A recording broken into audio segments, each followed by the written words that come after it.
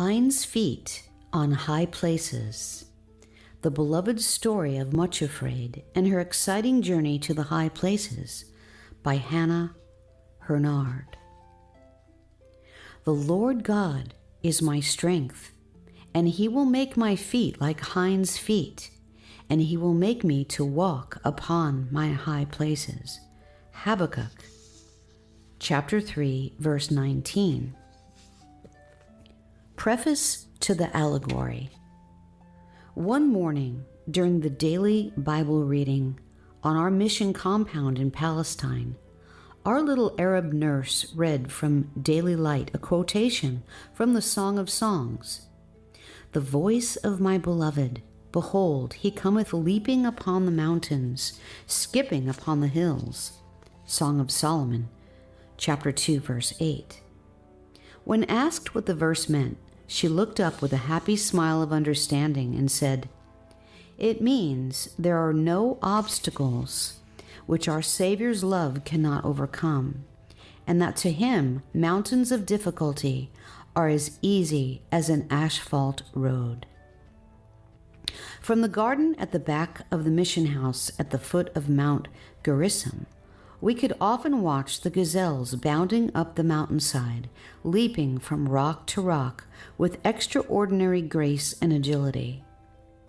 Their motion was one of the most beautiful examples of exultant and apparently effortless ease in surmounting obstacles which I have ever seen.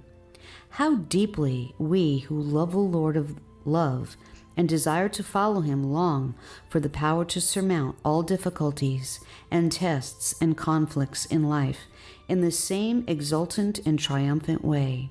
To learn the secret of victorious living has been the heart's desire of those who love the Lord in every generation.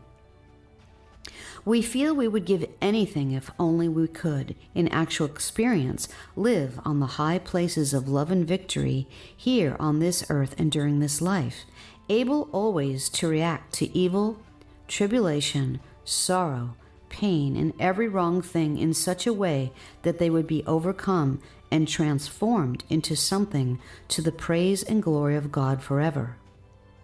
As Christians, we know, in theory at least, that in the life of a child of God there are no second causes, that even the most unjust and cruel things, as well as all seemingly pointless and undeserved sufferings, have been permitted by God as a glorious opportunity for us to react to them in such a way that our Lord and Savior is able to produce in us, little by little, his own lovely character. The Song of Songs expresses the desire implanted in every human heart to be reunited with God himself and to know perfect and unbroken union with him. He has made us for himself, and our hearts can never know rest and perfect satisfaction until they find it in him. It is God's will that some of his children should learn this deep union with himself through the perfect flowering of natural human love in marriage.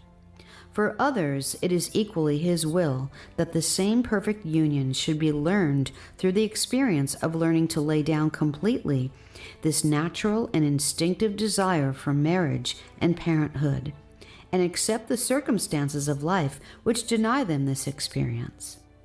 This instinct for love, so firmly implanted in the human heart, is the supreme way by which we learn to desire and love God himself above all else. But the high places of victory in union with Christ cannot be reached by any mental reckoning of self to be dead to sin, or by seeking to devise some way or discipline by which the will can be crucified. The only way is by learning to accept, day by day, the actual conditions and tests permitted by God, by a continually repeated laying down of our own will and acceptance of his as it is presented to us in the form of the people with whom we have to live and work, and in the things which happen to us. Every acceptance of his will becomes an altar of sacrifice, and every such surrender and abandonment of ourselves to his will is a means of furthering us on the way to the high places to which he desires to bring every child of his while they are still living on earth. The lessons of accepting and triumphing over evil, of becoming acquainted with grief and pain, and ultimately of finding them transformed into something incomparably precious, of learning through constant glad surrender to know the Lord of love himself in a new way, and to experience unbroken union with him. These are the lessons of the allegory in this book. The high places and the hinds' feet do not refer to heavenly places after death, but are meant to be the glorious experience of God's children here and now, if they will follow the path he chooses for them. Perhaps the Lord will use it to speak comfort to some of his loved ones who are finding themselves forced to keep company with sorrow and suffering, or who walk in darkness and have no light, or feel themselves tossed with tempest and not comforted. It may help them to understand new meaning in what is happening, for the experiences through which they are passing are all part of the wonderful process by which the Lord is making real in their lives the same experience which made David and Habakkuk cry out exultantly, "The Lord God maketh my feet like hinds' feet, and setteth me upon mine high places." Psalm 18:33 and Habakkuk 3:19. Part 1. Weeping may endure for a night. Psalm 30, verse 5. Chapter 1. Invitation to the high places. This is the story of how Much Afraid escaped from her fearing relatives and went with the shepherd to the high places where perfect love casteth out fear. For several years, Much Afraid had been in the service of the chief shepherd, whose great flocks were pastured down in the valley of humiliation. She lived with her friends and fellow workers, Mercy and Peace, in a tranquil little white cottage in the village of Much Trembling. She loved her work and desired intensely to please the chief shepherd. But happy as she was in most ways, she was conscious of several things which hindered her in her work and caused her much secret distress and shame. In the first place, she was a cripple, with feet so crooked that they often caused her to limp and stumble as she went about her work. She had also the very unsightly blemish of a crooked mouth, which greatly disfigured both expression and speech, and was sadly conscious that these ugly blemishes must be a cause of astonishment and offense to many who knew that she was in the service of the great shepherd. Most earnestly she longed to be completely delivered from these shortcomings, and to be made beautiful, gracious, and strong, as were so many of the shepherd's other workers, and above all to be made like the chief shepherd himself. But she feared that there could be no deliverance from these two crippling disfigurements, and that they must continue to mar her service always. There was, however, another and even greater trouble in her life.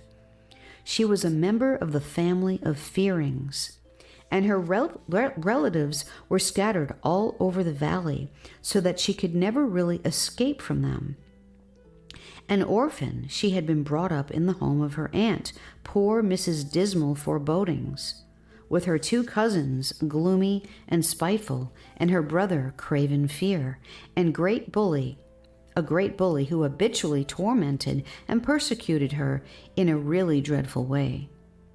Like most of the other families who lived in the Valley of Humiliation, all the Fearings hated the chief shepherd and tried to boycott his servants, and naturally it was a great offense to them that one of their own family should have entered his service. Consequently, they did all they could, both by threats and persuasions, to get her out of his employment, and one dreadful day they laid before her the family dictum that she must immediately marry her cousin, Craven Fear, and settle down respectably among her own people. If she refused to do this of her own free will, they threatened to use force and compel her. Poor Much Afraid was, of course, overwhelmed with horror at the mere idea, but her relatives always terrified her, and she had never learned to resist or ignore their threats. So she simply sat cowering before them, repeating again and again that nothing would induce her to marry Craven Fear, but she was quite unable to escape from their presence. The unhappy interview, therefore, lasted a long time, and when finally they did leave her for a while, it was already early evening. With a surge of relief, Much Afraid remembered that the chief shepherd would then be leading his flocks to their accustomed watering place beside a lovely cascade and pool on the outskirts of the village. To this place she was in the habit of going very early every morning to meet him and learn his wishes and commands for the day, and again in the evenings to give her report on the day's work. It was now time to meet him there beside the pool, and she felt sure he would help her and not permit her relatives to kidnap her and force her to leave his service for the dreadful slavery of marriage with Craven Fear. Still shaking with fear and without pausing to wash the tears from her face, Much Afraid shut the door of the cottage and started off for the cascade and the pool. The quiet evening light was filling the Valley of Humiliation with a golden glow as she left the village and started to cross the fields. Beyond the river, the mountains which bounded the eastern side of the valley like towering ramparts were already tinged with pink, and their deep gorges were filled with lovely and mysterious shadows. Through the quiet and peace of this tranquil evening, poor, terrified Much Afraid came to the pool where the shepherd was waiting for her and told him of her dreadful plight. "What shall I do?" she cried as she ended the recital. "How can I escape? They can't really force me to marry my cousin Craven, can they? Oh," she cried, overwhelmed again at the very thought of such a prospect. "It is dreadful enough to be Much Afraid, but to think of having to be Mrs. Craven Fear for the rest of my life and never able to escape from the torment of it is more than I can bear." "Don't be afraid," said the shepherd gently. "You are in my service, and if you will trust me, they will not be able to force you against your will into any family alliance. But you ought never to have let your fearing relatives into your cottage, because they are enemies of the king who has taken you into his employment." "I know, oh, I know," cried Much Afraid. "But whenever I meet any of my relatives, I seem to lose all my strength and simply cannot resist them, no matter how I strive. As long as I live in the valley, I cannot escape meeting them. They are everywhere, and now they are determined to get me into their power again. I shall never dare venture outside my cottage alone for fear of being kidnapped."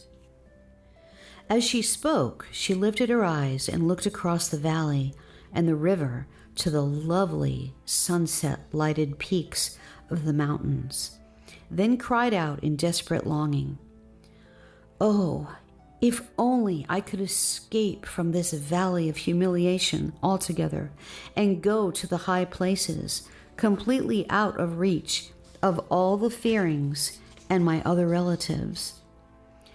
No sooner were these words uttered when, to her complete astonishment, the shepherd answered, "I have waited a long time to hear you make that suggestion, Much Afraid.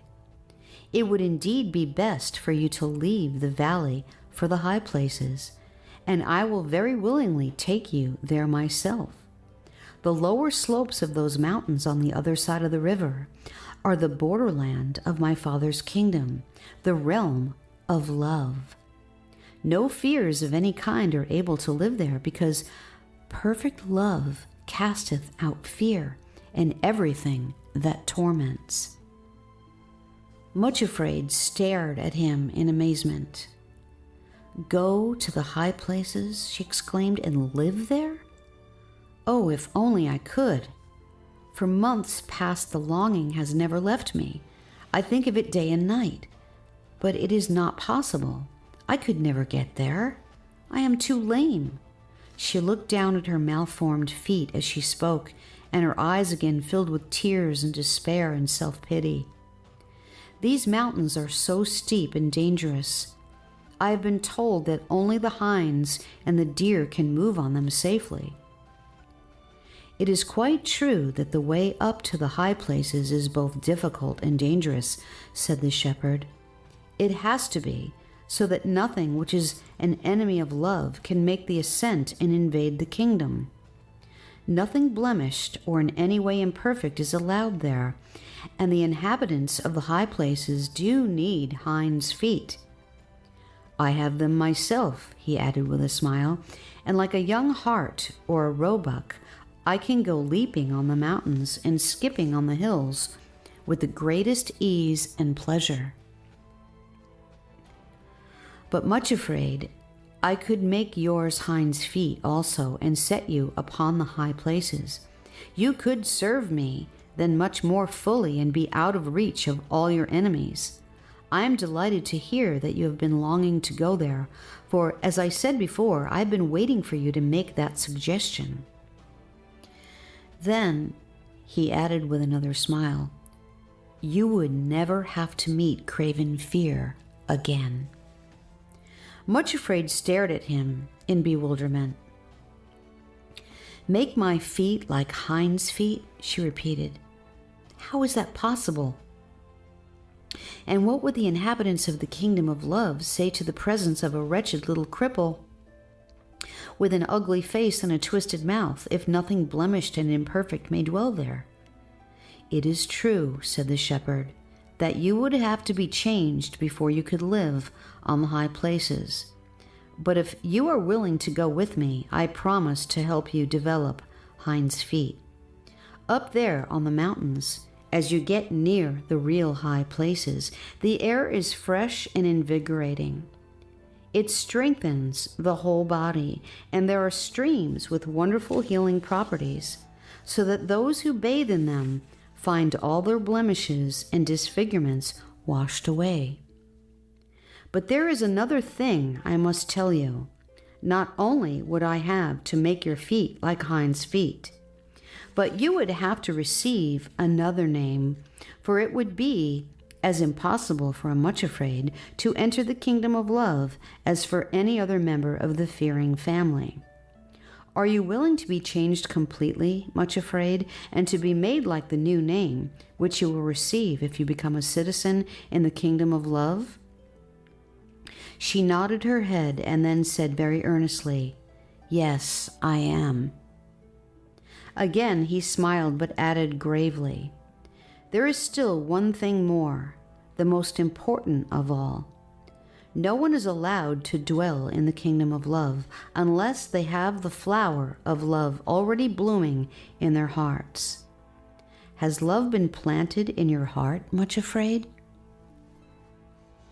As the shepherd said this, he looked at her very steadily, and she realized that his eyes were searching into the very depths of her heart and knew all that was there far better than she did herself. She did not answer for a long time because she was not sure what to say, but she looked rather flinchingly into the eyes which were gazing at her so penetratingly, and became aware that they had the power of reflecting what they looked upon. She could thus really see her own heart as he saw it, so after a long pause she answered, I think that what is growing there is a great longing to experience the joy of natural human love and to learn to love supremely one person who will love me in return. But perhaps that desire, natural and right as it seems, is not the love of which you are speaking? She paused and then added honestly and almost tremblingly, I see the longing to be loved and admired growing in my heart, shepherd, but I don't think I see the kind of love that you are talking about, at least nothing like the love which I see in you. Then will you let me plant the seed of true love there now? Asked the shepherd. It will take you some time to develop hinds' feet and to climb to the high places, and if I put the seed in your heart now, it will be ready to bloom by the time you get there. Much Afraid shrank back. I am afraid, she said. I've been told that if you really love someone, you give that loved one the power to hurt and pain you in a way nothing else can. That is true, agreed the shepherd. To love does mean to put yourself into the power of the loved one and to become very vulnerable to pain. And you are very much afraid of pain, are you not? She nodded miserably and then said shamefacedly, Yes, very much afraid of it. But it is so happy to love, said the shepherd quietly. It is happy to love even if you are not loved in return. There is pain too, certainly, but love does not think that very significant. Much Afraid thought suddenly that he had the most patient eyes she had ever seen. At the same time, there was something in them that hurt her to the heart, though she could not have said why, but she still shrank back in fear and said, bringing the words out very quickly because somehow she was ashamed to say them, I would never dare to love unless I were sure of being loved in return. If I let you plant the seed of love in my heart, will you give me the promise that I shall be loved in return? I couldn't bear it otherwise. The smile he turned on her then was the gentlest and kindest she had ever seen, yet once again, and for the same undefinable reason as before, it cut her to the quick. Yes, he said without hesitation, I promise you, Much Afraid, that when the plant of love is ready to bloom in your heart, and when you are ready to change your name, then you will be loved in return. A thrill of joy went through her from head to foot. It seemed too wonderful to be believed, but the shepherd himself was making the promise, and of one thing she was quite sure. He could not lie. Please plant love in my heart now, she said faintly. Poor little soul, she was still much afraid even when promised the greatest thing in the world. The shepherd put his hand in his bosom, drew something forth, and laid it in the palm of his hand. Then he held his hand out toward Much Afraid. Here is the seed of love, he said. She bent forward to look, then gave a startled little cry and drew back. There was indeed a seed lying in the palm of his hand, but it was shaped exactly like a long, sharply pointed thorn. Much Afraid had often noticed that the shepherd's hands were scarred and wounded, but now she saw that the scar in the palm of the hand held out to her was the exact shape and size of the seed of love lying beside it.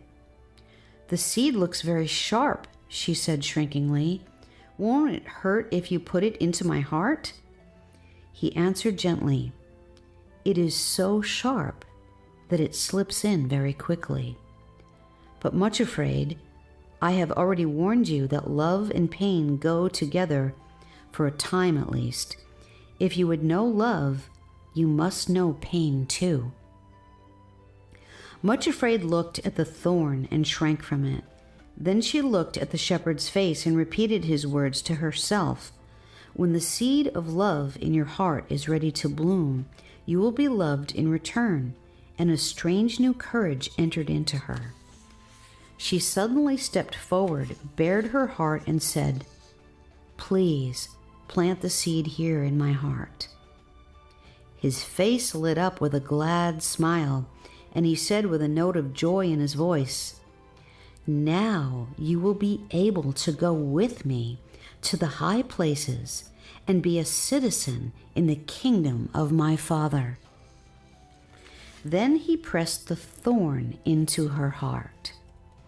It was true, just as he had said. It did cause a piercing pain, but it slipped in quickly, and then suddenly, a sweetness she had never felt or imagined before tingled through her. It was bittersweet, but the sweetness was the stronger. She thought of the shepherd's words, "It is so happy to love," and her pale, sallow cheeks suddenly glowed pink, and her eyes shone. For a moment, Much Afraid did not look afraid at all. The twisted mouth had relaxed into a happy curve, and the shining eyes and pink cheeks made her almost beautiful. "Thank you, she cried, and knelt at the shepherd's feet. "How good you are, how patient you are. There is no one in the whole world as good and as kind as you. I will go with you to the mountains. I will trust you to make my feet like hinds' feet, and to set me, even me, upon the high places." "I am more glad even than you," said the shepherd, "and now you really act as though you were going to change your name already. But there is one thing more I must tell you. I shall take you to the foot of the mountains myself, so that there will be no danger from your enemies. After that, 2 special companions I have chosen will guide and help you on all the steep and difficult places while your feet are still lame and while you can only limp and go slowly. You will not see me all the time, Much Afraid, for as I told you, I shall be leaping on the mountains and skipping on the hills, and you will not at first be able to accompany me or keep up with me. That will come later. However, you must remember that as soon as you reach the slopes of the mountains, there is a wonderful system of communication from end to end of the kingdom of love, and I shall be able to hear you whenever you speak to me. Whenever you call for help, I promise to come to you at once. At the foot of the mountains, my 2 servants, whom I have chosen to be your guides, will be waiting for you. Remember, I have chosen them myself with great care, as the 2 who are most able to help you and assist you in developing hinds' feet. You will accept them with joy and allow them to be your helpers, will you not? "Oh, yes," she answered at once, smiling at him happily. "Of course, I am quite certain that you know best, and that whatever you choose is right." Then she added joyfully, "I feel as though I shall never be much afraid again." He looked very kindly at the shepherdess, who had just received the seed of love into her heart, and was preparing to go with him to the high places, but also with full understanding.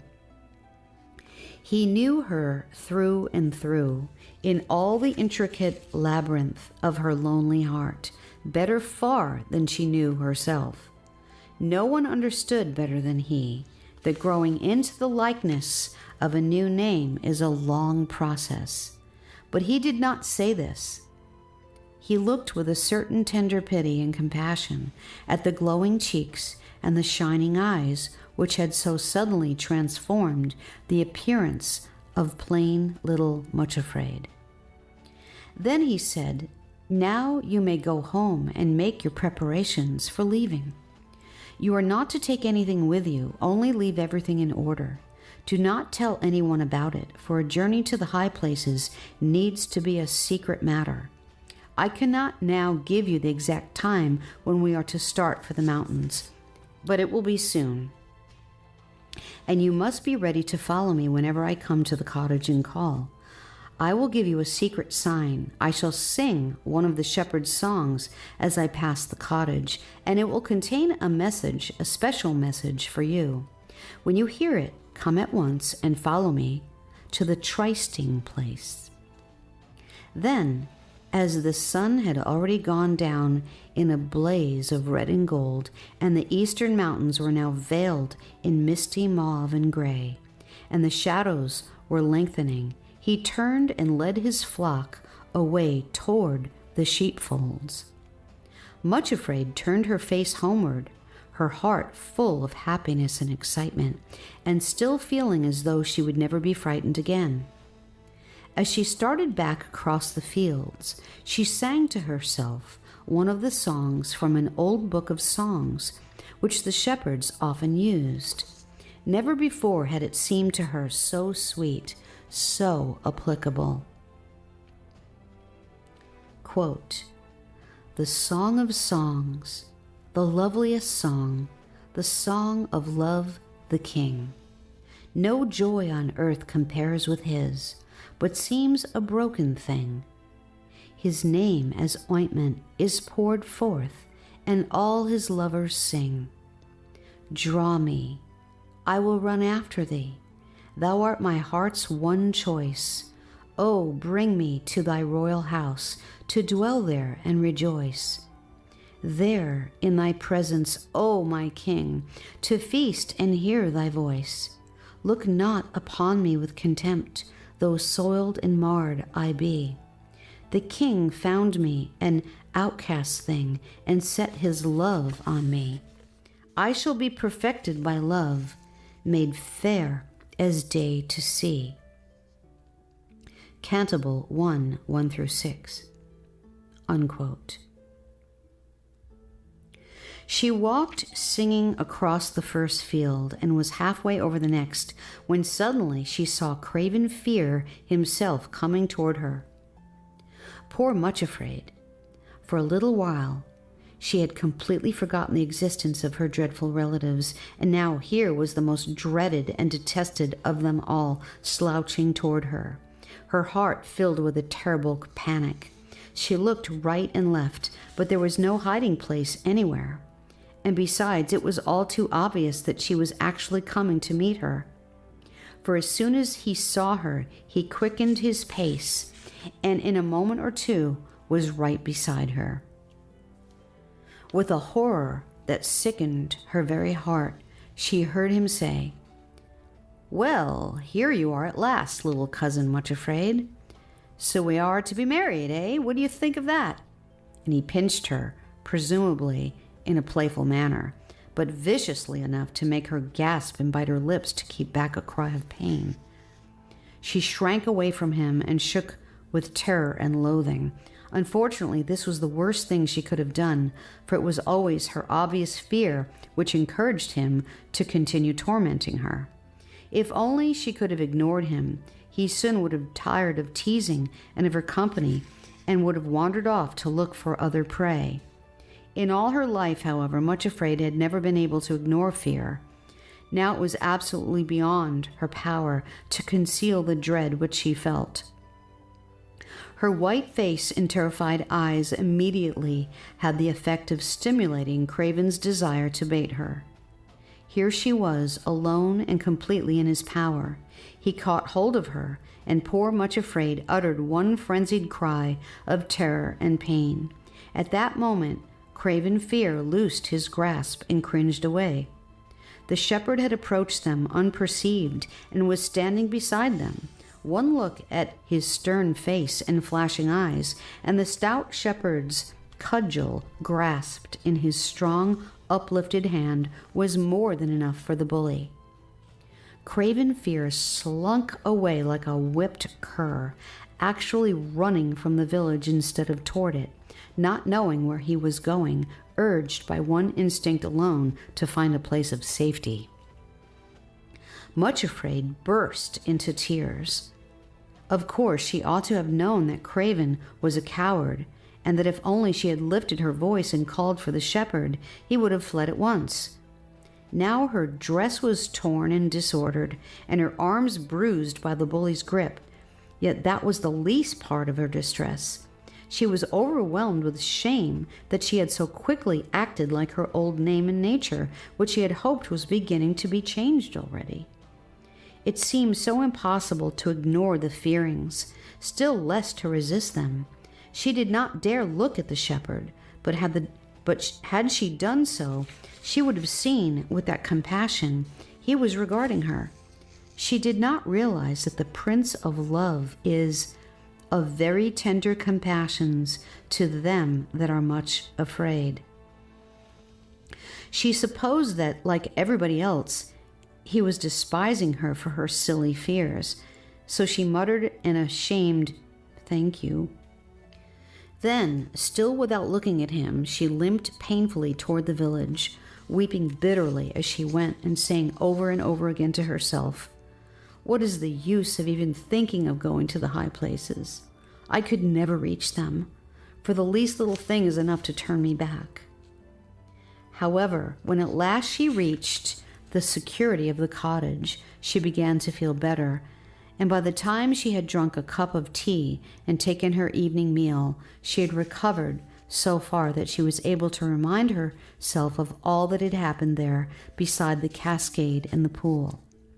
Suddenly she remembered, with a thrill of wonder and delight, that the seed of love had been planted in her heart.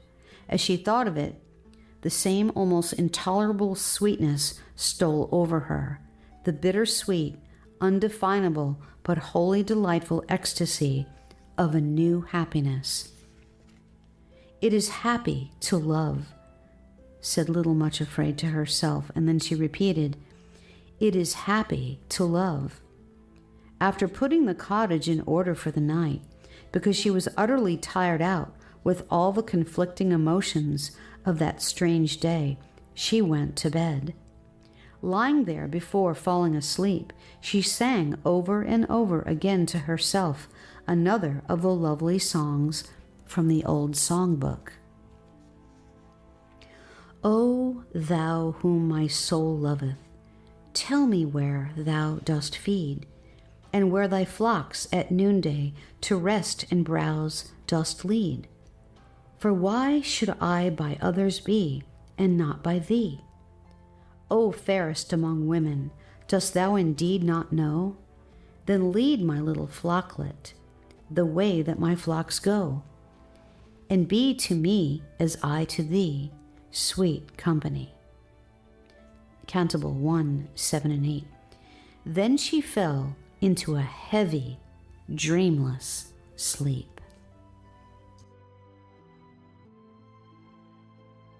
Chapter 2, Fearing Invasion. Much Afraid woke early the next morning, and all her fears were gone. Her first thought was, probably sometime today I am to start for the high places with the shepherd. This so excited her that she could hardly eat her breakfast, and as she began making arrangements for her departure, she could not help singing. It seemed to her that ever since the seed of love had been planted in her heart, songs of joy were welling up in her innermost being.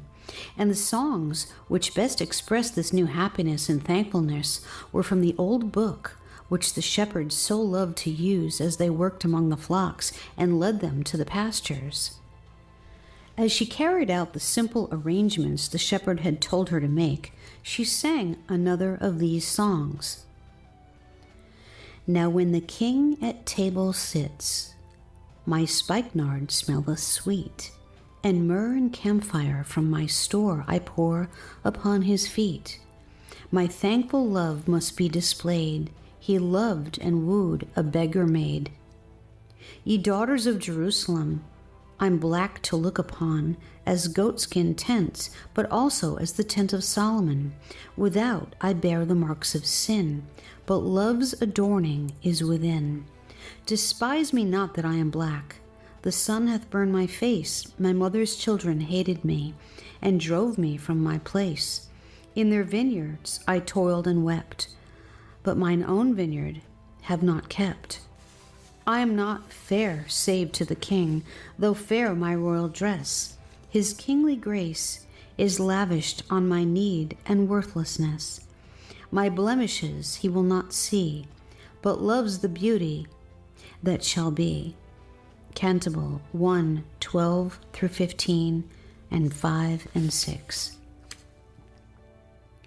From time to time, as she went about her work, her heart fluttered, half with excitement, half with dread of the unknown.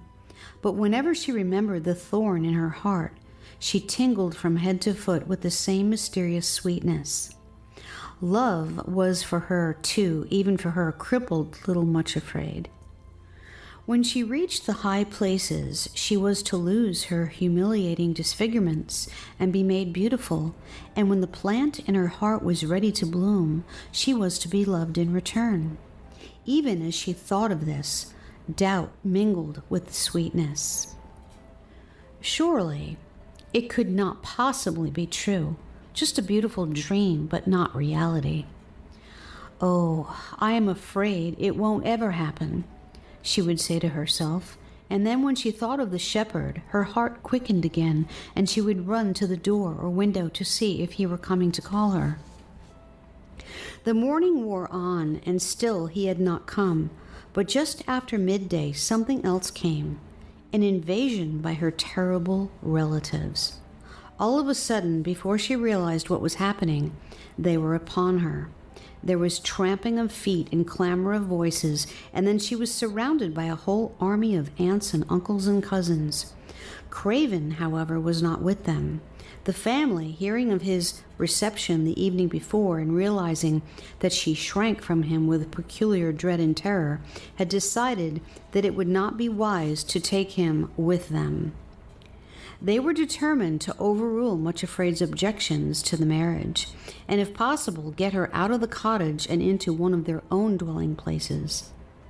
Their plan was to make a bold attack while she would be alone in the cottage, and the shepherd far away with his flocks, so they hoped she would be at their mercy. She could not be forcibly abducted in broad daylight. There were too many of the shepherd's servants in the village who would instantly come to her assistance. However, they knew Much Afraid's timidity and weakness, and they believed that if there were enough of them present, they could cow her into consenting to go with them to the mansion of old Lord Fearing. Then they would have her in their power.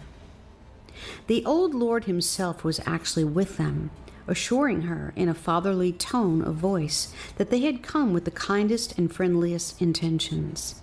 He understood that she had some objections to the proposed marriage, and he wanted to have the opportunity of quietly talking them over with her, to see if he could set them at rest. It seemed to him that it was a suitable and attractive match in every way, and that there must be some extraordinary misconception in her mind, which a little understanding talked together would set right. If not, he assured her kindly, he would not permit her to be married against her will. When he had finished, a babble of other fearing voices broke in, reasoning with her and making all sorts of suggestions. The fact was, they told her that she had cut herself off from her relatives for so long, it was now quite apparent that she had all kinds of strange notions about their feelings and intentions toward her. It was really only right that she should now spend a little time with them, and thus give them the opportunity of proving that she had misjudged and misunderstood them. Craven might not be just as handsome and pleasing in appearance as a prince in a fairy tale, and it was true that he had unfortunately rather a rough manner, but that was because he had known nothing of the softening and refining influences of marriage. Certainly, the responsibilities and joys of married life would quickly alter this, and would indeed effect a transformation in him. It was to be her delightful privilege to assist as principal mover in bringing about this reformation, which they all so eagerly wished to see. The whole gang talked on and on, while poor Much Afraid sat cowering in their midst, almost too dazed to know what they were saying and suggesting. Just as they had hoped, they were gradually bringing her to a state of bewilderment and incoherent fear. It looked as though they would soon be able to persuade her that it was her duty to attempt the impossible task of trying to convert Craven Fear into something less objectionable than he really was. Suddenly, there came an interruption from without. The Fearings had carefully closed the door when they entered the cottage, and even contrived to bolt it, so that Much Afraid could not escape. Now came the distant sound of a man's voice raised in song, singing one of the songs from the old book, which Much Afraid knew and loved so well. Then the singer himself came in view, slowly passing along the lane. It was the chief shepherd, already leading his flock to the watering place. The words floated in through the open window, accompanied by the soft bleating of the sheep and the scuffling of many little dusty feet as they pattered after him. It seemed as though all other sounds were hushed to stillness on that quiet summer afternoon as the shepherds sang while passing the cottage. Inside, the clamor of voices had ceased instantly and was succeeded by a silence which could be felt. This is what he sang. The voice of my beloved, through all my heart it thrills. He leaps upon the mountains and skips upon the hills. For like a roe or young hart, so swift and strong is he. He looketh through my window and beckoneth unto me. Rise up, my love, my fair one, and come away with me. Gone are the snows of winter, the rains no more we see. The flowers are appearing, the little birds all sing. The turtle dove is calling, through all the land 'tis spring. The shoots are on the grapevines, the figs are on the tree. Arise, my love, my fair one, and come away with me. Why is my dove still hiding, when all things else rejoice? Oh, let me see thee, fair one. Oh, let me hear thy voice. Canticle 2, 8-14. As she sat listening in the cottage, Much Afraid knew with a pang of agonizing pain that the shepherd was calling her to go with him to the mountains. This was the secret signal he had promised, and he had said that she must be ready to leave instantly, the moment she heard it. Now here she was, locked inside her own cottage, beleaguered by her terrible fears, and unable to respond in any way to his call, or even to give any sign of her need. There was one moment indeed when the song first started and everyone was startled into silence, when she might have called to him to come and help her. She did not realize that the Fearings were holding their breath lest she did call, and had she done so, they would have fled helter-skelter through the door.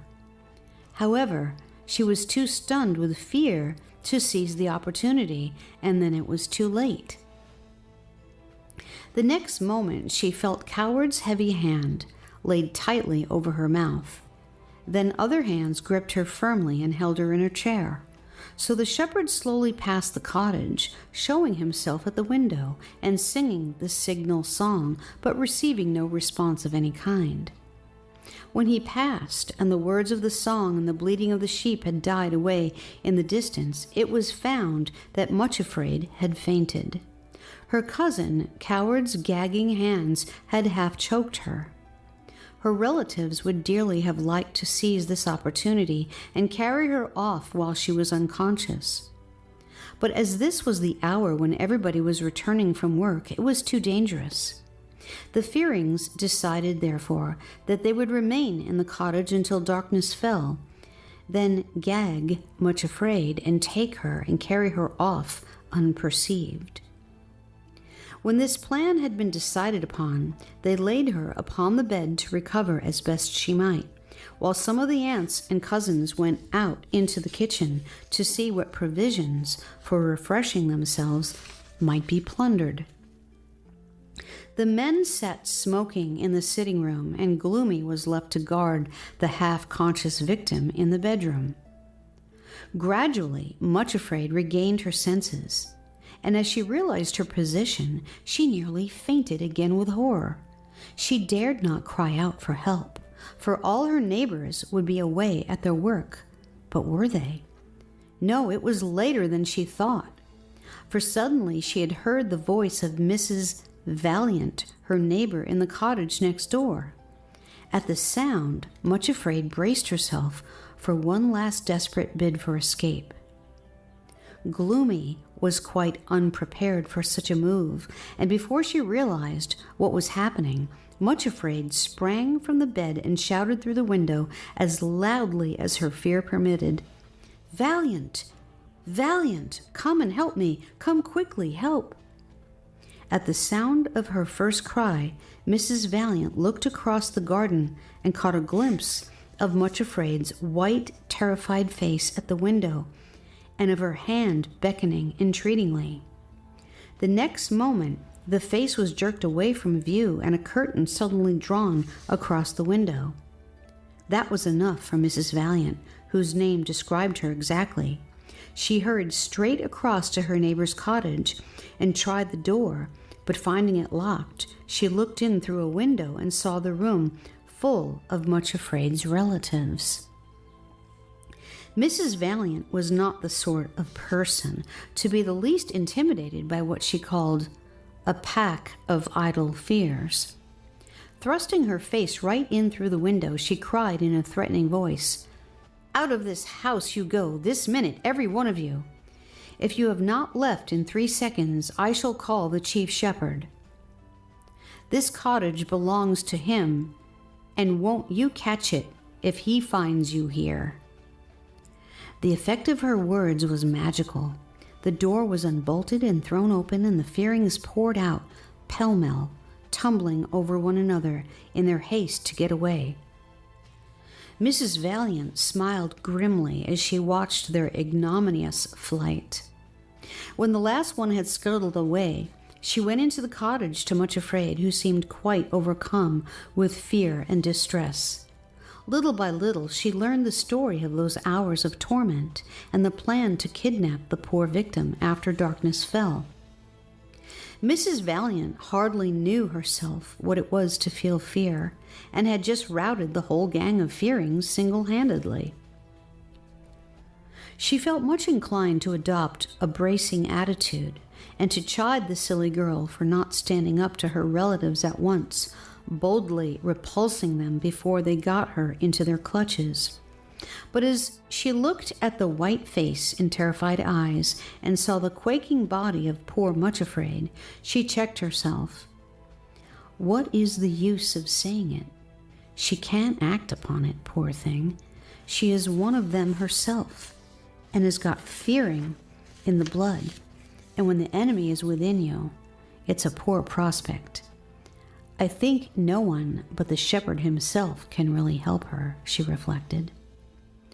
So instead of an admonition, she patted the trembling girl and said with all the kindness of her motherly heart, "Now, my dear, while you are getting over your fright, I'll just pop into the kitchen and make a good cup of tea for both of us, and you'll feel better at once.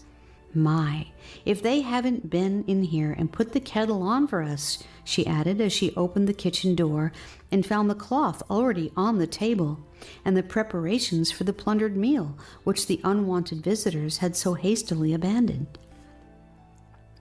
"What a pack of harpies," she muttered angrily to herself, then smiled complacently as she remembered how they had fled before her. By the time they had drunk their tea and Mrs. Valiant had energetically cleared away the last traces of the unwelcome invaders, Much Afraid had nearly recovered her composure. Darkness had long since fallen, and now it was much too late for her to go to the pool to keep tryst with the shepherd and explain why she had not responded to his call. She would have to wait for the morning light. So at Mrs. Valiant's suggestion, as she was feeling utterly exhausted, she went straight to bed. Her neighbor saw her safely tucked in and kissed her warmly and reassuringly. Indeed, she offered to sleep in the cottage herself that night, but Much Afraid, knowing that she had a family waiting for her at home, refused the kind offer. However, before leaving, Mrs. Valiant placed a bell beside her bed and assured her that if anything alarmed her in the night, she had only to ring the bell and the whole Valiant family would be over instantly to assist her. Then she went away, and Much Afraid was left alone in the cottage. Chapter 3, Flight in the Night. For hours, poor Much Afraid lay sleepless on her bed, too bruised in mind and body to rest in one position, but tossing and turning wearily from side to side until long after midnight. Somewhere at the back of her mind was a dreadful uneasiness, as though there was something she ought to remember, but was unable to do so. When at last she fell asleep, this thought still haunted her. She woke suddenly an hour or two later, her mind intensely alert, conscious of an agonizing pain such as she had never known before. The thorn in her heart was throbbing and aching in a manner she could scarcely bear. It was as though the pain was hammering out something, which at first she was still too confused to be able to understand. Then all of a sudden, in a terrible flash, it became clear to her, and she found herself whispering over and over again, "The shepherd came and called me as he promised, but I didn't go to him or give any answer. Supposing he thought that I had changed my mind and didn't want to go with him. Supposing he has gone and left me behind, gone without me. Yes, left me behind." The shock of this thought was awful. This was the thing she had forgotten. He would not be able to understand why she had not gone out to him as he had told her. He had urged her to be ready to go with him the instant that he called, that there must be no delay, that he himself had to go to the mountains on urgent business. She had not been able to go even to the trysting place as usual that evening. Of course, he would think that she was afraid. Perhaps he was gone already and alone. Much Afraid turned icy cold and her teeth chattered, but it was the pain in her heart which was the most awful part of her distress. It seemed to suffocate her as she lay there in bed. She sat up, shivering with cold and with the horror of the thought. She could not bear it if he had gone and left her behind. On the table beside her lay the old songbook. Glancing down at it in the light of the lamp, she saw it was open at the page whereon was written a song about another shepherdess. She, just like herself, had failed to respond to the call of love, and then found too late that love had gone away. It had always seemed to her such a sad song that she could hardly read it. But now, as she read the words again in the dark loneliness of the night, it seemed as though it was the cry of her own forlorn and terrified heart. "By night, on my bed, I sought him, he whom my soul loveth so. I sought, but I could not find him, and now I will rise and go. Out in the streets of the city, and out in the broad highway, for he whom my soul so loveth hath left me and gone away." The page in the little songbook ended there, and she did not turn the leaf. Suddenly she could bear the uncertainty no longer. She must see for herself at once if she really had gone away and left her behind. She slipped out of bed, dressed herself as quickly as her shaking fingers would permit, and then unlocked the cottage door. She, too, would go out into the street and the broad highway, and would see if she could find him, would see if he had gone and left her behind, or, oh, if only it were possible, if he had waited to give her another chance. Opening the door, she went out into the darkness. 100 craven fears lurking in the lonely street could not have deterred her at that moment, for the pain in her heart swallowed up fear and everything else and drove her forth. So in the dark hours just before the dawn, Much Afraid started off to look for the shepherd. She could not go quickly because of her lameness, but limped along the village streets toward the open fields and the sheepfolds. As she went, she whispered to herself, "O shepherd, when you said that love and pain go together, how truly you spoke." Had she but known or even dimly sensed what it would be like. Could she possibly have consented to let him put the thorn in her heart? It was too late now. It was there. Love was there, and pain, too, and she must find the shepherd. At last, limping and breathless, she came to the sheepfolds, still and silent in the dim starlight. 1 or 2 under-shepherds were there, keeping watch over the flocks through the night, and when they heard footsteps approaching, they rose up from the ground and went to meet the intruder. "Who are you?" They challenged her in the darkness, then stared in amazement as their lanterns flashed on the white face and frightened eyes of Much Afraid. "Is the chief shepherd here?" she gasped as she leaned against the wall of the sheepfold, panting and trying to recover her breath. "No," said the watchman, staring at her curiously. "He left the flocks in our charge this night and gave his orders. He said that he had to make a journey to the mountains, as he often does, and did not say when he would be back." Much Afraid could not speak. She moaned and pressed her hands to her heart, feeling as though it would break. What could she do now? He was gone. He had thought that she did not want to go and had not waited for her. Then, aching with despair, as she leaned tremblingly against the wall of the fold, she remembered the shepherd's face and the loving kindness of the look with which he had invited her to accompany him to the mountains.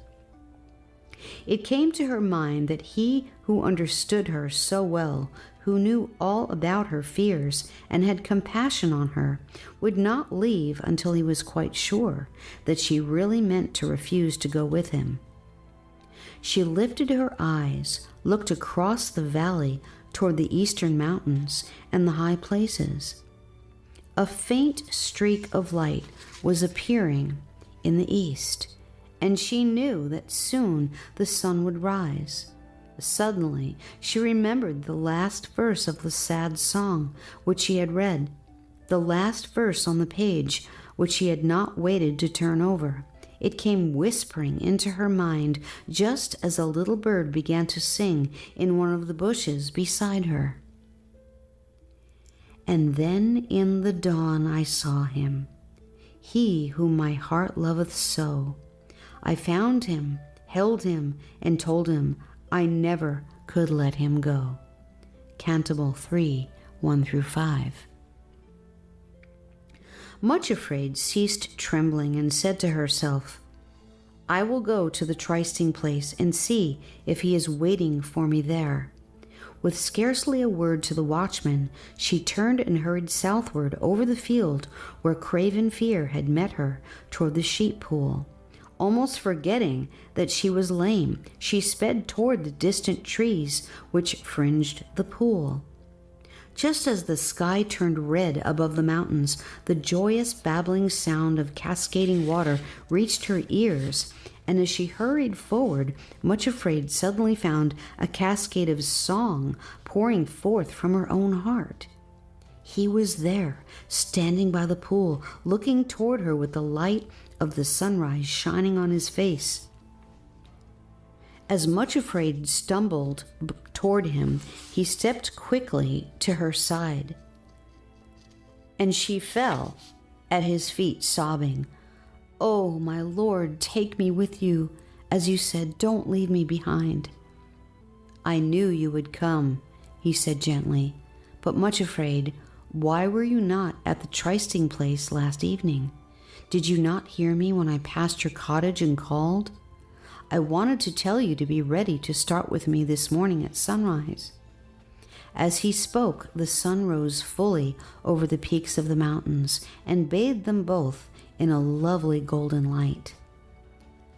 "I am here," said Much Afraid, still kneeling at his feet, "and I will go with you anywhere." Then the shepherd took her by the hand, and they started for the mountains.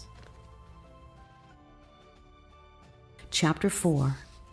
Start for the High Places. It was early morning of a beautiful day. The valley lay as though still asleep. The only sounds were the joyful laughter of the running streams and the gay little songs of the birds. The dew sparkled on the grass, and the wildflowers glowed like little jewels. Especially lovely were the wild anemones, purple, pink, and scarlet, which dotted the pastures everywhere, thrusting their beautiful little faces up through the straggling thorns. Sometimes the shepherd, and much afraid, walked over patches of thousands of the tiny little pink or mauve blossoms, each minutely small, and yet altogether forming a brilliant carpet, far richer than any seen in a king's palace. Once the shepherd stooped and touched the flowers gently with his fingers, then said to Much Afraid with a smile, "Humble yourself, and you will find that love is spreading a carpet of flowers beneath your feet." Much Afraid looked at him earnestly. "I have often wondered about the wild flowers," she said. "It does seem strange that such unnumbered multitudes should bloom in the wild places of the earth where perhaps nobody ever sees them, and the goats and the cattle can walk over them and crush them to death. They have so much beauty and sweetness to give, and no one on whom to lavish it, nor who will even appreciate it." The look the shepherd turned on her was very beautiful. "Nothing my father and I have made is ever wasted," he said quietly, "and the little wildflowers have a wonderful lesson to teach. They offer themselves so sweetly and confidently and willingly, even if it seems that there is no one to appreciate them, just as though they sang a joyous little song to themselves that it is so happy to love, even though one is not loved in return. I must tell you a great truth, Much Afraid, which only the few understand. All the fairest beauties in the human soul, its greatest victories, and its most splendid achievements are always those which no one else knows anything about, or can only dimly guess at. Every inner response of the human heart to love, and every conquest over self-love, is a new flower on the tree of love. Many a quiet, ordinary, and hidden life unknown to the world is a veritable garden in which love's flowers and fruits have come to such perfection that it is a place of delight where the King of Love himself walks and rejoices with his friends. Some of my servants have indeed won great visible victories and are rightly loved and reverenced by other men, but always their greatest victories are like the wildflowers, those which no one knows about. Learn this lesson now, down here in the valley, Much Afraid, and when you get to the steep places of the mountains, it will comfort you." Then he added, "Come, the birds are all singing so joyously. Let us join them too, and the flowers shall suggest the theme of our song." So as they walked down the valley toward the river, they sang together another of the old songs in the shepherd's book, singing the parts in turn. "I am the rose of Sharon, a wild anemone. As lily 'mong the thorn trees, so is my love to me. An apple tree 'mong wild trees, my love is in my sight. I sit down in his shadow, his fruit is my delight. He brought me to his palace and to the banquet hall to share with me his greatness, I, who am least of all. Oh, give me help and comfort, for I am sick with shame, unfit to be his consort, unfit to bear his name. I charge you, O ye daughters, ye rose among the trees, stir not my sleeping loved one to love me, ere he please." Canticle 2, 1-4, and verse 7. Just as they finished singing this song, they came to a place where a rushing stream poured itself across the path they were following and went cascading down the other side. It was running so swiftly and singing so loudly that it seemed to fill the valley around them with its laughing voice. As the shepherd lifted, much afraid, across the slippery, wet stones, she said to him, "I do wish I knew what it is that all running water sings. Sometimes in the silence of the night, I lie in bed and listen to the voice of the little stream which runs past our cottage garden. It sounds so happy and so eager, and as though it were repeating to itself over and over again some very lovely secret message. I think all running water seems to be singing the same song, either loud and clear or soft and low. I do wish I knew what the waters were saying. It is quite different from the voice of the sea and of salt waters, but I never can understand it. It is an unknown tongue. Tell me, shepherd, do you know what all the waters sing as they hurry on their way?" The shepherd smiled again, and they stood silently for a few moments by the little torrent, which seemed to shout even more loudly and exultantly, as though it knew they had paused to listen. Suddenly, as Much Afraid stood beside the shepherd, it seemed as though her ears and her understanding were opened, and bit by bit the water language became clear. It is, of course, impossible to write it in water language, but this is the best I can do to translate it. Of course, it is a very poor effort, for though a water song perhaps may be set to music, words are quite a different matter. But it went something like this: the water song. Come, oh come, let us away, lower, lower every day. Oh, what joy it is to race down to find the lowest place. This the dearest law we know, it is happy to go low. Sweetest urge and sweetest will, let us go down lower still. Hear the summons, night and day, calling us to come away. From the heights we leap and flow, to the valleys down below, always answering to the call, to the lowest place of all. Sweetest urge and sweetest pain, to go low and rise again. That is very puzzling, said Much Afraid, after she had listened for a little and found that this was the refrain, repeated over and over again, though with 1,000 variations of little trills and murmurs and bubbles and splashing sighs. Let us go down lower still. The water seems to be singing so gladly because it is hurrying to go down to the lowest place, and yet you are calling me to the highest places. What does it mean? The high places, answered the shepherd, are the starting places for the journey down to the lowest place in the world. When you have hinds feet and can go leaping on the mountains and skipping on the hills, you will be able, as I am, to run down from the heights in gladdest self-giving and to go up to the mountains again. You will be able to mount to the high places swifter than eagles, for it is only up on the high places of love that anyone can receive the power to pour themselves down in an utter abandonment of self-giving. This saying seemed very mysterious and strange, but now that her ears had been opened to understand the water song, she heard it repeated over and over again by all the little streams which crossed their pathway or ran beside it. It seemed, too, that the wildflowers were also singing the same sort of song, only in yet another language, a color language, which, like the water tongue, could only be understood by the heart and not by the mind. They seemed to have a little chorus all their own, which thousands upon thousands of them were singing in different color notes.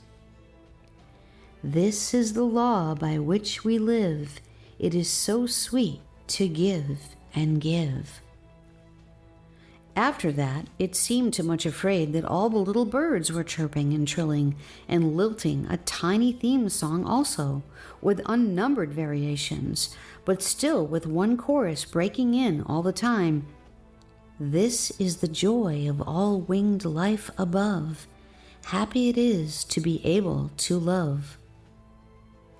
I never knew before, said Much Afraid suddenly, that the valley is such a beautiful place and so full of song. The shepherd laughed and answered, only love can really understand the music and the beauty and the joy which was planted in the heart of all created things. Have you forgotten that 2 days ago I planted the seed of love in your heart? Already it has begun to make you hear and see things which you did not notice before. As love grows in you, Much Afraid, you will come to understand many things which you never dreamed of before. You will develop the gift of understanding many unknown tongues, and you will learn to speak love's own language too. But first you must learn to spell out the alphabet of love and to develop Hinds' feet. Both these things you will learn on the journey to the high places, and now here we are at the river, and over on the other side the foothills of the mountains begin. There we shall find your 2 guides waiting for you. It was strange and wonderful indeed, thought Much Afraid, that they had reached the river so quickly and were already approaching the mountains. Upheld by the shepherd's hand and supported by his strength, she had really forgotten her lameness and had been unconscious of either tiredness or weakness. Oh, if only he would take her the whole way to the mountain places instead of giving her over to the care of other guides. When she thought of this, she said to him imploringly, will you not take me all the way? When I am with you, I am strong, and I am sure no one else but you can get me up to the high places. He looked at her most kindly, but answered quietly, Much Afraid, I could do what you wish. I could carry you all the way up to the high places myself, instead of leaving you to climb there. But if I did, you would never be able to develop Hinds' feet and become my companion and go where I go. If you will climb to the heights this once with the companions I have chosen for you, even though it may seem a very long and in some places a very difficult journey, I promise you that you will develop Hinds' feet. Afterwards, you will be able to go with me, leaping on the mountains, and be able to make the ascent and the descent in the twinkling of an eye. Moreover, if I carry you up to the high places now with only a tiny seed of love in your heart, you will not be able to live in the kingdom of love. You will have to stay outside on places not so high, still within reach of your enemies. Some of them, you know, can visit the lower parts of the mountain. I have no doubt that you will meet them as you make the ascent. That is why I have most carefully chosen for you 2 of the very best and strongest guides. I assure you, however, that never for a moment shall I be beyond your reach or call for help, even when you cannot see me. It is just as though I shall be present with you all the time, even though invisible.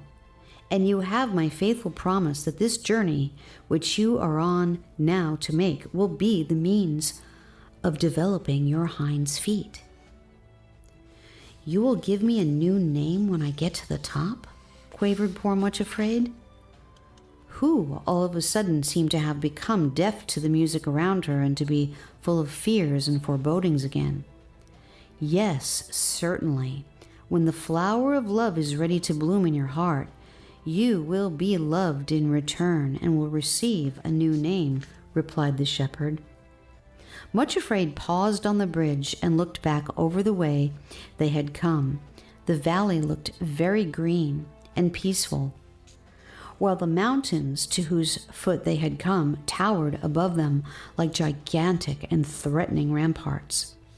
Far away in the distance, she could see the trees growing around the village of Much Trembling, and with a sudden pang she pictured the shepherd's helpers going about their happy work, the flocks wandering over the pastures, and the peaceful little white cottage in which she had lived. As these scenes rose before her, tears began to prick in her eyes, and the thorn pricked in her heart. But almost at once she turned to the shepherd and said thankfully, I will trust you and do whatever you want. Then, as she looked up in his face, he smiled most sweetly and said something he had never said before. "You have one real beauty, Much Afraid. You have such trustful eyes. Trust is one of the most beautiful things in the world. When I look at the trust in your eyes, I find you more beautiful to look upon than many a lovely queen." In a very short time, they were over the bridge and had come to the foot of the mountains, where the path began the ascent of the lower slopes. Here great boulders were scattered all around, and suddenly Much Afraid saw the figures of two veiled women seated on one of the rocks at the side of the path. As the shepherd and she came up to that place, the two rose and bowed silently to him. "Here are the two guides which I promised," said the shepherd quietly. "From now on, until you are over the steep and difficult places, they will be your companions and helpers."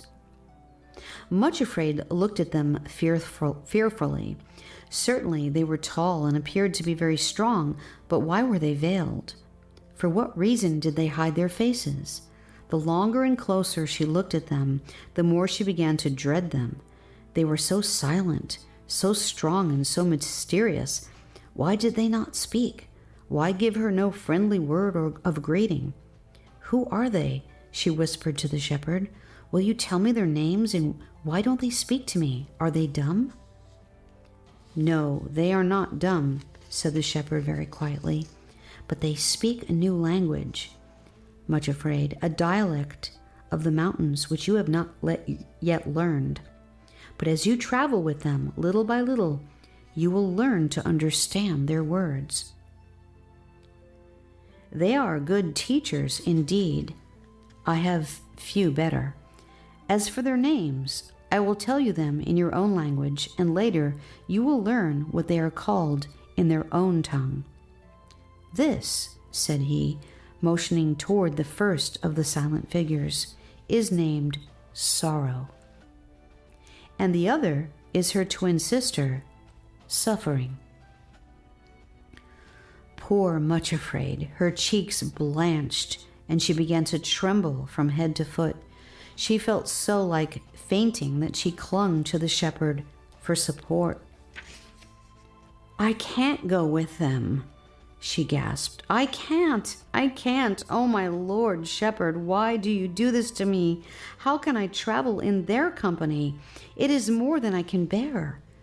You tell me that the mountain way itself is so steep and difficult that I cannot climb it alone. Then why, oh why, must you make sorrow and suffering my companions?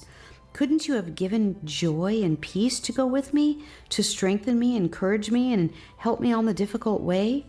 I never thought you would do this to me." And she burst into tears.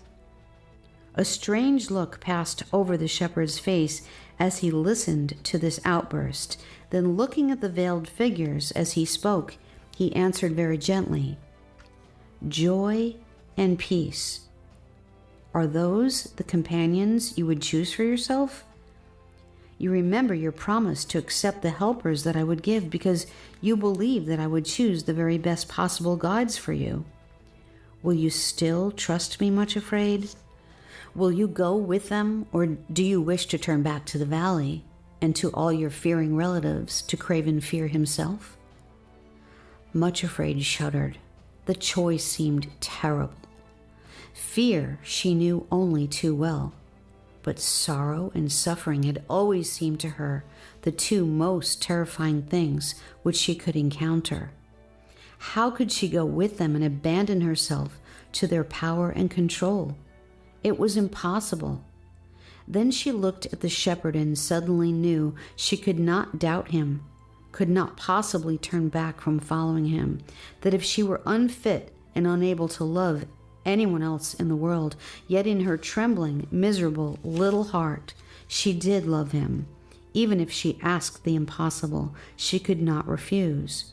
She looked at him piteously, then said, "Do I wish to turn back? O shepherd, to whom shall I go? In all the world I have no one but you. Help me to follow you, even though it seems impossible. Help me to trust you as much as I long to love you." As he heard these words, the shepherd suddenly lifted his head and laughed, a laugh full of exultation and triumph and delight. It echoed round the rocky walls of the little canyon in which they stood until, for a moment or two, it seemed as though the whole mountain range was laughing with him.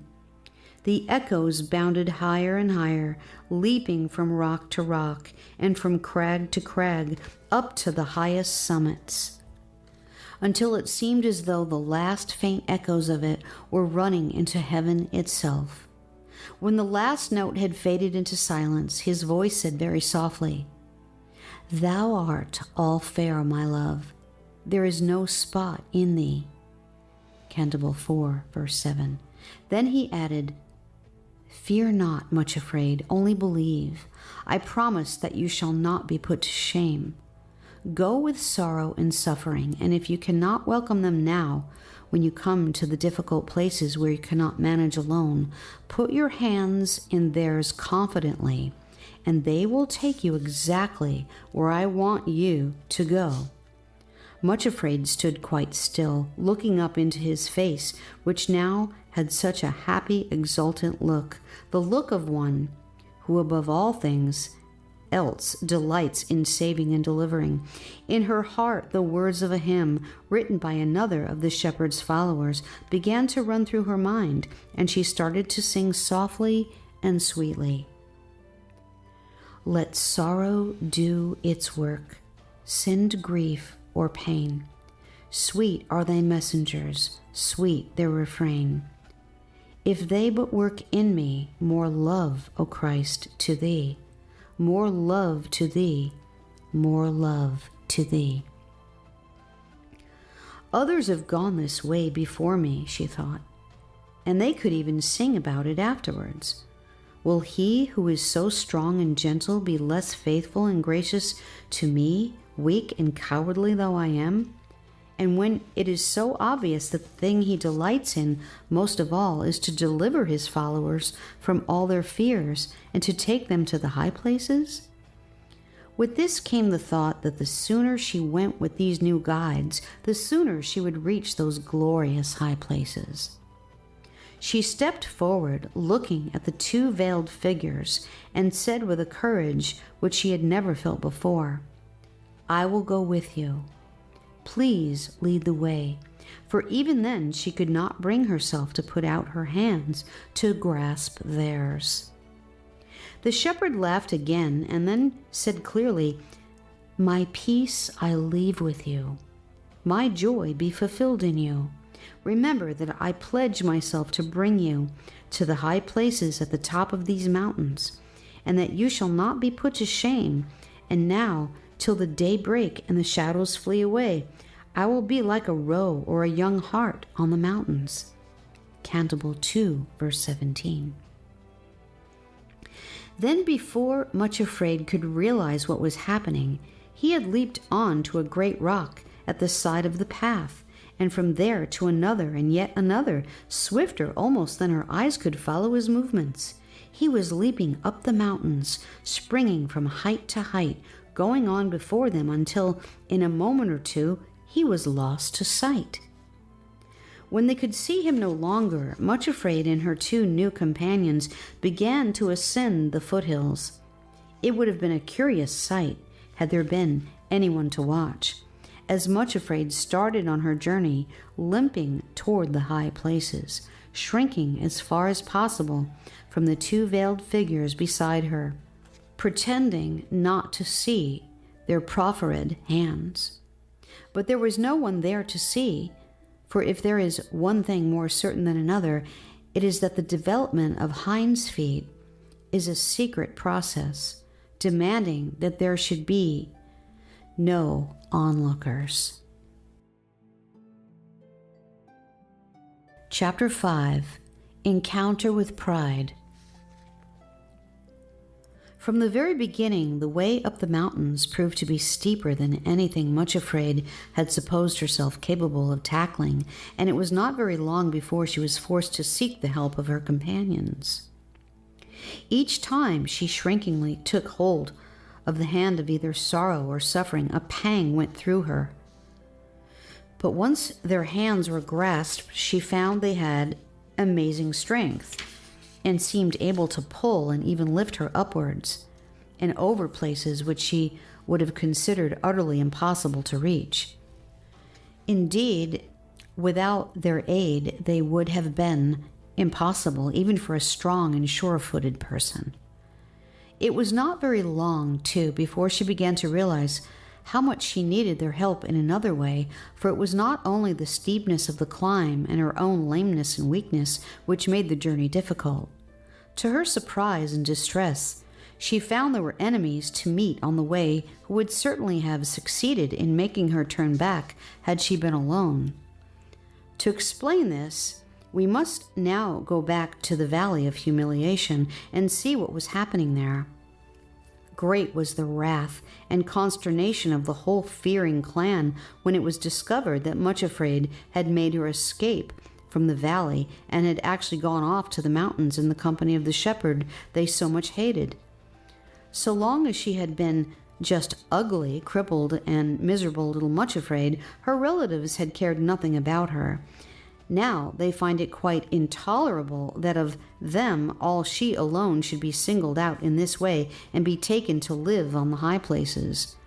Perhaps she would be given service in the palace of the great king himself. Who was Much Afraid that this should happen to her while the rest of the family drudged away in the Valley of Humiliation? It was not that they wanted to go to the mountains themselves, far be it, but it was intolerable that Much Afraid should do so. So it happened that instead of being a little nobody in the eyes of her relatives, Much Afraid had suddenly become the central figure in their interest and thought. Not only was her own immediate circle of fearing relatives concerned about the matter, but all of her more distant connections as well. Indeed, the whole population of the valley, apart from the king's own servants, were angered by her departure and determined that by some means she must be brought back, and the hated shepherd be robbed of his success in filching her from them. A great consultation went on between all the more influential relatives, and ways and means discussed by which she could be captured most effectively and be brought back to the valley as a permanent slave. Finally, it was agreed that someone must be sent after her as quickly as possible in order to force her to return. But they could not conceal from themselves that force might prove impossible, as apparently she had put herself under the protection of the great shepherd. Some means, then, would have to be found to beguile her into leaving him of her own free will. How could this be accomplished? In the end, it was unanimously decided to send a distant connection of the family named Pride. The choice fell on him for several reasons. First, he was not only very strong and powerful, but was also a handsome young man, and when he chose could be extremely attractive. It was emphasized that if other means proved unsuccessful, he was to feel no scruples against exerting all his powers of fascination in order to coax Much Afraid away from the shepherd. Besides, it was a well-known fact that the young man was by nature far too proud to admit defeat or lack of success in any undertaking, and that there could be no giving up on his part until he accomplished his purpose. As everybody knew, to confess defeat and return without Much Afraid would be the last thing possible to Pride, so when he consented to undertake the task, it was felt that the matter was as good as settled. Much Afraid and her two companions, therefore, had only been a few days upon their journey and had made but slow, though steady progress, when one morning, on turning a corner of the rocky pathway, Pride was seen striding toward them. She was certainly surprised and discomfited at this unexpected apparition, but not unduly alarmed. This cousin had also so disdained and ignored her very existence that at first it never occurred to her that he would even speak to her, but expected to see him pass by in the same haughty manner as usual.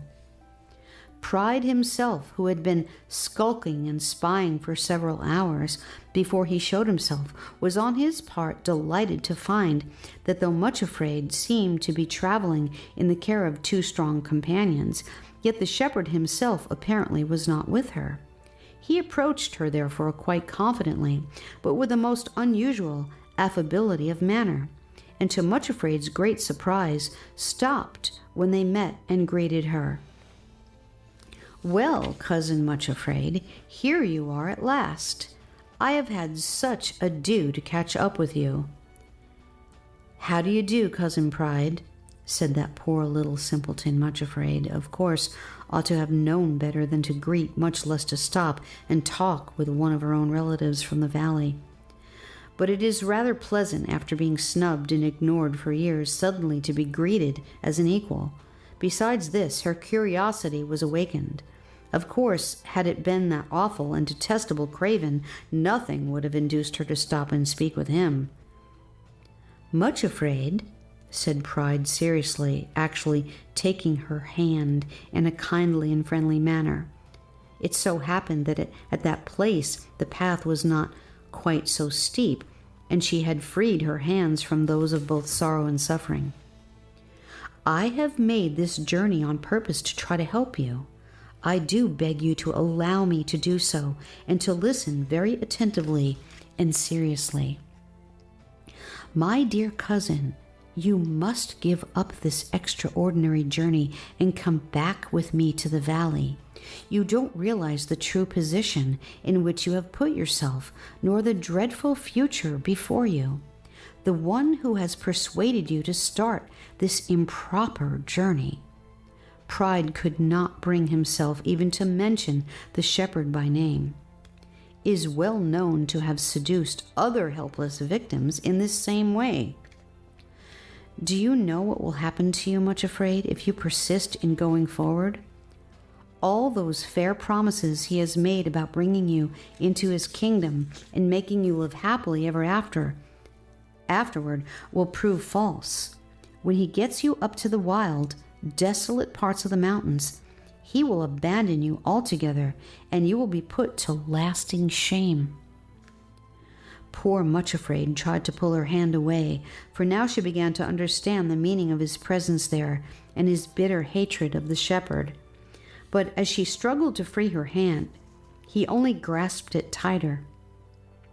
She had to learn that once pride is listened to, struggle as one may, it is the hardest thing in the world to throw him off.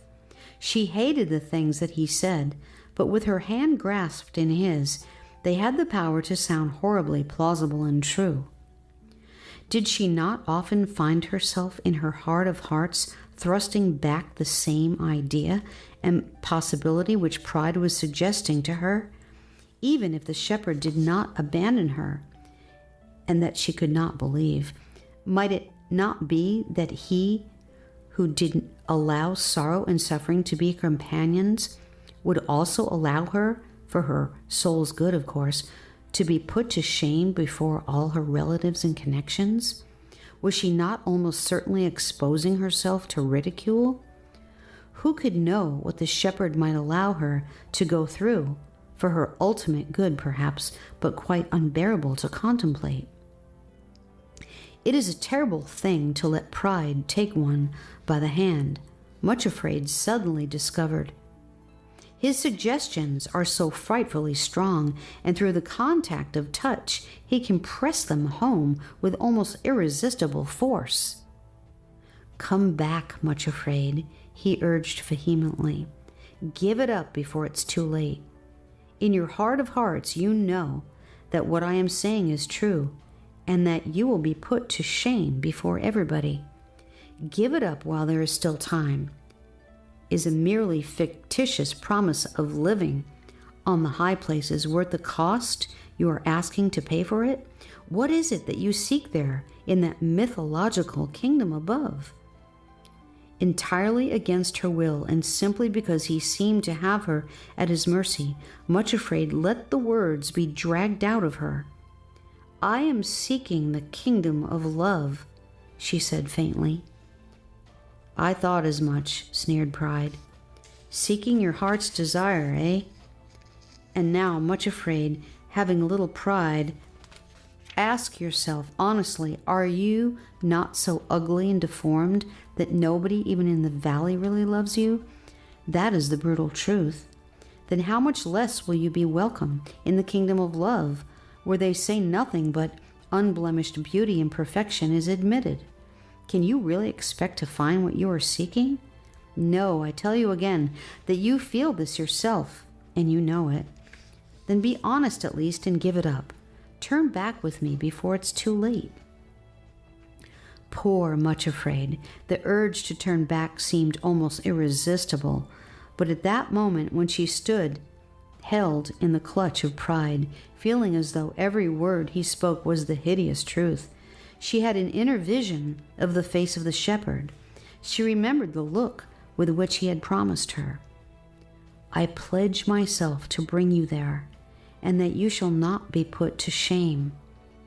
Then it was as though she heard him again, repeating softly, as though looking at some radiant vision in the distance, "Behold, thou art fair, my love. Thou hast dove's eyes. Thou art all fair, my love.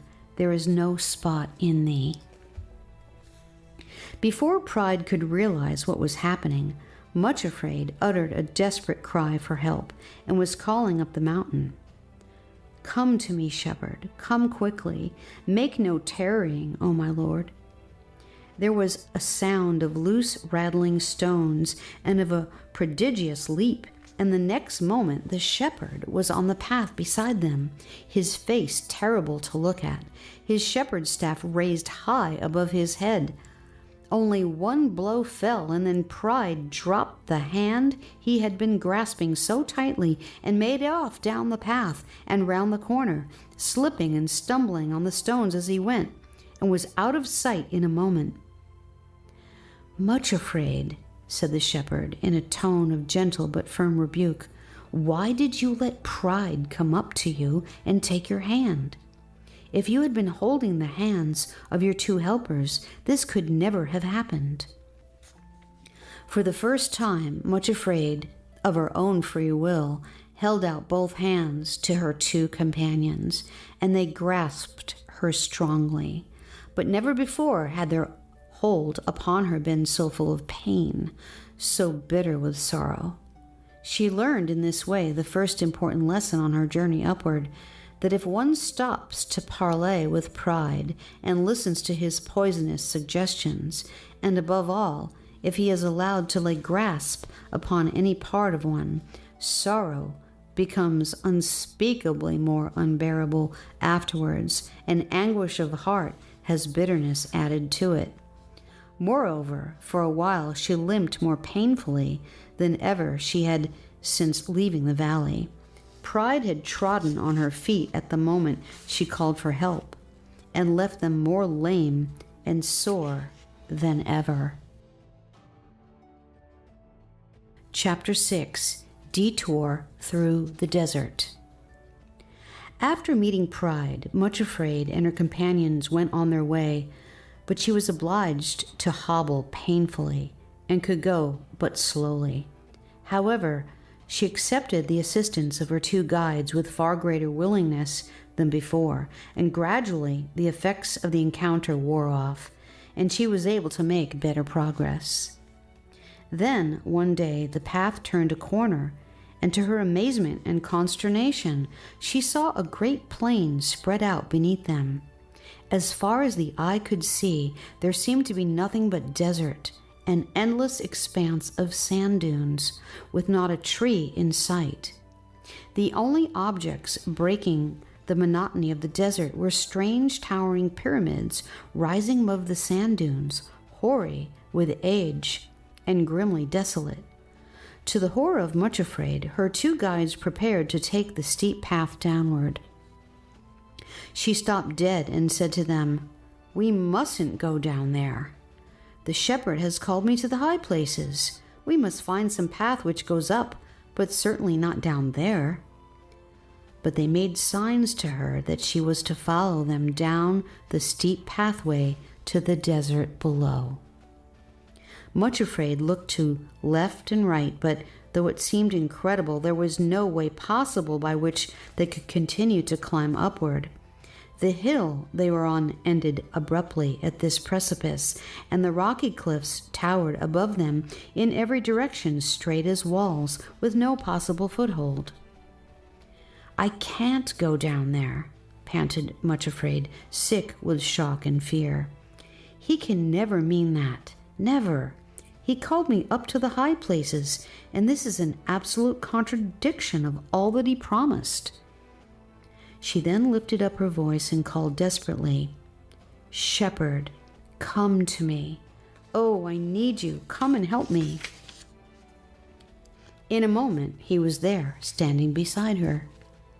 "Shepherd," she said despairingly, "I can't understand this. The guides you gave me say that we must go down there into that desert, turning right away from the high places altogether. You don't mean that, do you? You can't contradict yourself. Tell them we are not to go there, and show us another way. Make a way for us, shepherd, as you promised." He looked at her and answered very gently, "That is the path, Much Afraid, and you are to go down there." "Oh no," she cried, "you can't mean it. You said if I would trust you, you would bring me to the high places, and that path leads right away from them. It contradicts all that you promised." "No," said the shepherd, "it is not contradiction, only postponement for the best to become possible." Much Afraid felt as though he had stabbed her to the heart. "You mean," she said incredulously, "you really mean that I am to follow that path down and down into that wilderness, and then over that desert away from the mountains indefinitely?" "Why," and there was a sob of anguish in her voice, "it may be months, even years before that path leads back to the mountains again. Oh, shepherd, do you mean it is indefinite postponement?" He bowed his head silently, and Much Afraid sank on her knees at his feet, almost overwhelmed. He was leading her away from her heart's desire altogether, and gave no promise at all as to when he would bring her back. As she looked out over what seemed an endless desert, the only path she could see led farther and farther away from the high places, and it was all desert. Then he answered very quietly, "Much Afraid, do you love me enough to accept the postponement and the apparent contradiction of the promise, and to go down there with me into the desert?" She was still crouching at his feet, sobbing as if her heart would break, but now she looked up through her tears, caught his hands in hers, and said, trembling, "I do love you. You know I love you. Oh, forgive me, because I can't help my tears. I will go down with you into the wilderness, right away from the promise, if you really wish it.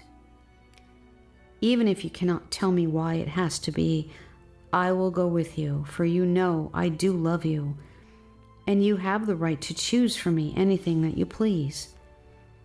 It was very early morning, and high above them, hanging in the sky over the silent expanse of desert, was a young crescent moon and the morning star shining like a brilliant jewel close beside it. There, Much Afraid built her first altar on the mountains, a little pile of broken rocks, and then, with the shepherd standing close beside her, she laid down on the altar her trembling, rebelling will.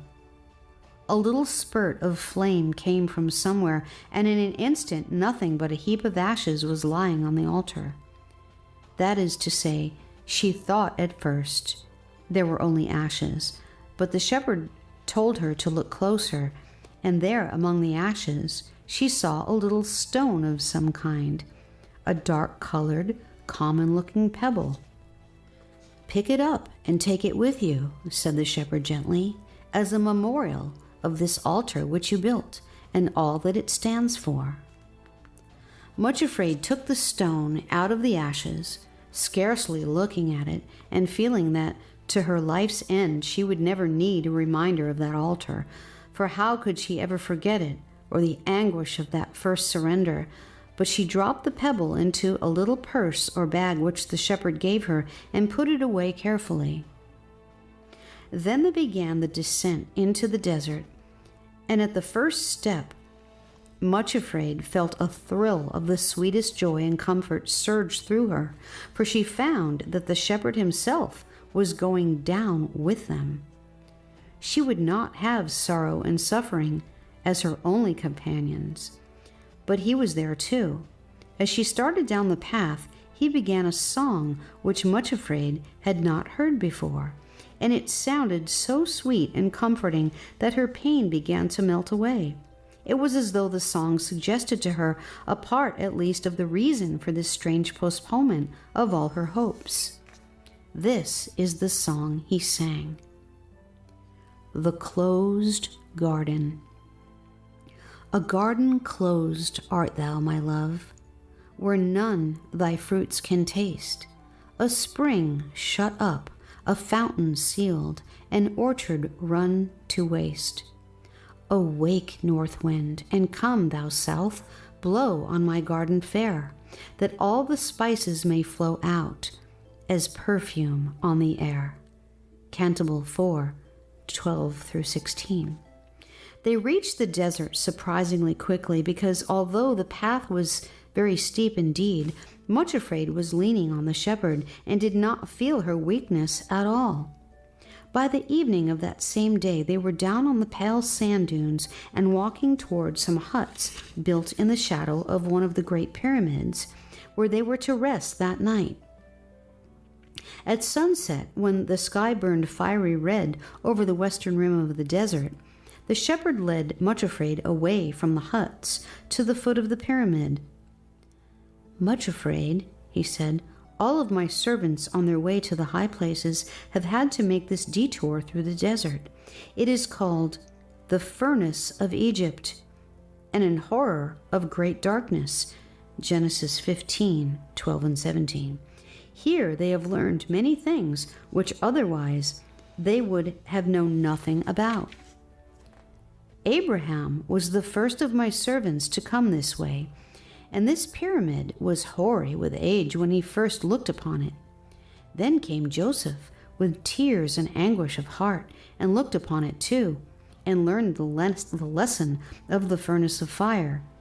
Since that time, an endless succession of my people have come this way. They came to learn the secret of royalty. And now you are here, Much Afraid. You too are in the line of succession. It is a great privilege, and if you will, you also may learn the lesson of the furnace and of the great darkness just as surely as did those before you. Those who come down to the furnace go on their way afterwards as royal men and women, princes and princesses of the royal line. Much Afraid looked up at the towering pyramid, now shadowy and black against the sunset sky, and desolate as it looked in the waste of desert. Yet it seemed to her to be one of the most majestic objects she had ever seen. Then, all of a sudden, the desert was full of people, an endless procession of them. There was Abraham himself and Sarah, his wife, those first lonely exiles in a strange land. There was Joseph, the betrayed and wounded brother who had been sold into slavery, who, when he wept for his father's tent, saw only the alien pyramid. Then one after another she saw a great host, which no man could number, stretching across the desert in an endless line. The last one in the line held out a hand, which she took, and there she was in the great chain herself. Words came to her ears also, and she heard them quite plainly. "Fear not, Much Afraid, to go down into Egypt, for I will there make of thee a great nation. I will go down with thee into Egypt, and I will surely bring thee up again. Genesis 46, verse 3. After this, they went back to the huts to rest that night. In the morning, the shepherd called Much Afraid again and led her away, but this time he opened a little door in the wall of the pyramid and took her inside. There was a passage which led to the center, and from there a spiral staircase went up to the floors above. But the shepherd opened another door leading out of the central chamber on the ground floor, and they entered a very large room which looked like a granary. There were great piles of grain everywhere except in the middle. There on the open space, men were threshing the different kinds of grain in many different ways and then grinding them to powder, some coarse and some finer. At one side were women sitting on the ground with hollow, smooth stones before them, grinding the very best of the wheat into the finest possible powder. Watching them for a while, Much Afraid saw how the grains were first beaten and bruised until they crumbled to pieces. But still the grinding and beating process continued until at last the powder was fine enough to be used for baking the best wheat bread. "See," said the shepherd gently, "how various are the methods used for grinding the different varieties of grain according to their special use and purpose." Then he quoted, "Dill is not threshed with a threshing instrument, neither is a cartwheel turned about upon the cumin, but dill is beaten out with a staff, and the cumin with a rod. Bread corn is bruised, but no one crushes it forever, neither is it broken with the wheel of a cart, nor bruised with horsemen driving over it." Isaiah 28, verse 27 and 28. As Much Afraid watched the women pounding the bread corn with their heavy stones, she noticed how long the process took before the fine white powder was finished and ready for use. Then she heard the shepherd saying, "I bring my people into Egypt, that they too may be threshed and ground into the finest powder, and may become bread corn for the use of others. But remember, though bread corn is bruised, no one threshes it forever, only until the bruised and broken grain is ready for its highest use. This also cometh forth from the Lord of hosts, which is wonderful in counsel and excellent in working." Verse 29. After this, the shepherd took her back to the central chamber, and they ascended the spiral staircase, twisting up and up into the darkness above.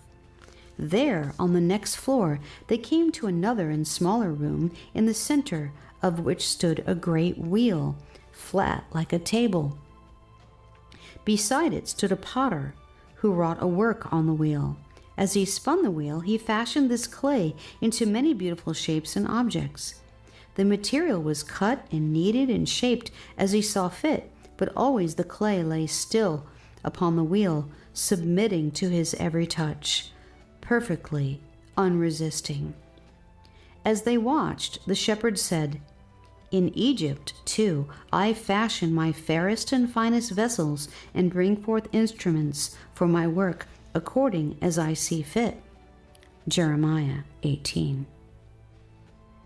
Then he smiled and added, "Cannot I do with you much afraid as this potter?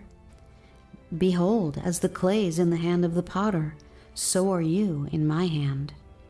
Jeremiah 18, verse 6. Last of all, he took her up the stairway to the highest floor. There they found a room with a furnace, in which gold was being smelted and refined of all its dross. Also in the furnace were rough pieces of stone and rock containing crystals. These were put in the great heat of the oven and left for a time. On being taken out, behold, they were glorious jewels, flashing as though they had received the fire into their very hearts. As Much Afraid stood beside the shepherd, looking shrinkingly into the fire, he said the loveliest thing of all, O thou afflicted, tossed with tempest, and not comforted, behold, I will lay thy stones with fair colors, and lay thy foundations with sapphires, and I will make thy windows of agates, and thy gates of carbuncles, and all thy borders of pleasant stones. Isaiah 54:11. Then he added, my rarest and choicest jewels and my finest gold are those who have been refined in the furnace of Egypt. And he sang one verse of a little song. I'll turn my hands upon thy heart and purge away thy dross. I will refine thee in my fire, remake thee at my cross. They stayed at the huts in the desert for several days, and Much Afraid learned many things which she had never heard before. One thing, however, made a special impression upon her. In all that great desert, there was not a single green thing growing, neither tree nor flower nor plant, save here and there a patch of straggly gray cacti. On the last morning, she was walking near the tents and huts of the desert dwellers, when in a lonely corner behind a wall she came upon a little golden yellow flower growing all alone. An old pipe was connected with a water tank. In the pipe was one tiny hole through which came an occasional drop of water. Where the drops fell one by one, there grew the little golden flower, though where the seed had come from, Much Afraid could not imagine, for there were no birds anywhere and no other growing things. She stopped over the lonely, lovely little golden face, lifted up so hopefully and so bravely to the feeble drip, and cried out softly, "What is your name, little flower? For I never saw one like you before." The tiny plant answered at once in a tone as golden as itself, "Behold me, my name is Acceptance with Joy." Much Afraid thought of the things which she had seen in the pyramid, the threshing floor and the whirring wheel and the fiery furnace. Somehow the answer of the little golden flower, which grew all alone in the waste of the desert, stole into her heart and echoed there faintly but sweetly, filling her with comfort. She said to herself, "He has brought me here when I did not want to come for his own purpose. I, too, will look up into his face and say, 'Behold me, I am thy little handmaiden, Acceptance with Joy.'" Then she stooped down and picked up a pebble which was lying in the sand beside the flower, and put it in the purse with the first altar stone.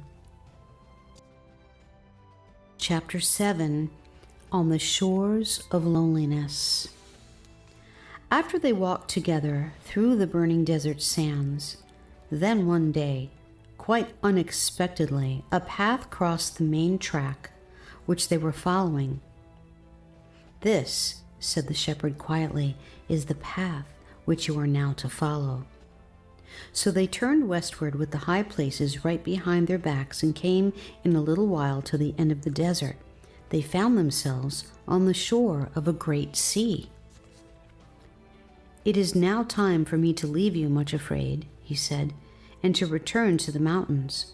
Remember, even though you seem to be farther away than ever from the high places and from me, there is really no distance at all separating us.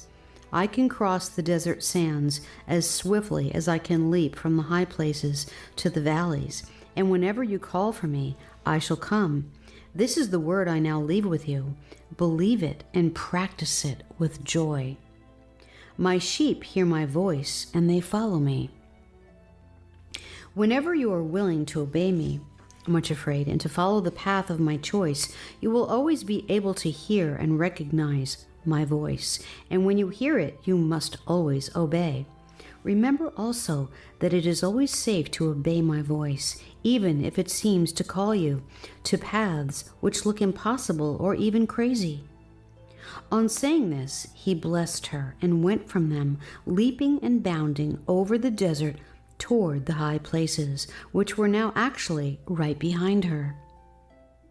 Much afraid, and her two companions walked along the shores of the great sea for many days, and at first it seemed to her that up till then she had never known real loneliness. The green valley where all her friends and she had lived was far away behind her. Even the mountains were out of sight, and there seemed to be nothing in the whole wide world but the endless sandy desert on the one side and the endless sea moaning drearily on the other. Nothing grew there, neither tree nor shrub nor even grass, but the shores were scattered with broken driftwood and with great tangled masses of brown and shriveled seaweed. Nothing lived in the whole region save the seagulls wheeling and crying overhead, and the crabs scuttling across the sand into their burrows. At the intervals, too, an icy wind came shrilling across the billows, stabbing sharp as a knife. In those days, Much Afraid never let go the hands of her two companions, and it was amazing how swiftly they helped her along. Stranger still, perhaps, was the way in which Much Afraid walked, swifter and more upright than ever before, and with scarcely a limp. For something had happened in the wilderness which had left a mark upon her for the rest of her life. It was an inner and secret mark, and no one would have noticed any difference outwardly. But all the same, a deep inner change had taken place, which indicated a new stage in her life. She had been down into Egypt and had looked upon the grinding stones, the wheel and the furnace, and knew that they symbolized an experience which she herself must pass through.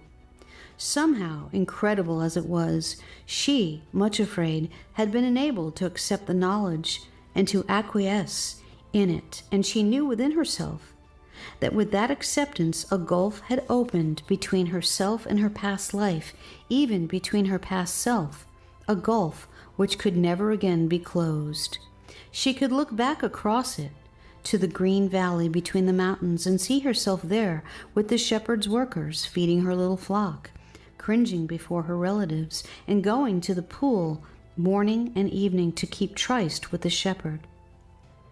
But it was looking at somebody else together, and she said to herself, "I was that woman, but I am not that woman now." She did not understand how it happened, but what the shepherd had said had come to pass in herself. For those who go down into the furnace of Egypt and find there the flower of acceptance come up changed, and with the stamp of royalty upon them. It is true that Much Afraid did not feel at all royal, and certainly did not as yet look it. Nevertheless, she had been stamped with the mark. It would never be the same again. Therefore, though she went with sorrow and suffering day after day along the shores of the great sea of loneliness, she did not go cringingly or complainingly. Indeed, gradually an impossible thing seemed to be happening. A new kind of joy was springing up in her heart, and she began to find herself noticing beauties in the landscape of which until then she had been quite unconscious.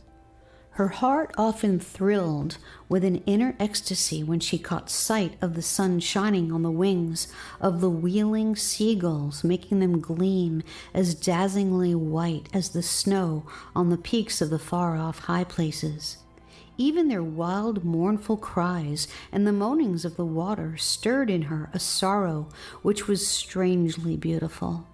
She had the feeling that somehow in the very far-off places, perhaps even in far-off ages, there would be a meaning found to all sorrow and an answer too fair and wonderful to be as yet understood. Often, too, she found herself laughing aloud as she watched the antics of the funny little scuttling crabs. When the sun shone brightly as it did at times, even the gray, dreary sea was transformed into a thing of surpassing beauty, with the light gleaming on the curving green breakers and the foaming spray, and the horizon blue as a midnight sky. When the sun thus shone on the wild wastes of waters, it seemed as though all their sorrows had been swallowed up in joy. And then she would whisper to herself, "When he hath tried me, I shall come forth as gold.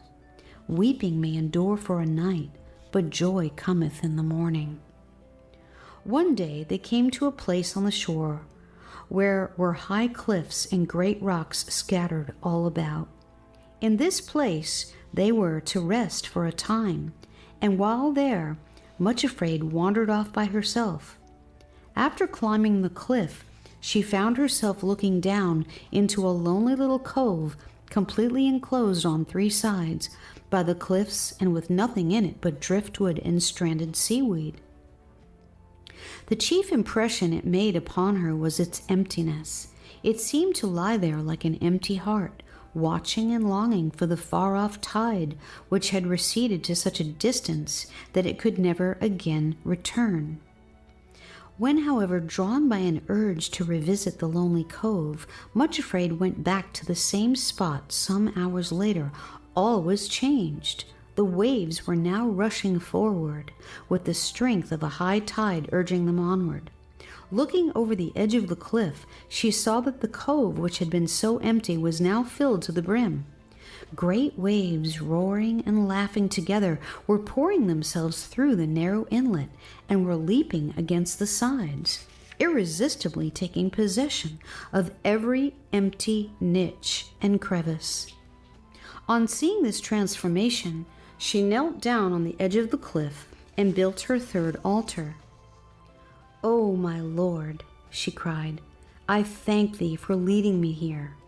Behold me, here I am, empty as was this little cove, but waiting thy time to be filled to the brim with the flood tide of love." Then she picked up a little piece of quartz and crystal which was lying on the rocky cliff and dropped it beside the other memorial stones in the little bag which she carried with her. It was only a short time after the building of that new altar that her enemies were all upon her again. Far away in the valley of humiliation, her relatives had been awaiting the return of Pride with his victim, but as time passed and he did not return, and Much Afraid did not reappear, it became obvious that he must have been unsuccessful in his undertaking and was too proud to admit it. They decided that reinforcements must be sent as soon as possible before Much Afraid could reach the really high places and be altogether beyond their reach. Spies were sent out, who met Pride and brought back word that Much Afraid was nowhere in the mountains but was far away on the shores of the Sea of Loneliness. She was going in quite a different direction from the mountains altogether. This was unexpectedly delightful and encouraging news, and quickly suggested to them the best reinforcements to be sent to the help of Pride. There was complete unanimity in deciding that resentment, bitterness, and self-pity should hurry off at once to assist in bringing back Much Afraid to her eagerly awaiting relatives. Off they went to the shores of Loneliness, and Much Afraid now had to endure a time of really dreadful assaults. It is true that her enemies soon discovered that this was not the same Much Afraid with whom they had to deal. They could never get within close reach, because she kept so near to sorrow and suffering and accepted their assistance so much more willingly than before. However, they kept appearing before her, shouting out their horrid suggestions and mocking her until it really seemed that wherever she went, one or another popped up. There were so many hiding places for them among the rocks, and hurled their darts at her. "I told you so," Pride would shout viciously. "Where are you now, you little fool? Up on the high places? Not much. Do you know that everyone in the Valley of Humiliation knows about this and is laughing at you? Seeking your heart's desire, eh? And left abandoned by him, just as I warned you on the shores of Loneliness. Why didn't you listen to me, you little fool?" Then resentment would raise his head over another rock. He was extremely ugly to look at, but his was a horribly fascinating ugliness. Sometimes Much Afraid could hardly turn her eyes away when he stared at her boldly and shouted, "You know, Much Afraid, you act like a blind idiot. Who is this shepherd you follow? What sort of a person is he to demand everything you have and take everything you offer and give nothing in return but suffering and sorrow and ridicule and shame? Why do you let him treat you like this? Stand up for yourself and demand that he fulfill his promise and take you at once to the high places. If not, tell him that you feel absolved from all necessity to follow him any longer." Bitterness would then break in with his sneering voice. "The more you yield to him, the more he will demand from you. He is cruel to you and takes advantage of your devotion. All he has demanded from you so far is nothing to what he will demand if you persist in following him. He lets his followers, yes, even women and children, go to concentration camps and torture chambers and hideous deaths of all kinds. Could you bear that, you little whiner? Then you'd better pull out and leave him before he demands the uttermost sacrifice of all. Sooner or later, he'll put you on a cross of some sort and abandon you to it." Self-pity would chime in next, and in some dreadful way, he was almost worse than any of the others. He talked so softly and in such a pitying tone that Much Afraid would feel weak all over. "Poor little Much Afraid," he would whisper. "It is too bad, you know. You really are so devoted, and you have refused him nothing, absolutely nothing, yet this is the cruel way in which he treats you. Can you really believe when he acts toward you like this that he loves you and has your real good at heart? How can this be possible? You have every right to feel sorry for yourself. Even if you are perfectly willing to suffer for his sake, at least other people ought to know about it and pity you instead of misunderstanding and ridiculing as they do. It really seems as though the one you follow takes delight in making you suffer and leaving you to be misunderstood, for every time you yield to him, he thinks up some new way of wounding and bruising you." That last remark of self-pity's was a mistake, because the word bruising suddenly reminded Much Afraid of what the shepherd had said when they stood together on the threshing floor in the pyramid. "Bread corn is bruised," he had said, "but no one threshes it forever, only till it is ready to be made bread for others. This also cometh forth from the Lord of hosts, who is wonderful in counsel and excellent in working." Isaiah 28, verse 28 and 29. When she thought of this, to self-pity's dismayed astonishment, Much Afraid actually picked up a piece of rock and hurled it at him, and as he said afterwards to the other three in an aggrieved tone of voice, "If I hadn't ducked and bolted like a hare, it could have laid me out altogether, the little vixen." But it is exhausting to be assaulted day after day with suggestions like these, and while sorrow and suffering were holding her hands, naturally Much Afraid could not cover her ears, so her enemies were really able to give her a dreadful time. At last, things came to a crisis. One day, when her companions actually seemed to be sleeping for a little while, Much Afraid unwarily wandered off alone. Not this time to her favorite spot looking down into the little cove, but in a new direction, and she came to a place where the cliffs jutted out into the sea, forming a very narrow peninsula, which ended in a sheer precipice. When she reached the end of this promontory, she stood looking out over the endless expanse of sea and suddenly found to her horror all four of her enemies approaching and closing in on her. That already she was becoming a different person was then quite apparent, for instead of nearly fainting with fright at their approach, although she did look very pale and frightened, she actually seized a stone in each hand, and putting her back against a great rock, prepared to resist them to the limit of her strength. Fortunately, the place was too narrow for all four to approach together, but Pride put himself in front of the others and stepped toward her holding a strong cudgel. "You can put down those stones, Much Afraid," said he savagely. "There are 4 of us here, and we mean to do as we please with you now that you are in our power. You shall not only listen to us, but shall go with us." Much Afraid lifted her face toward the seemingly empty sky, and with all her strength called out, "Come to my deliverance, and make no tarrying, O my lord." To the horror of the 4 ruffians, there was the shepherd himself, leaping toward them along the narrow promontory, more terrible than a great mountain stag with thrusting horns.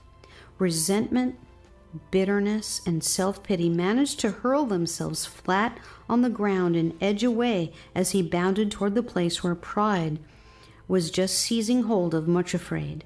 Catching him by the shoulders, the shepherd spun him around, lifted him in the air, where he uttered a loud, despairing shriek, and then dropped him over the edge of the cliff into the sea. "Oh, shepherd," gasped Much Afraid, shaking with relief and hope. "Thank you. Do you think Pride is really dead at last?" "No," said the shepherd. "It is most unlikely." He glanced over the cliff as he spoke and caught sight of Pride swimming like a fish toward the shore and added, "There he goes, but he has had a fall today, which he will not forget, and I fancy he will limp for some time to come. As for the other 3, they have made off into some hiding place and are not likely to trouble you again in the same way now that they realize that I am within call." "Shepherd," asked Much Afraid earnestly, "tell me why I nearly got into Pride's clutches again, and why resentment, bitterness, and self-pity have been able to pester me for so long in this dreadful way. I did not call you before, because they never dared to come close to me or to make a real attack, but they have been lurking around all the time and making their horrible suggestions, and I couldn't get away from them. Why was it?" "I think," said the shepherd gently, "that lately the way seemed a little easier, and the sun shone, and you came to a place where you could rest. You forgot for a while that you were my little handmaiden, Acceptance with Joy, and were beginning to tell yourself it really was time that I led you back to the mountains and up to the high places. When you wear the weed of impatience in your heart instead of the flower, Acceptance with Joy, you will always find your enemies get an advantage over you." Much Afraid blushed. She knew how right he was in his diagnosis. It had been easier to accept the hard path and to be patient when the sea was gray and dull than now when the sun shone and everything else around looked bright and happy and satisfied. She put her hand in the shepherd's and said sorrowfully, "You are quite right. I've been thinking that you are allowing me to follow this path too long and that you are forgetting your promise." Then she added, looking steadfastly into his face, "But I do tell you now with all my heart that you are my shepherd, whose voice I love to hear and obey, and that is my joy to follow you. You choose, my lord, and I will obey." The shepherd stooped down and picked up a stone which was lying beside her feet and said smilingly, "Put this in your bag with the other stones as a memorial of this day, when for the first time you saw Pride toppled over before you, and of your promise that you will wait patiently until I give you your heart's desire." Chapter 8. On the Old Seawall. A few days had passed after the victory over Pride, and Much Afraid and her companions were continuing their journey along the shore of the great sea. One morning, the path unexpectedly turned inland again, and they found themselves facing back over the desert in the direction of the mountains, although of course they were too far away to be visible.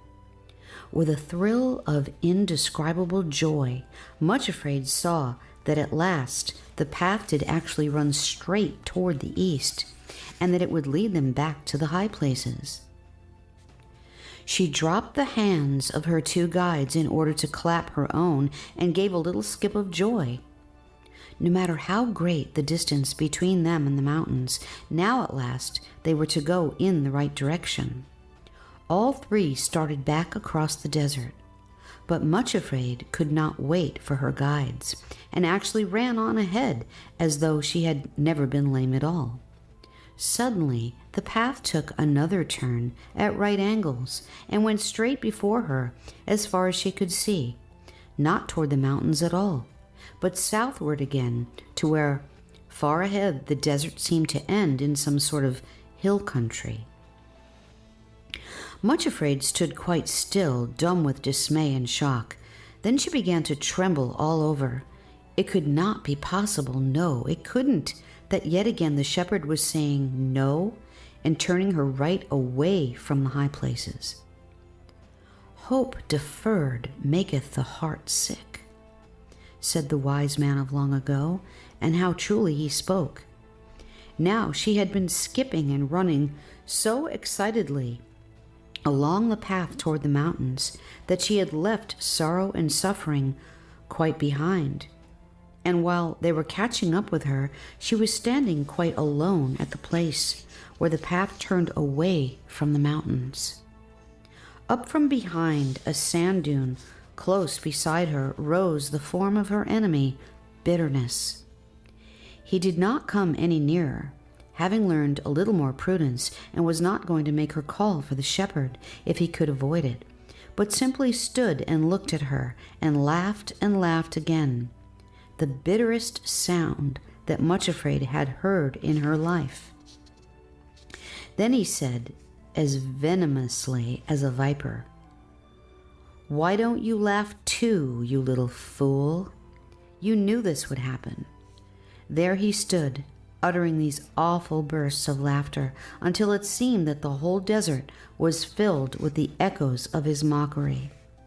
Sorrow and his sister came up to Much Afraid and stood by her side quite silently, and for a little while everything was swallowed up in pain and a horror of great darkness.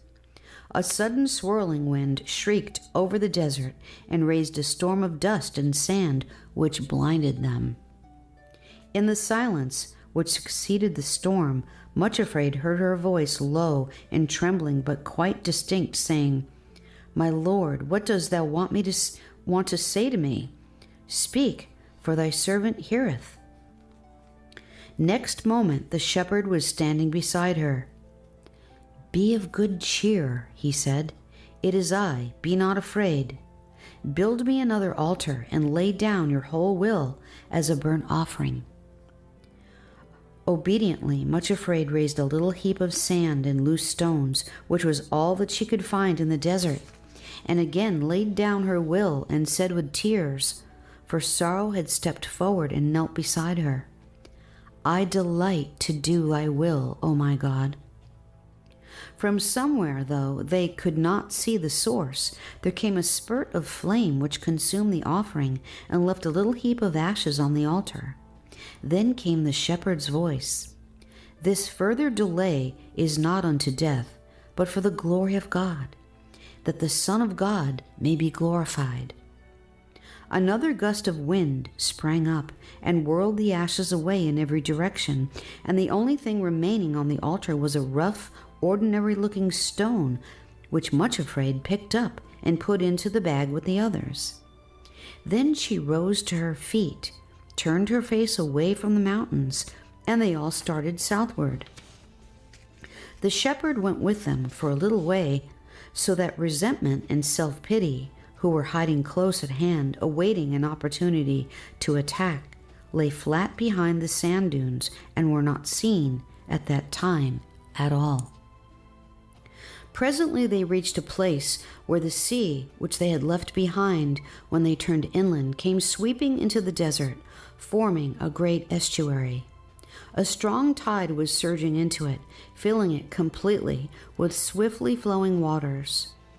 However, a stone causeway with many arches had been built across the estuary, and an earthen ramp led up to it. The shepherd led Much Afraid to the foot of the ramp and told her to follow this path across the sea. Once more he repeated with great emphasis the words which he had spoken beside the altar, then departed. Much Afraid, followed by her 2 companions, scrambled up the ramp and found themselves on top of the old seawall. From the height on which they now stood, they could look back over the desert. On one side was the sea, and on the other, so blurred with distance that they could not be sure if they really saw it, was a haze which might be part of the mountains, or was it only wishful thinking? Then, looking ahead, they saw that the causeway would indeed bring them across the estuary into a different kind of country altogether.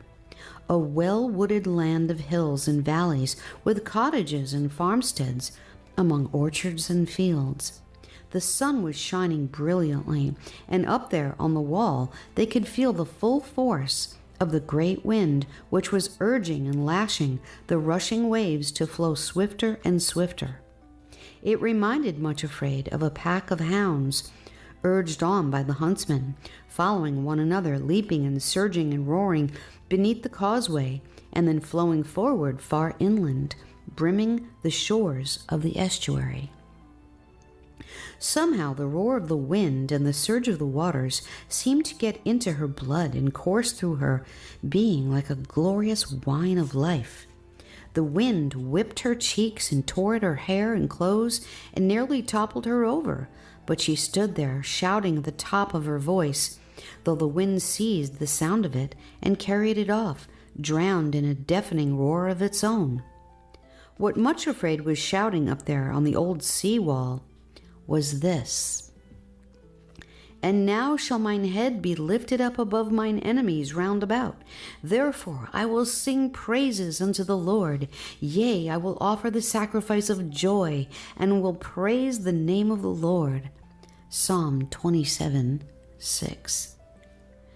As she sang, she thought to herself, it must be really dreadful to be the shepherd's enemies. Always, always to find themselves frustrated. Always, always to have their prey snatched away. How simply maddening it must be to see even the silliest little weaklings set up out of reach on the high places and made to triumph over all their enemies. It must be unbearable. While still on the causeway, she picked up another stone as the shepherd had taught her, this time as a memorial of his victory in making her triumph over her enemies, and dropped it into the little bag of treasured memories. So they made their way across the causeway and down the ramp on the other side, and immediately found themselves in a wood. The change in scene after their long journey through the desert was wonderful. A long-deferred spring was just loosening everything from the grip of winter, and all the trees were bursting into fairest green, and the buds were swelling. In between the trees were glades of bluebells, and wild anemones and violets and primroses grew in clumps along the mossy banks. Birds sang and called to one another and rustled about, busily absorbed in the nest building. Much Afraid told herself that never before had she realized what the awakening from the death of winter was like. Perhaps it had needed the desert wastes to open her eyes to all this beauty, but she walked through the wood, almost forgetting for a little that Sorrow and her sister also walked with her. Everywhere she looked, it seemed that the unfurling green on the trees, and the nesting birds, and the leaping squirrels and blossoming flowers were all saying the same thing, greeting one another in their own special language with a sort of ecstasy, and calling cheerfully, "You see, the winter has gone at last. The delay was not unto death, but for the glory of God. Never was there a fairer spring than this." At the same time, Much Afraid herself was conscious of a wonderful stirring in her own heart, as though something were springing up and breaking into new life there too. The feeling was so sweet, yet so mixed with pain that she hardly knew which predominated. She thought of the seed of love which the shepherd had planted in her heart, and half afraid and half eager, she looked to see if it had really taken root and was springing up. She saw a mass of leaves, and at the end of the stem a little swelling, which might always prove to be a bud. As Much Afraid looked at it, another stab went through her heart, for she remembered the words of the shepherd, that when the plant of love was ready to bloom, she would be loved in return and would receive a new name up there on the high places. But here she was, still far away from them, indeed farther than ever before, and with apparently no possibility of going there for a long time to come. How could the shepherd's promise prove true? When she thought of that, her tears fell again. You may think that Much Afraid was altogether too much given to shedding tears, but remember that she had sorrow for companion and teacher. There is this to be added, that her tears were all in secret, for no one but her enemies knew about this strange journey on which she had set out.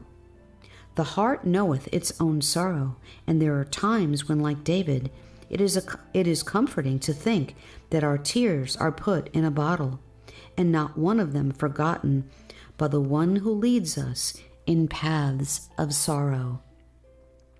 But she did not weep for long, for almost at once she caught sight of something else, a gleam of gold. Looking closer, what should she see but an exact replica of the little golden flower which she had found growing near the pyramids in the desert. Somehow it had been transplanted and was actually growing in her own heart. Much Afraid gave a cry of delight, and the tiny golden thing nodded and said in its little golden voice, "Behold me, here I am, growing in your heart. Acceptance with joy." Much Afraid smiled and answered, "Why, yes, of course, I was forgetting." And she knelt down there in the wood, put a pile of stones together and laid sticks on them. As you have noticed, altars are built of whatever materials lie close at hand at the time. Then she hesitated. What should she lay on the altar this time?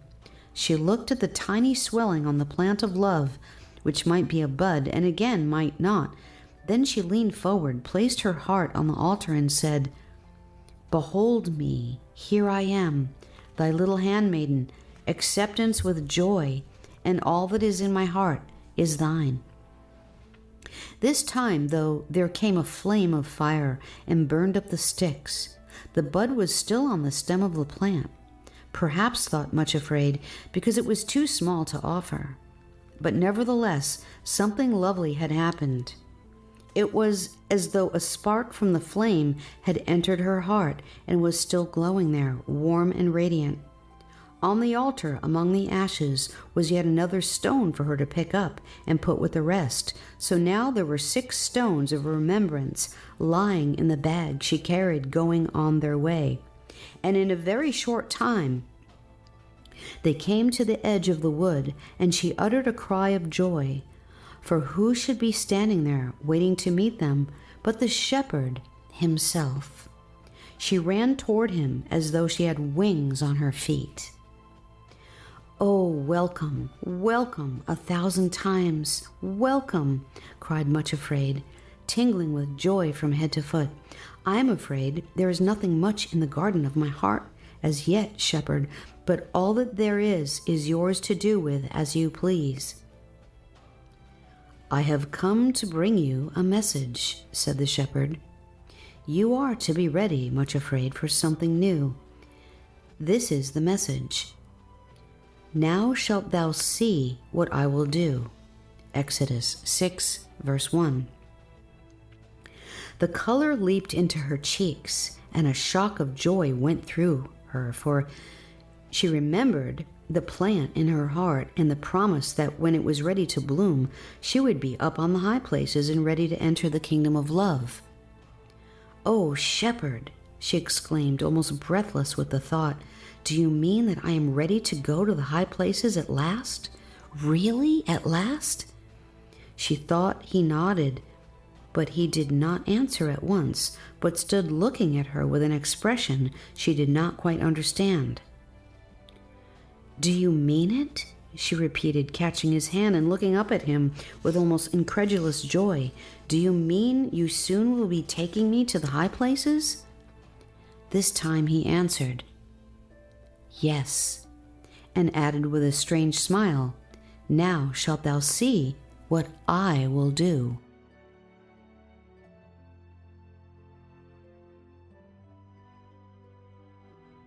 Chapter 9. Great Precipice Injury. After that, for a little while, Much Afraid had a song in her heart as she walked among the fields and orchards and the low hills of the country to which they had come. It hardly seemed to matter now that sorrow and suffering were still with her because of the hope leaping up in her heart that soon they would cease to be her companions altogether, for when she came to the mountains again and they had helped her up to the high places, she would need them no longer. Neither did it matter that the path they followed still led southward, twisting among the hills and leading through quiet valleys, because she had the shepherd's own promise that soon it would lead her back to the eastern mountains and to the place of her heart's desire. After a time, the path began sloping upward toward the summits of the hills. One day they suddenly reached the top of the highest of the hills, and just as the sun rose, found themselves on a great plateau. They looked eastward toward the golden sunrise, and Much Afraid burst into a cry of joy and thankfulness.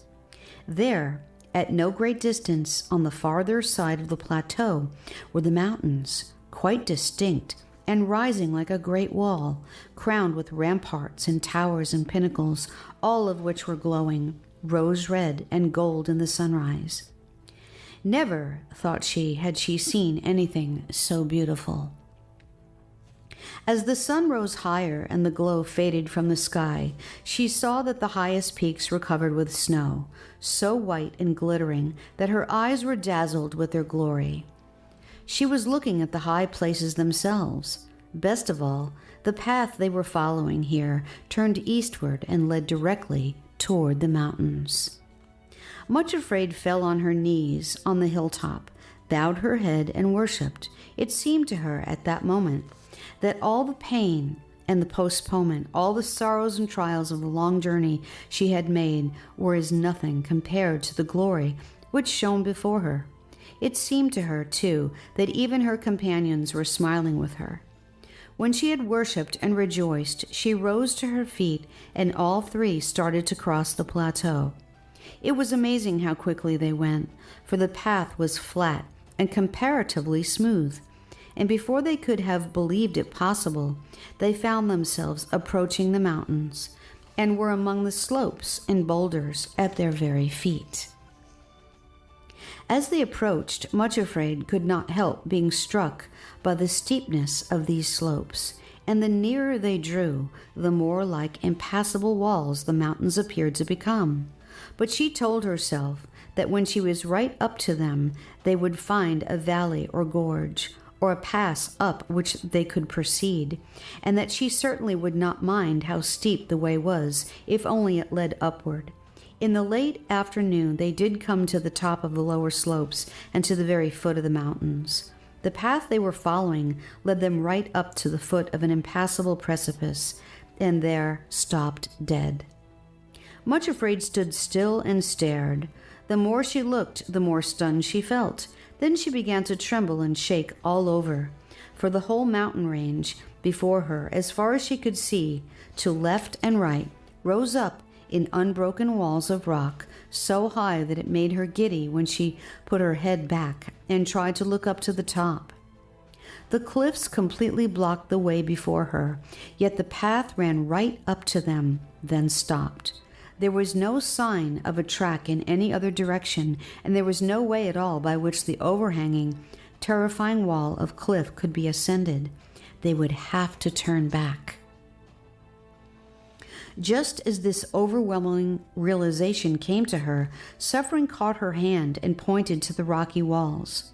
A hart, followed by a hind, had appeared from among the jumbled rocks around them, and were now actually beginning to ascend the precipice. As the three stood watching, Much Afraid turned dizzy and faint, for she saw that the hart, which was leading the way, was following what appeared to be a narrow and intensely steep track, which went zigzagging across the face of the cliff. In some parts it was only a narrow ledge, in others there appeared to be rough steps, but in certain places she saw that the track apparently broke right off.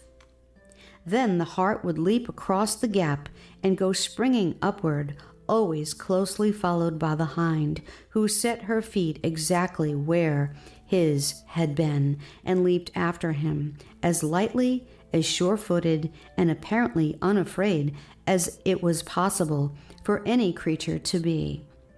So the two of them leaped and sprang with perfect grace and assurance up the face of the precipice and disappeared from sight over the top. Much Afraid covered her face with her hands and sank down on a rock with a horror and dread in her heart such as she had never felt before.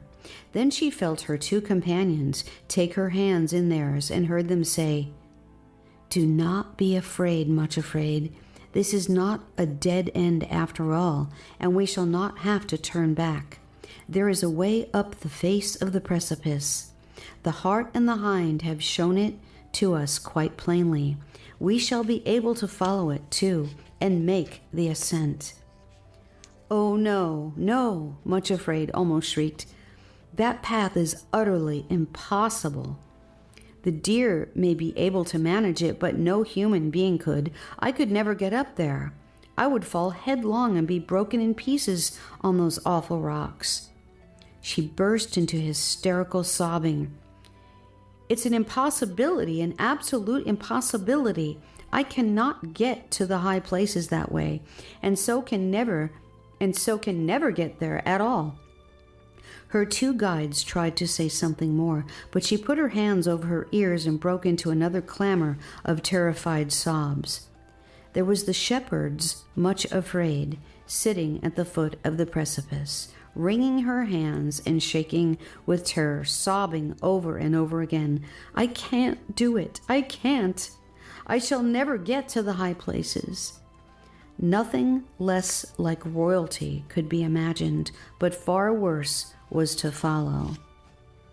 As she crouched on the ground, completely exhausted, they heard a crunching sound and a rattling of loose stones, then a voice close beside her. "Ha ha, my dear little cousin, we meet again at last. How do you find yourself now, Much Afraid, in this delightfully pleasant situation?" She opened her eyes in fresh terror and found herself looking right into the hideous face of Craven Fear himself. "I thought somehow," he went on with a look of the most horrible gloating, "yes, I really thought that we could come together again at last. Did you really believe, you poor little fool, that you could escape from me altogether? No, no, Much Afraid, you are one of the Fearings, and you can't evade the truth. And what is more, you trembling little idiot, you belong to me. I have come to take you back safely and make sure that you don't wander off again." "I won't go with you," gasped Much Afraid, too shocked by his awful apparition to have her wits about her. "I absolutely refuse to go with you." "Well, you can take your choice," sneered Craven.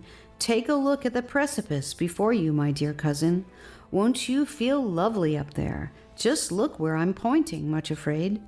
See there, halfway up, where that dizzy little ledge breaks right off and you have to jump across the chasm onto that bit of rock. Just picture yourself jumping that, Much Afraid, and finding yourself hanging over space, clutching a bit of slippery rock, which you can't hold on to another minute. Just imagine those ugly, knife-like rocks at the foot of the precipice, waiting to receive and mangle you to pieces as your strength gives out and you plunge down on them. Doesn't it give you a lovely feeling, Much Afraid? Just take time to picture it. That's only one of many such broken places on the track, and the higher you go, you dear little fool, the farther you will have to fall. Well, take your choice. Either you must go up there where you know that you can't, but will end in a mangling heap at the bottom, or you must come back and live with me and be my little slave ever afterward. And the rocks and cliffs seemed to echo again with his gloating laughter.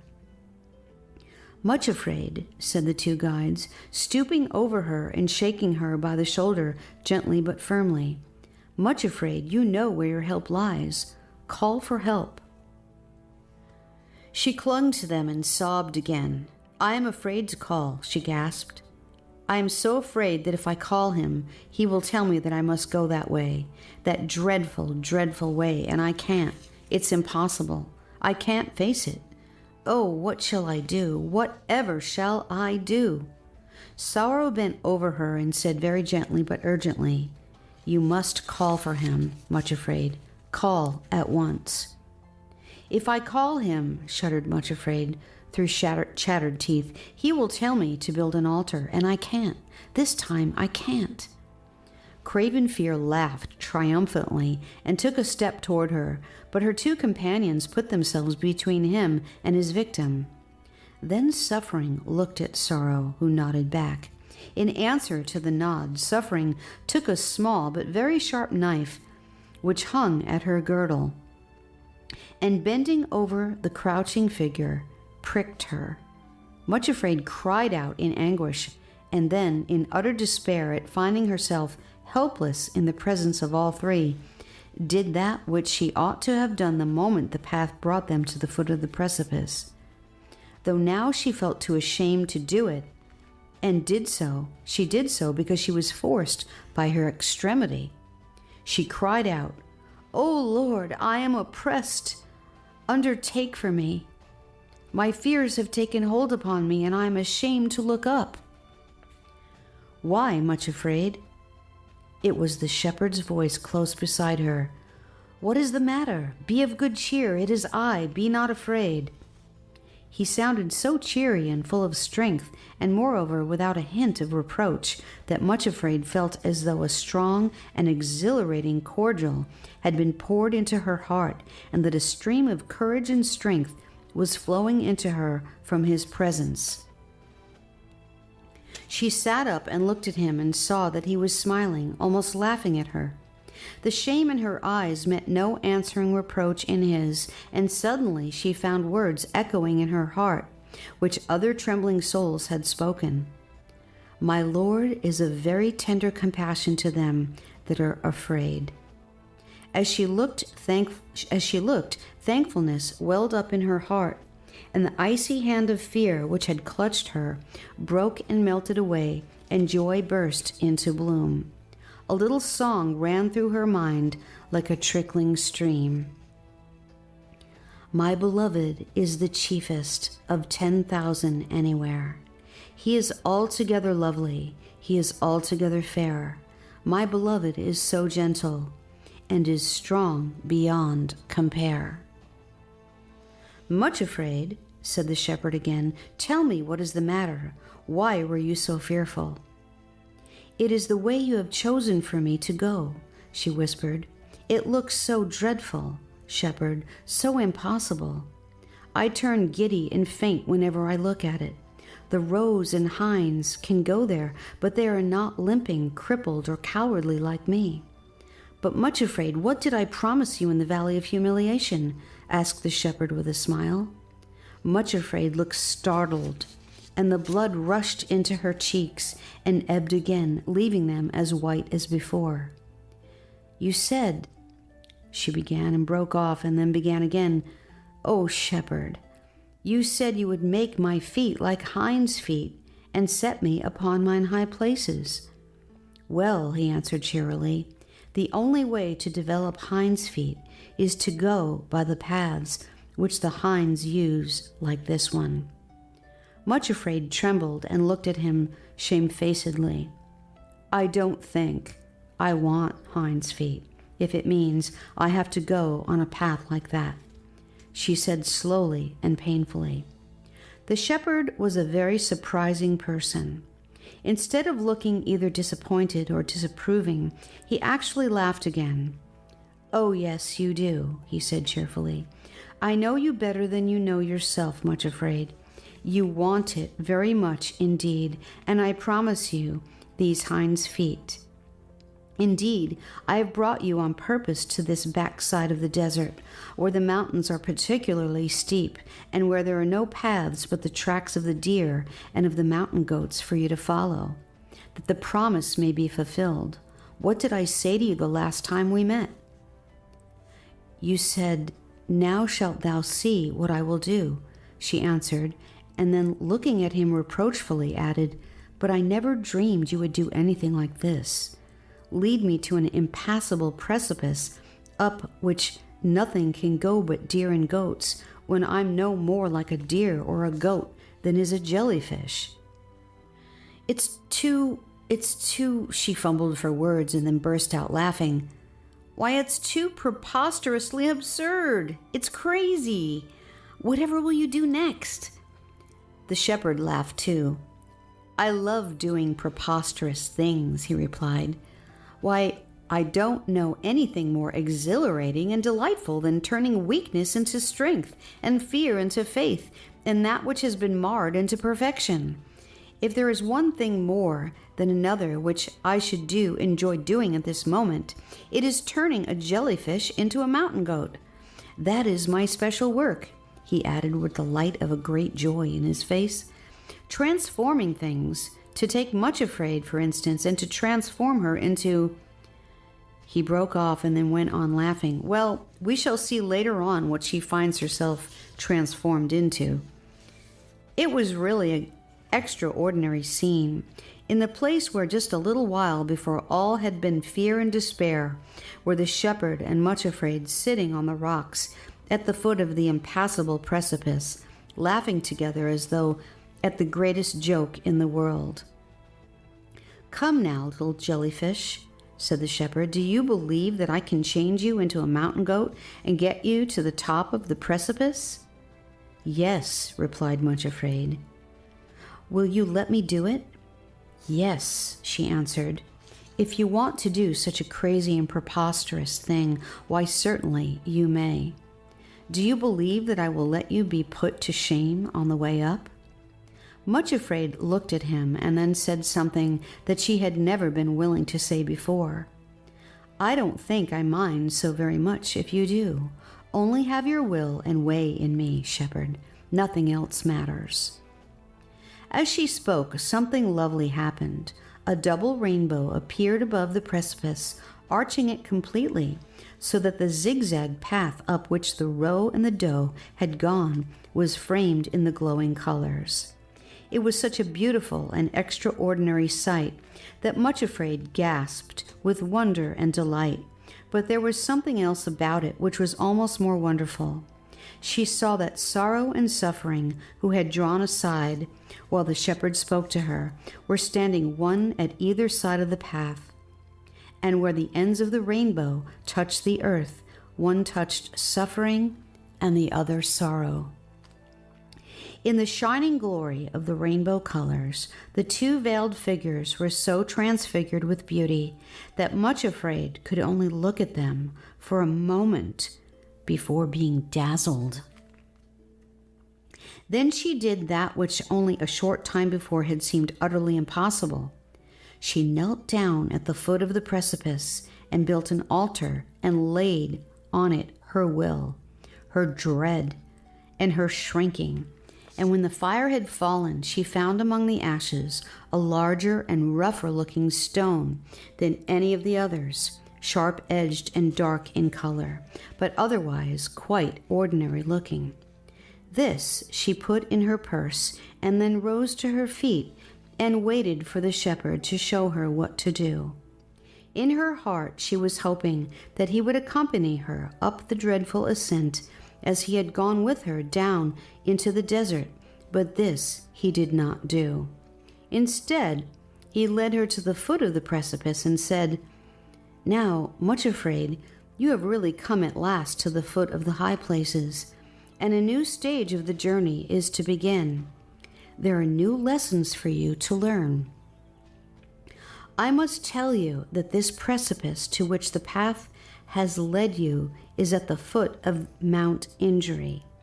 The whole mountain range stretches a long way beyond this in either direction, and everywhere it is as steep or even steeper than here. There are even more terrible precipices on the sides of the mount, reviling and Mount Hate and Mount Persecution and others besides, but nowhere is it possible to find a way up to the high places and into the kingdom of love without surmounting at least one of them. This is the one which I have chosen for you to ascend. On the way here, you have been learning the lesson of acceptance with joy, which is the first letter in the alphabet of love. Now you must learn the B of the alphabet of love.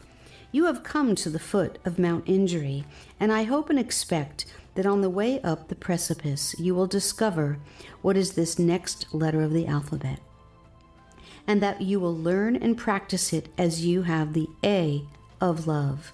Remember that though you must now meet injury and surmount it, there is nothing on the way up this terrible-looking precipice, nor indeed anything that you may meet above and beyond it that can do you the slightest harm or hurt if you will learn and steadfastly practice the second lesson in the ascent of love. When he had said this, he put his hands upon her with special solemnity and gentleness and blessed her. Then he called her companions, who immediately stepped forward. Next he took a rope from a crevice in the wall of rock, and with his own hands roped together the three who were to ascend the precipice. Sorrow was in front and Suffering behind, with Much Afraid in the middle, so that the two who were strong and sure-footed went before and after. In this way, even if Much Afraid slipped and fell, they would be able to hold her up and support her by the rope. Lastly, he put his hand to his side and brought out a little bottle of cordial, which he gave to Much Afraid, telling her to drink a little at once and to make use of it if ever she felt giddy or faint on the way up. The label on the bottle read, "Spirit of Grace and Comfort." And when Much Afraid had taken a drop or two, she felt so revived and strengthened that she was ready to begin the ascent without any feeling of faintness, although there was still a sensation of dread in her heart. By this time the evening was well advanced, but being summer, there were yet 2 or 3 hours before it would begin to be dark, and the shepherd charged them to start at once, for he said, "Although you cannot possibly reach the top before nightfall, there is a cave farther up the cliff which you cannot see from here, and there you can rest and spend the night in perfect safety. If you stay down here at the foot of the precipice, your enemies will most certainly steal upon you and seek to do you harm. However, they will not follow you up this track, and while you are going up, you will be beyond their reach. Though I doubt not," he added warningly, "that you will meet them again when you have reached the top." With that, he smiled encouragingly upon them, and immediately Sorrow put her foot upon the first step of the narrow little track which zigzagged up the face of the cliff. Much Afraid followed next, and then Suffering, and in a moment or two they were beginning the ascent. Chapter 10. Ascent of the Precipice Injury. Once on the track, Much Afraid discovered to her surprise and deep thankfulness that it was not nearly so appalling in actual fact as it had seemed in anticipation. Steep, difficult, and slippery it certainly was, and also painfully narrow, but the feeling of being securely roped to her strong companions was very reassuring. Also, the cordial of the Spirit of Grace and Comfort, which she had just drunk, kept her from feeling giddy and faint when she looked over the edge, the thing she had most dreaded. Moreover, for the first half hour of their ascent, the rainbow still shone above them, and though the shepherd had disappeared from view, Much Afraid had a lovely sense that he was still close beside them. She did not look down unless obliged to do so, but once, quite soon after they had started, she had to wait in a little niche in the rock at one of the difficult places, while sorrow felt her way forward and suffering waited in the rear. Just then she looked down and felt very thankful indeed that the shepherd had charged them to start the ascent that evening and not spend the night down below. Sitting on the rocks below were all 5 of her enemies, gazing up at them and grimacing with fury and spite. Indeed, as she looked, she was startled to see Self-Pity, who always looked less ugly and dangerous than his companions, stoop down and pick up a sharp stone, which he flung at her with all his might. Fortunately, they were already practically out of reach of stone throwing, but the jagged piece did hit the cliff just below her, and Much Afraid was greatly relieved when she felt Sorrow pulled gently on the rope to tell her that she now could move forward. She remembered the shepherd's warning that she was likely to meet these enemies again when the precipice was surmounted. Though how they would get up onto the Mount Injury she did not know, only that there must be some other way which they could use. So the 3 of them climbed higher and higher, while the shadows thrown by the cliffs lengthened over the plain below, and the sun went down in a blaze of glory beyond the desert and the great sea. From the height which they had now reached, they could plainly see the western sea, along the shores of which they had traveled for so long. The track they followed wound up and ever upward, back and forth across the face of the cliff, and though it was crumbling and even broken in some places, Much Afraid was tremendously relieved to find that nowhere at all was too difficult, not even at the spot halfway up the cliff which Craven Fear had so particularly pointed out to her. On arriving there, just as darkness fell, she found that though the path had indeed broken right away, a plank had been laid across the gap, and a rope placed through iron rings in the rock face to form a handrail to which she could cling as she walked across the narrow bridge. The Hart and the Hind, of course, had disdained such unnecessary assistance, and she had leaped across the chasm, making it look as though there was nothing there. However, even with the handrail to steady her, Much Afraid was very careful to close her imagination altogether to the picture which Craven Fear had painted. From bitter experience, she knew that pictures thrown on the screen of her imagination could seem much more unnerving and terrible than the actual facts. When the plank was crossed safely, they discovered themselves to be in an exceedingly narrow gorge, quite invisible from below. Directly facing them was the very resting place which the shepherd had spoken of, a little cave where they were to pass the night. With a sense of great relief and thankfulness, she went inside and looked round.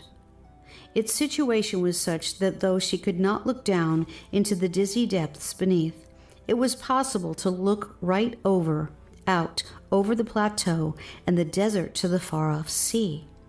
The moon had just risen and was shedding a pure silver light over everything, and the first stars appeared like faint flickers in the darkening sky. In the cave itself, flat rocks had been placed to form rude seats and a table, and on the ground at one side were piled sheepskins on which they could rest. Not far from the cave entrance, a tiny waterfall trickled down the cliff, and they went to it in turn and refreshed themselves. Then Sorrow and Suffering produced 2 packages of bread and dried fruits and nuts, which the shepherd had given them at the foot of the ascent. With these they gladly satisfied their hunger, and then, overcome by weariness, they laid themselves down in the cave and fell into dreamless slumber. Much Afraid woke with the first light of dawn, and getting up, walked to the entrance of the cave. In the cold light of early morning, she could not help telling herself that a scene of utter desolation lay before her. As far as the eye could see was nothing but empty plain and sea, with lowering cliffs above her and jagged rock below. The pleasant wooded country which they had left was out of sight, and in all the vast area upon which she looked, she saw not a single tree, and scarcely a stunted bush. How desolate, thought Much Afraid, and those rocks beneath look very cruel indeed, as if they are waiting to injure and destroy anything which falls upon them. It seems as though nothing can grow anywhere in all this barren waste. Just then she looked up at the cliffs above her head and started with surprise and delight. In a tiny crevice of the rock, where a few drops from the trickling waterfall could occasionally sprinkle it, was a single plant. It had just 2 or 3 leaves, and one fragile stem, almost hair-like in its slenderness, grew out at right angles to the wall. On the stem was one flower, blood red in color, which glowed like a lamp or flame of fire in the early rays of the sun. Much Afraid stared at it for some moments, noticing the wall which completely imprisoned it, the minute aperture through which it had forced its way to the light, and the barren loneliness of its surroundings. Its roots were clamped around by sheer rock, its leaves scarcely able to press outside the prison house, yet it had insisted on bursting into bloom, and was holding its little face open to the sun and burning like a flame of joy. As she looked up at it, Much Afraid asked, as she had in the desert, "What is your name, little flower? For indeed I never saw another like you." At that moment the sun touched the blood-red petals so that they shone more vividly than ever, and a little whisper rustled from the leaves. "My name is Bearing the Cost, but some call me Forgiveness." Then Much Afraid recalled the words of the shepherd. On the way up the precipice you will discover the next letter in the alphabet of love. Begin to practice it at once. She gazed at the little flower and said again, "Why call you that?" Once more a little whispering laugh passed through the leaves, and she thought she heard them say, "I was separated from all my companions, exiled from home, carried here and imprisoned in this rock. It was not my choice, but the work of others, who, when they had dropped me here, went away and left me to bear the results of what they had done. I have borne and have not fainted. I have not ceased to love, and love helped me push through the crack in the rock until I could look right out onto my love, the sun himself. See now, there is nothing whatever between my love and my heart, nothing around to distract me from him. He shines upon me and makes me to rejoice, and has atoned to me for all that was taken from me and done against me. There is no flower in all the world more blessed or more satisfied than I, for I look up to him as a weaned child and say, Whom have I in heaven but thee? And there is none upon earth that I desire but thee." Much Afraid looked at the glowing flame above her head, and a longing which was almost envy leaped into her heart. She knew what she must do. Kneeling on the narrow path beneath the imprisoned flower, she said, "O my Lord, behold me. I am thy little handmaiden bearing the cost." At that moment, a fragment of the rock, which imprisoned the roots of the flower above her, loosed and fell at her feet. She picked it up and put it very gently with the other 7 stones in her purse, then returned to the cave. Sorrow and suffering were waiting for her, with a further supply of bread and raisins and nuts, and after they had given thanks and had eaten, they roped themselves together again and continued up the precipice. After a little they came to a place which was very steep and slippery. Suddenly, Much Afraid had her first fall and cut herself quite badly on the pieces of jagged rock which had tripped her. It was a good thing she was so securely roped, for a great terror came upon her, and she became so giddy and faint that had she not been tied, she might have slipped over the edge of the path and been dashed to pieces on the rocks below. As this thought struck her, she was so overcome with panic and trembling that all she could do was to crouch against the wall of rock and cry out to her companions that she was fainting and was in terror of falling. Immediately, Sorrow, who was in front, tightened the rope. Then Suffering came up to her, put her arms around her, and said urgently, "Drink some of the cordial which the shepherd gave you." Much Afraid was so faint and frightened that she could only lie in the arms of Suffering and gasp, "I don't know where the bottle is. I can't move even to fumble for it." Then Suffering herself put her hand into the bosom of the fainting girl, drew out the bottle, and poured a few drops between her lips. After a few moments, the color returned to Much Afraid's cheeks, and the faintness began to pass off, but still she could not move. She took more of the spirit of grace and comfort and began to feel strengthened.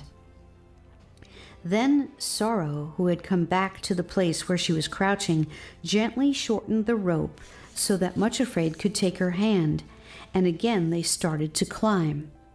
In the fall, however, Much Afraid had cut both knees so severely that she could only limp forward very painfully, moaning continually and halting constantly. Her companions were very patient, but progress was so slow that finally it became necessary to make greater speed, or they would not reach the top of the precipice before nightfall, and there was no other cave where they could rest. At last, Suffering stooped over her and asked, "Much Afraid, what were you doing when you left the cave this morning and went off by yourself?"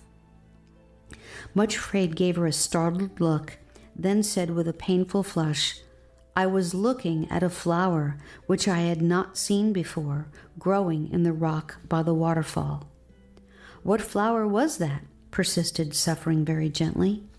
"It was the flower of bearing the cost," replied Much Afraid in a very low voice, "but some call it forgiveness."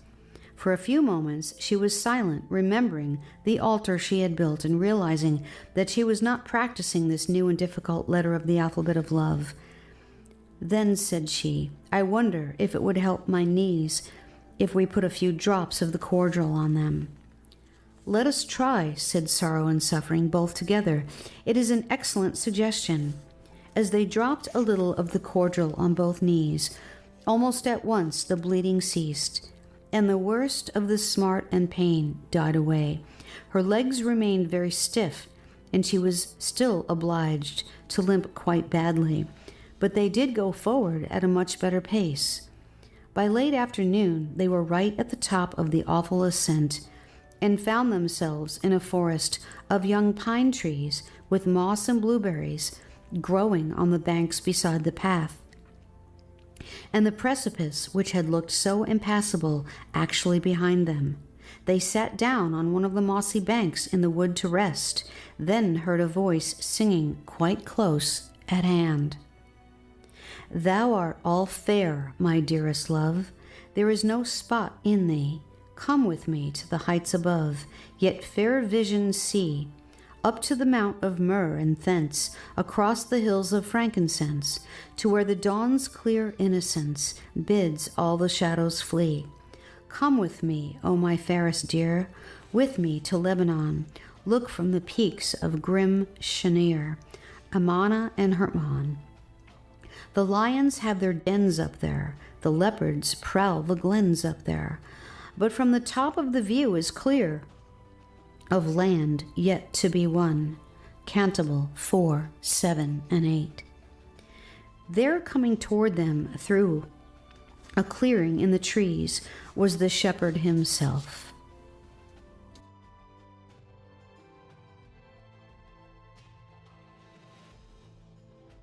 Chapter 11. In the Forests of Danger and Tribulation.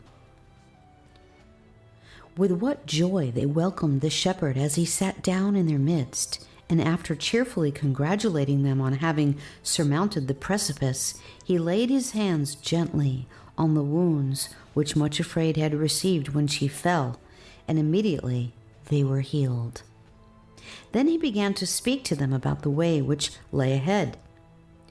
You have now to go through the forests which clothe the sides of these mountains almost up to the snow line. The way will be steep, but you will come to resting places here and there.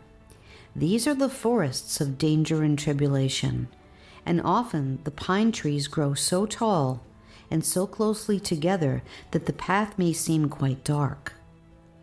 Storms are very frequent up here on these slopes, but keep pressing forward, for remember that nothing can do you any real harm while you are following the path of my will. It did seem strange that even after safely surmounting so many difficulties and steep places, including the impassable precipice just below them, Much Afraid should remain so like her name, but so it was. No sooner did the shepherd pronounce the words danger and tribulation than she began to shake and tremble all over again. The forest of danger and tribulation, she repeated with a piteous quaver in her voice. "O shepherd, wherever will you lead me next?" "To the next stage on the way to the high places," he answered promptly, smiling at her as nicely as possible. "I wonder if you will ever be able to get me there," groaned poor foolish little Much Afraid. "I wonder you continue to bother with me and don't give up the job altogether. It looks as though I never shall have anything but lame feet, and that even you won't be able to make them like Hinds' feet." She looked disconsolately at her feet as she spoke. Certainly at the moment they did look even more crooked than ever. "I am not a man that I should lie," said the shepherd gravely. "Look at me, Much Afraid. Do you believe that I will deceive you? Have I said, and shall I not do it? Or have I spoken, and shall I not make it good?" Much Afraid trembled a little, partly at the tone of his voice and partly because she was still much afraid by nature, and was already trying to picture what the forests of danger and tribulation would be like. That always had a disastrous effect upon her, but she answered penitently, "No, I know that you are not a man who would lie to me. I know that you will make good what you have said." "Then," said the shepherd, speaking very gently again, "I am going to lead you through danger and tribulation. Much Afraid, but you need not be the least bit afraid, for I shall be with you. Even if I lead you through the valley of the shadow itself, you need not fear, for my rod and my staff will comfort you." Then he added, "Thou shalt not be afraid for the terror by night, nor for the arrow that flieth by day, nor for the pestilence that walketh in darkness, nor for the destruction that wasteth at noonday. Though 1,000 fall at thy side, and 10,000 at thy right hand, it shall not come nigh thee. For I will cover thee with my feathers, and under my wings shalt thou trust." Psalm 91, 4-7. The gentleness of his voice as he said these things was indescribable. Then Much Afraid knelt at his feet and built yet another altar and said, "Yea, though I walk through the valley of the shadow of death, I will fear no evil, for thou art with me." Then, because she found that even as she spoke, her teeth were chattering with fright and her hands had gone quite clammy, she looked up into his face and added, "For thou art not a man that thou shouldest lie, nor the son of man that thou shouldest repent. Hast thou said, and shalt not do it? And hast thou spoken, and shalt thou not make it good?" Then the shepherd smiled more comfortingly than ever before, laid both hands on her head and said, "Be strong, yea, be strong and fear not." Then he continued, "Much Afraid, don't ever allow yourself to begin trying to picture what it will be like. Believe me, when you get to the places which you dread, you will find that they are as different as possible from what you have imagined, just as was the case when you were actually ascending the precipice.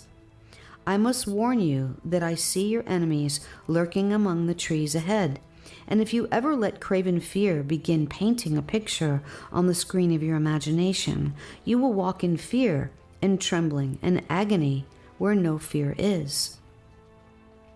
When he had said this, he picked up another stone from the place where she was kneeling, and gave it to her to put with the other memorial stones.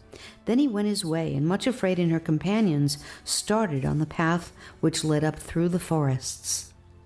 Almost as soon as they had reached the trees, they saw the face of mean, sickly self-pity looking out from behind one of the trunks. He gabbled ever so quickly before he dodged back into hiding. I say, Much Afraid, this really is a bit too thick. I mean, whatever will he do next, forcing a poor little lame, frightened creature like yourself to go through dangers which only brave, strong men ought to be expected to face? Really, your shepherd is almost more of a bully than Craven Fear himself. Hardly had he stopped before Resentment put his head out and said crossly, There's absolutely no reason for it either, because there's another perfectly good path which skirts the forest altogether and brings you right up to the snow line without going anywhere near these unnecessary dangers. Everybody else goes that way, so why shouldn't you? Tell him you won't go this way, Much Afraid, and insist on being taken by the usual path. This way is for martyrs only, and you, my dear, don't fit into the picture at all. Then Craven Fear leered at her for a moment and said contemptuously, So you think you're going to become a little heroine, do you, and go singing through the forest of danger? What will you bet, Much Afraid, that you won't end up shrieking and screaming like a maniac, maimed for the rest of your life? Bitterness was next to speak, and sneered from behind another tree. He would do this. It's just as I told you. After you have dutifully gone through one terrifying experience, he's always got something still worse lying ahead of you. Then Pride, who was still limping badly and seemed extra venomous as a result, said, You know, he won't be able to rest content until he has put you to complete shame, because that's the way he produces that precious humility he's so crazy about. He'll humble you to the dust, Much Afraid, and leave you a groveling idiot in front of everyone. Much Afraid and her companions walked on without answering and without taking any notice, but as before, Much Afraid discovered that she limped more painfully whenever she heard what they said. It was really terribly perplexing to know what to do.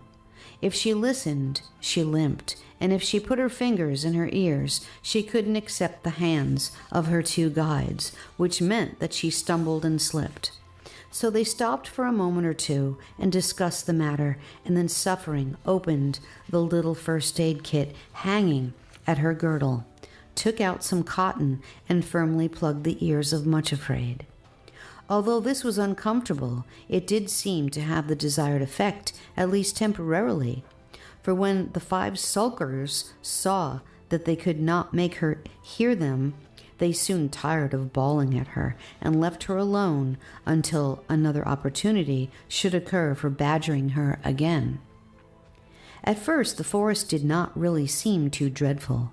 Perhaps it was that up there on the mountains the air was so fresh and strong that it made those who breathed it fresh and strong too. Also, the sun was still shining, and Much Afraid began to feel a sensation which was completely new to her. A thrill of excitement, an incredible as it seemed of almost pleasurable adventure. Here she was, lame Much Afraid, actually walking through the forest of danger and not really minding. This lasted for quite a time until huge black clouds gradually rolled over the sky and the sun went in. In the distance, thunder rolled and the woods became dark and very still. Suddenly, a bolt of lightning scorched across the sky, and somewhat ahead of them was a rending crash as a great forest tree fell to the earth, then another and another. Then the storm in all its fury was bursting around them, thunder rolling, lightning sizzling and crackling in every direction, until the whole forest seemed to be groaning and shaking and falling about them.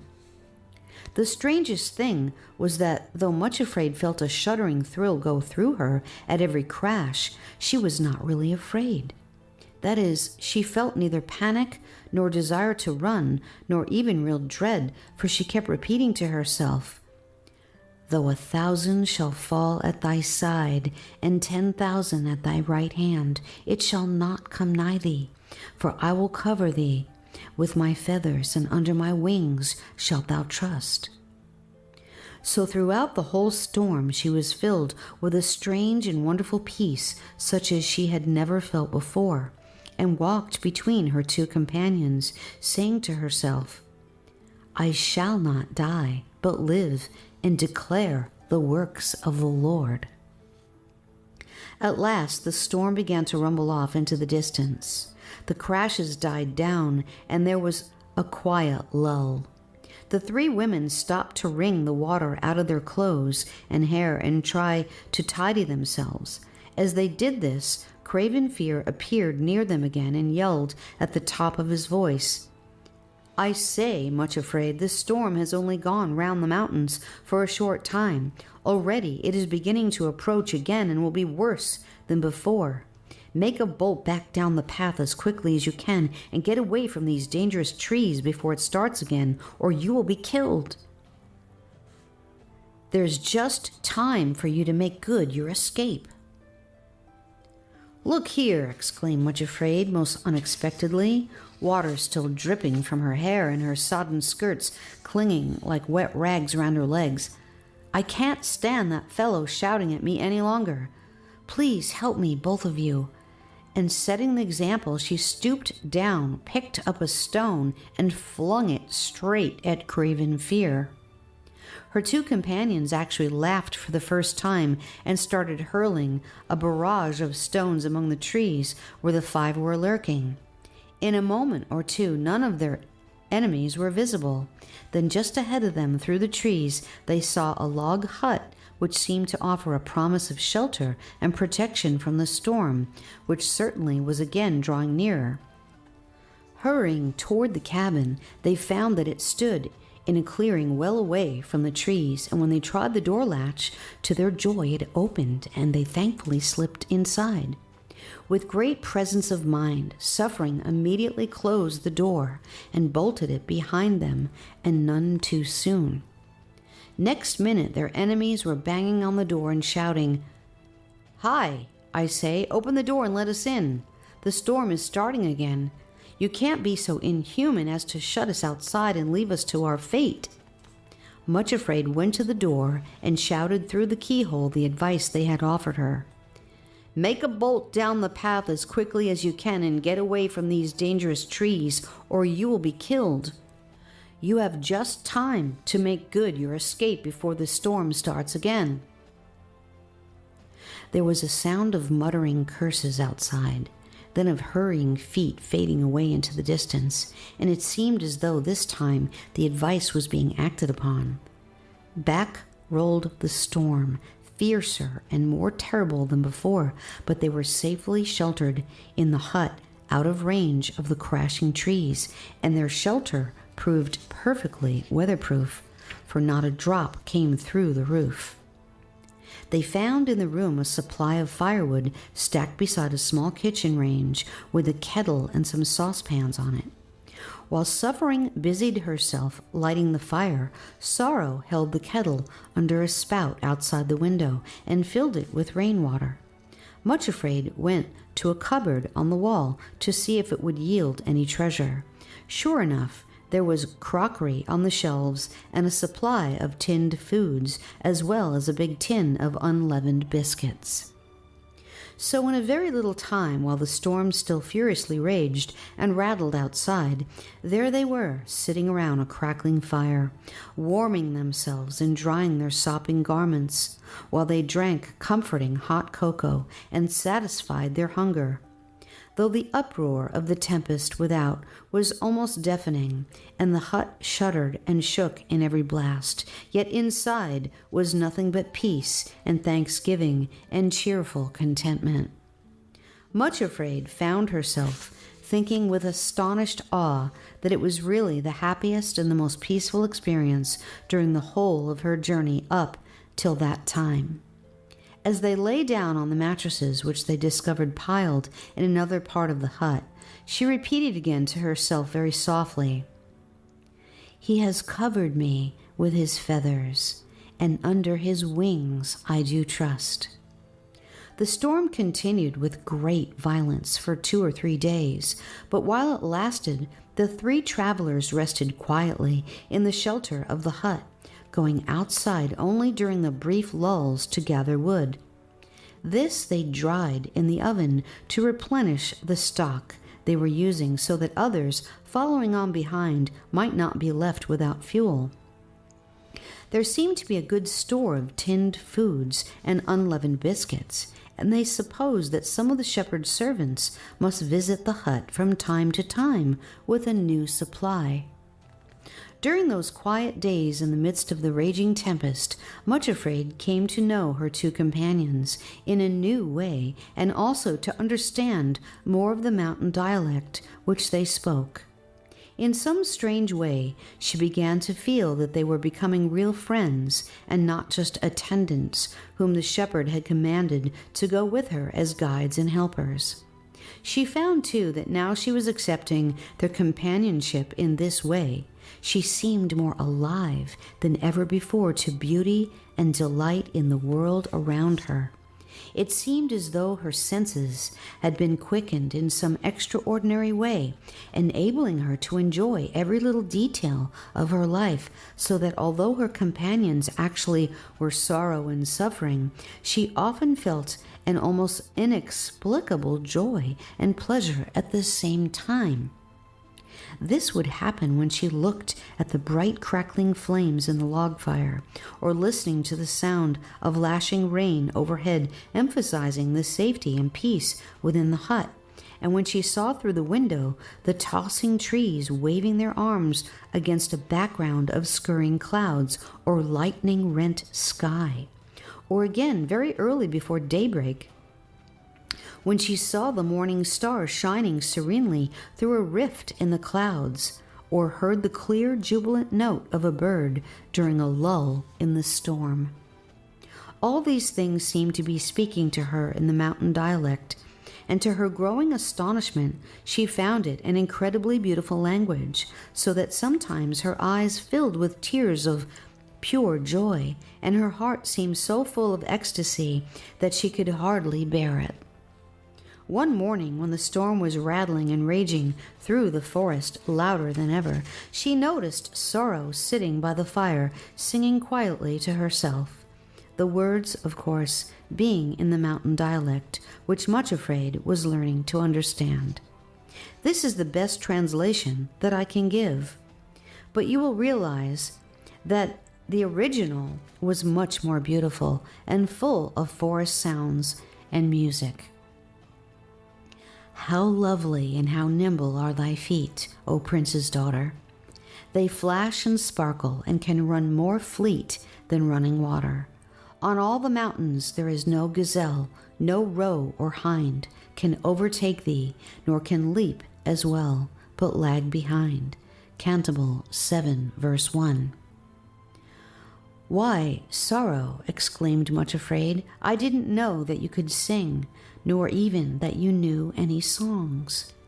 Sorrow answered quietly, Neither did I, but on the way up here through the forest, I found the words and tune coming into my head, just as I am singing them now. I like it, said Much Afraid. It makes me think of the time when I shall have Hinds' feet myself, and so it is comforting, and the tune is so nice and springy. It makes me want to jump. She laughed at the thought of her crooked feet being able to jump, then coaxed, Teach me the song, please do. So Sorrow sang it over several times until Much Afraid knew it perfectly and went about the hut humming it to herself, trying to picture what it would be like to be a gazelle leaping on the mountains and able to jump from crag to crag, just as the shepherd did. When the day came for her to receive her Hinds' feet, she would be able to follow him wherever he went. The picture was so lovely that she could hardly wait for it to come true. Chapter 12. In the Mist. At last, the storm gradually died down. The clamor on the mountains ceased, and it was time to resume the journey. However, the weather had broken completely, and though the storm itself was over, thick mist and cloud remained, shrouding everything on the heights. When they started, the mist was so thick that they could see only the trees on either side of the narrow path, and even they looked ghostly and unreal. The rest of the forest was simply swallowed up and entirely lost to sight, veiled in a cold and clammy white curtain. The ground was dreadfully muddy and slippery, and although the path did not climb nearly so steeply as before, after some hours, Much Afraid found to her amazement that she was missing the rolling thunder of the storm and even the sickening crash of the trees as the lightning splintered them. She began to realize that, cowardly though she was, there was something in her which responded with a surge of excitement to the tests and difficulties of the way better than to easier and duller circumstances. It was true that fear sent a dreadful shuddering thrill through her, but nevertheless it was a thrill, and she found herself realizing with astonishment that even the dizzy precipice had been more to her liking than this dreary plodding on and on through the bewildering mist. In some way, the dangers of the storm had stimulated her. Now there was nothing but tameness, just a trudge forward, day after day, able to see nothing except for white, clinging mist, which hung about the mountains without a gleam of sunshine breaking through. At last she burst out impatiently. Will this dull, dreary mist never lift, I wonder? And would you believe it? A voice she knew all too well immediately answered from beyond the trees. No, it won't, replied Resentment. Moreover, you might just as well know now that this is going to continue for no one knows how long. Higher up the mountains, the mist hangs thicker and thicker still. That's all you can expect for the rest of the journey.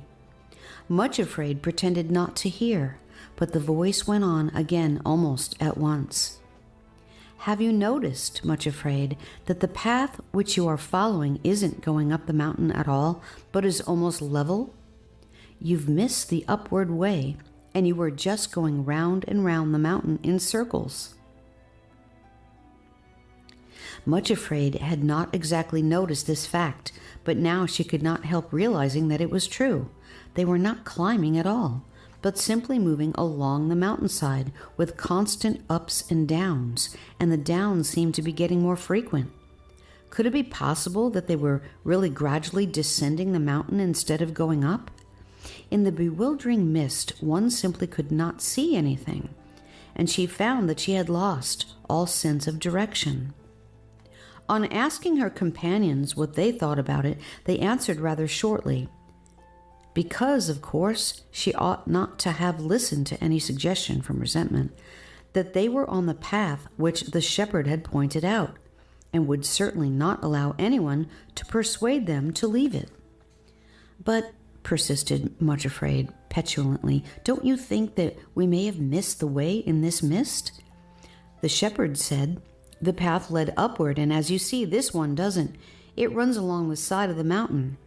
There may easily have been a more direct way up, which we didn't notice in the mist. Their only answer was that they knew better than to listen to any suggestion made by Resentment. At that, the voice of bitterness broke in quite clearly. You might at least be willing to go back a little way and look, instead of insisting on going on and on along with what may prove to be a wrong path leading you round in circles. Sorrow and Suffering took absolutely no notice, but unfortunately Much Afraid did, and said with still greater petulance, I think you ought to consider this suggestion. Perhaps it would be better to go back a little way and see if we have missed the right path. Really, it is no use going on and on in circles, getting nowhere." To this they replied, "Well, if we are going around in circles, we shall eventually arrive back where we went wrong. And if we keep our eyes open, we shall be able to see the path we missed. Always provided that it does exist and is not just a bit of imagination on the part of bitterness." "You poor little thing," came the whisper of self-pity through the mist. "It is too bad that you have been put in charge of such obstinate mule-like creatures. Just think of the time you are wasting, getting nowhere at all. Trudge, day after day, nothing to show for it, and you ought to be getting up onto the high places." So they went on, whispering and talking at her through the clinging mist, which shrouded everything and made it all seem so ghostly and dreary. Of course, she ought not to have listened to them, but the mist was so bewildering and the path so unspeakably tame that she found something in her heart responding to them almost against her will.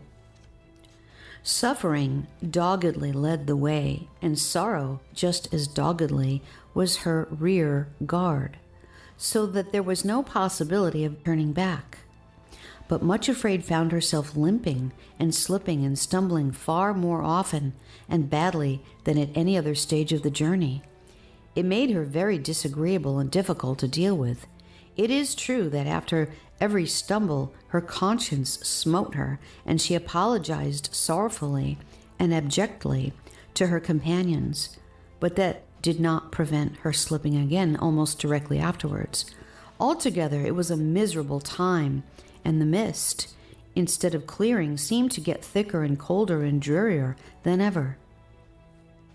At last, one afternoon, when the only word which at all described her progress is to say that she was slithering along the path, all muddy and wet and bedraggled from constant slips, she decided to sing. It has not been mentioned before, but Much Afraid did not possess the gift of a sweet voice any more than a pretty face. It is true that she was fond of singing, and that if the shepherd sang with her, she could keep in tune and manage quite nicely, but if she tried alone, the results were by no means so good. However, the mist was so thick and clammy that she was nearly stifled, and she felt she must do something to try to cheer herself and to drown the ghostly voices which kept whispering to her through the trees. It was not pleasant to think of her relatives now having the opportunity to entertain themselves at the expense of her very unmelodious voice, but she decided to risk their ribald comments. "If I sing quite loudly," she told herself, "I shall not be able to hear what they say." The only song which she could think of at the moment was the one which Sorrow had taught her in the hut, and though it seemed singularly inappropriate, she lifted up her voice and sang quaveringly. "How lovely and how nimble are thy feet, O prince's daughter! They flash and sparkle and can run more fleet than running water. On all the mountains there is no gazelle, no roe or hind can overtake thee, nor can leap as well, but lag behind." Cantabile 7, verse 1. There was perfect silence as she sang. The loud, sneering voices of her enemies had died away altogether. "It is a good idea," said Much Afraid to herself jubilantly. "I wish I had thought of it before. It is a much better way to avoid hearing what they are saying than putting cotton in my ears. And I believe, yes, I really do believe there is a little rift in the mist ahead. How lovely! I shall sing the verse again." And she did so.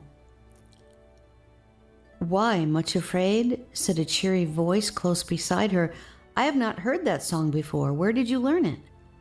There, striding toward her, with a particularly pleased smile on his face, was the shepherd himself. It is just impossible to describe in words the joy of Much Afraid when she saw him really coming toward them on that dreary mountain path, where everything had been swallowed up for so long in the horrible mist, and everything one touched had been so cold and clammy. Now, with his coming, the mist was rapidly clearing away, and a real gleam of sunshine, the first they had seen for days, broke through at last. "Oh, shepherd," she gasped, and caught hold of his hand and could say no more. It really had seemed as though she would never see him again. "Tell me," he repeated cheerily, as he smiled at them all, "where did you learn that song, Much Afraid?" "Sorrow taught it to me," she replied. "I didn't think that she knew any songs, shepherd, but she said the words and the music came to her as we were climbing up through the forest. I asked her to teach it to me because I know I am a goose, but it makes me think of the time when you will have made my feet like Hinds' feet, and I won't ever have to slither along again." And she looked shamefacedly at her bedraggled and muddy condition. "I am glad you sing it," said the shepherd more pleasantly than ever. "I think it is a particularly nice song. Indeed," he added smilingly, "I think I will add another verse to it myself." And at once he began to sing these words to the same tune. "Thy joints and thighs are like a supple band on which are met fair jewels which a cunning master hand hath fitly set. In all the palace search where'er you please. In every place there is none that walks with such a queenly ease, nor with such grace." Canticle 7, verse 1. "Oh, shepherd," exclaimed Much Afraid, "where did you find that verse to fit in so nicely to the tune which Sorrow taught me?" Again he smiled at her in the nicest possible way and answered, "The words came to me just now as I followed you along the path." Poor Much Afraid, who knew that she had been slipping and stumbling in the most dreadful way, indeed worse than at any other time, flushed painfully all over her face. She said nothing, only looked at him almost reproachfully. "Much Afraid," said he very gently in an answer to that look, "don't you know by now that I never think of you as you are now, but as you will be when I have brought you to the kingdom of love and washed you from all the stains and defilements of the journey? If I come along behind you and notice that you are finding the way especially difficult and are suffering from slips and falls, it only makes me think of what you will be like when you are with me, leaping and skipping on the high places. Wouldn't you like to learn and sing my verse just as much as the one which Sorrow taught you?" "Yes," said Much Afraid thankfully, and taking his hand again, "certainly I will learn it and sing about the cunning master hand which takes such pains with me." By this time the mist had actually melted right away, and the sun, shining brilliantly, was making the dripping trees and grass sparkle with joy and brightness. All three thankfully accepted the suggestion of the shepherd that they would sit down for a short time and rest and rejoice in the sunshine. Sorrow and Suffering withdrew a little, as they always did when the shepherd was present, leaving him to talk with Much Afraid alone. She told him all the dismal tale of their long wanderings in the mist, the way resentment, bitterness, and self-pity had been bothering her, and her fear that perhaps, after all, they had wandered from the path and lost their way. "Did you really think that I would let you stray from the right path to the high places without doing anything to warn you or to prevent it?" asked the shepherd quietly. She looked at him sorrowfully and said with a sigh, "When resentment and the others are shouting at me, I am almost ready to believe anything, no matter how preposterous." "You had better become a singer," said he, smiling. "Then you won't hear what they say to you. Ask Sorrow and Suffering if they have any more songs which they can teach you. Do you find them good guides, Much Afraid?" She looked at him earnestly and nodded her head. "Yes, very good. I never could have believed it possible, shepherd. But in a way I have come to love them. When I first saw them, they looked so terrifyingly strong and stern, and I was sure that they would be rough with me and just drag me along without caring how I felt. How I dreaded it, but they have dealt with me very, very kindly indeed. I think they must have learned to be so gentle and patient with me by seeing your gentleness.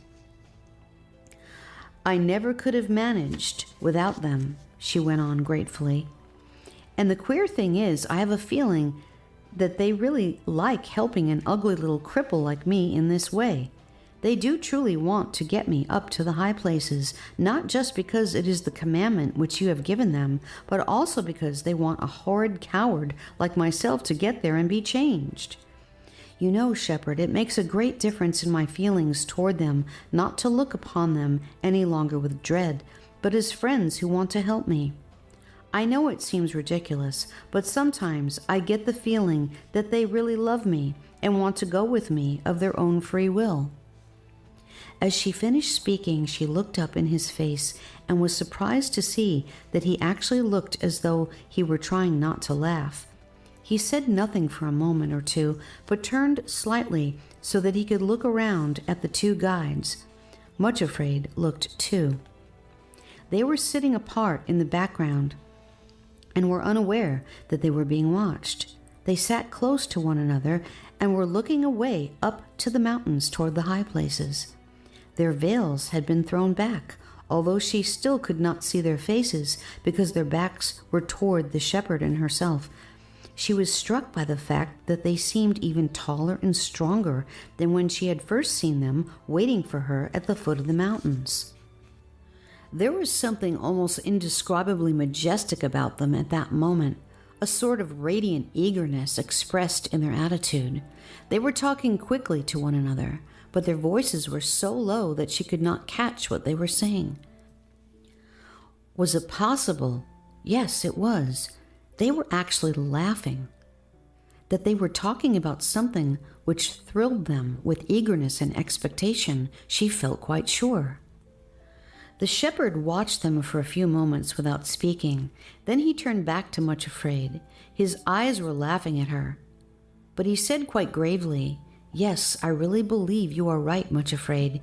They do look to me as though they really enjoy their task, and perhaps even feel a little affection for the one they serve." Then he really did laugh out loud. Sorrow and suffering dropped the veils back over their faces and looked round to see what was happening, but the shepherd had something more to say before he sped them farther on the journey. The laughter died out of his face, and very seriously he asked, "Do you love me enough to be able to trust me completely, Much Afraid?" She looked at him in the usual startled fashion, so natural to her whenever she sensed that she was preparing her for a new test, then faltered. "You know that I do love you, shepherd, as much as my cold little heart is capable. You know that I love you, and that I long to trust you as much as I love you, that I long both to love and trust you still more." "Would you be willing to trust me?" he asked, "even if everything in the wide world seemed to say that I was deceiving you? Indeed, that I had deceived you all along?" She looked at him in perplexed amazement.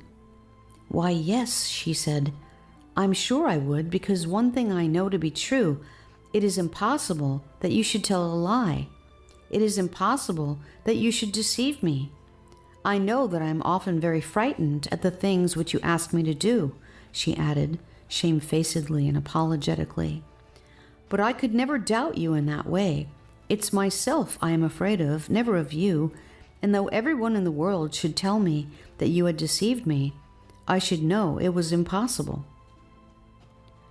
"Oh, shepherd," she implored, "don't tell me that you think I really doubt you, even when I am most afraid and cowardly and despicably weak.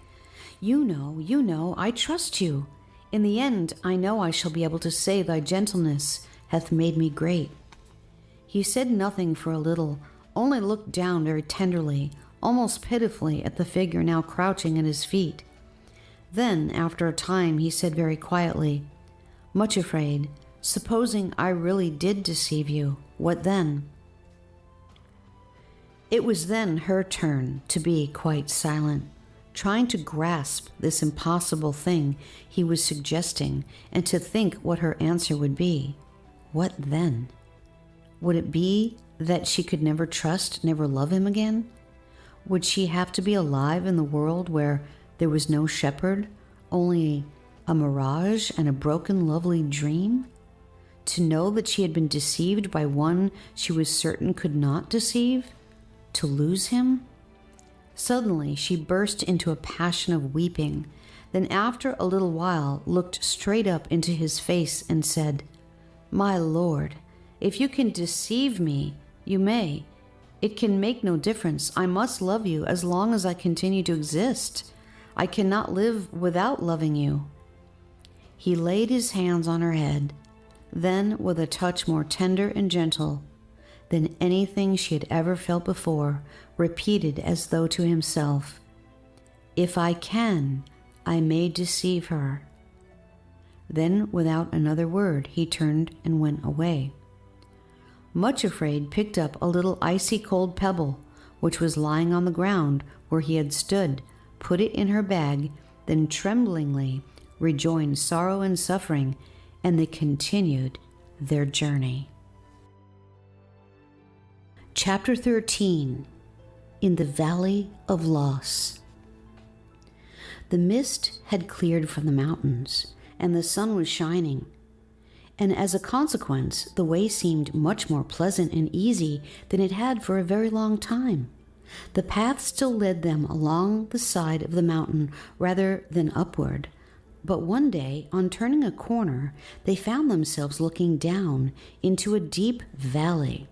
To their surprise, their path actually plunged straight down the mountainside toward it, exactly as at the beginning of the journey when Much Afraid had been led down into Egypt. All three halted and looked first at one another, then down into the valley and across to the other side. There the ascent was as steep and even higher than the precipice of injury, and they saw that to go down and then ascend again would not only require an immense amount of strength and effort, but also take a very long time. Much Afraid stood and stared, and at that moment experienced the sharpest and keenest test which she had ever encountered on the journey. Was she to be turned aside once again, but in an even more terrible way than ever before? By now, they had ascended far higher than ever before. Indeed, if only the path they were following would begin to ascend, they could not doubt that they would soon be at the snow line and approaching the real high places where no enemies could follow and where the healing streams flowed. Now, instead of that, the path was leading them down into a valley as low as the Valley of Humiliation itself. All the height which they had gained after their long and toilsome journey must now be lost, and they would have to begin all over again, just as though they had never made a start so long ago and endured so many difficulties and tests. As she looked down into the depths of the valley, the heart of Much Afraid went numb. For the first time on the journey, she actually asked herself if her relatives had not been right after all, and if she ought not to have attempted to follow the shepherd. How could one follow a person who asked so much, who demanded such impossible things, who took away everything? If she went down there, as far as getting to the high places was concerned, she must lose everything she had gained on the journey so far. She would be no nearer receiving the promise than when she started out from the Valley of Humiliation. For one black, awful moment, Much Afraid really considered the possibility of following the shepherd no longer, of turning back. She need not go on. There was absolutely no compulsion about it. She had been following this strange path with her two companions as guides simply because it was the shepherd's choice for her. It was not the way which she naturally wanted to go. Now she could make her own choice. Her sorrow and suffering could be ended at once, and she could plan her life in the way she liked best, without the shepherd. During that awful moment or two, it seemed to Much Afraid that she was actually looking into an abyss of horror, into an existence in which there was no shepherd to follow, or to trust, or to love, no shepherd at all, nothing but her own horrible self. Ever after, it seemed that she had looked straight down into hell. At the end of that moment, Much Afraid shrieked. There is no other word for it. "Shepherd," she shrieked. "Shepherd, shepherd, help me. Where are you? Don't leave me." Next instant she was clinging to him, trembling from head to foot, and sobbing over and over again. "You may do anything, shepherd. You may ask anything. Only don't let me turn back. O my Lord, don't let me leave you. Entreat me not to leave thee, nor to return from following after thee." Then as she continued to cling to him, she sobbed out, "If you can deceive me, my Lord, about the promise and the Hinds' feet and the new name or anything else, you may indeed, you may. Only don't let me leave you. Don't let anything turn me back. This path looked so wrong, I could hardly believe it was the right one." And she sobbed bitterly. He lifted her up, supported her by his arm, and with his own hand wiped the tears from her cheeks, then said in his strong, cheery voice, "There is no question of your turning back, Much Afraid. No one, not even your own shrinking heart, can pluck you out of my hand. Don't you remember what I told you before? This delay is not unto death, but for the glory of God. You haven't forgotten already the lesson you have been learning, have you? It is no less true now that what I do thou knowest not now, but thou shalt know hereafter. My sheep hear my voice, and they follow me. It is perfectly safe for you to go on in this way, even though it looks so wrong. And now I give you another promise. Thine ears shall hear a word behind thee saying, This is the way, walk ye in it, when ye turn to the right hand or to the left." He paused a moment, and she still leaned against him, speechless with thankfulness and relief at his presence. Then he went on, "Will you bear this too, Much Afraid? Will you suffer yourself to lose or to be deprived of all that you have gained on this journey to the high places? Will you go down this path of forgiveness into the valley of loss just because it is the way that I have chosen for you? Will you still trust and still love me?" She was still clinging to him, and now repeated with all her heart the words of another woman tested long ago. "Entreat me not to leave thee, or to return from following after thee. For whither thou goest, I will go. Thy people shall be my people, and thy God my God." She paused and faltered a moment, then went on in a whisper, "And where thou diest, will I die, and there will I be buried. The Lord do so to me, and more also, if aught put death part thee and me." Ruth 1:16 and 17. So another altar was built at the top of the descent into the valley of loss, and another stone added to those in the bag she still carried in her bosom. After that, they began the downward journey, and as they went, she heard her two guides singing softly, "O whither is thy beloved gone, thou fairest among women? Where dost thou think he has turned aside, that we may seek him with thee?" The shepherd himself sang the next verse. "He is gone down into his garden, to the beds of spices sweet, for he feedeth among the lilies, 'tis there we are wont to meet." Then Much Afraid herself sang the last two verses, and her heart was so full of joy that even her unmelodious voice seemed changed and sounded as sweet as the others. "So I went down into the garden, the valley of buds and fruits, to see if the pomegranates budded, to look at the vinestalk shoots.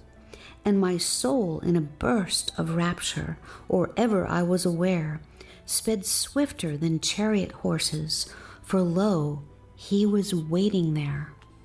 Canticle 6, verses 1 through 3.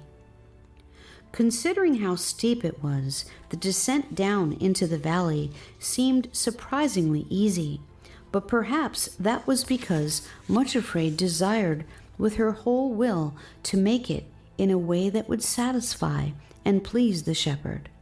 The awful glimpse down into the abyss of an existence without him had so staggered and appalled her heart that she felt she could never be quite the same again. However, it had opened her eyes to the fact that right down in the depths of her own heart, she really had but one passionate desire, not for the things which the shepherd had promised, but for himself. All she wanted was to be allowed to follow him forever. Other desires might clamor strongly and fiercely nearer the surface of her nature, but she knew now that down in the core of her own being, she was so shaped that nothing could fit, fill, or satisfy her heart but he himself. Nothing else really matters, she said to herself, only to love him, to do what he tells me. I don't know quite why it should be so, but it is. All the time it is suffering to love and sorrow to love, but it is lovely to love him in spite of this. And if I should cease to do so, I should cease to exist. So, as has been said, they reached the valley very quickly. The next surprising thing was that though the valley did seem at first a little like a prison after the strong bracing air of the mountains, it turned out to be a wonderfully beautiful and peaceful place. Very green and with flowers covering the fields and the banks of the river, which flowed quietly through it. Strangely enough, down there in the Valley of Loss, Much Afraid felt more rested, more peaceful and more content than anywhere else on the journey. It seemed, too, that her two companions also underwent a strange transformation. They still held her hands, but there was neither suffering nor sorrow in the touch. It was as though they walked close beside her and went hand in hand simply for friendship's sake and for the joy of being together. Also, they sang continually, sometimes in a language quite different from the one which she had learned from them. But when she asked the meaning of the words, they only smiled and shook their heads.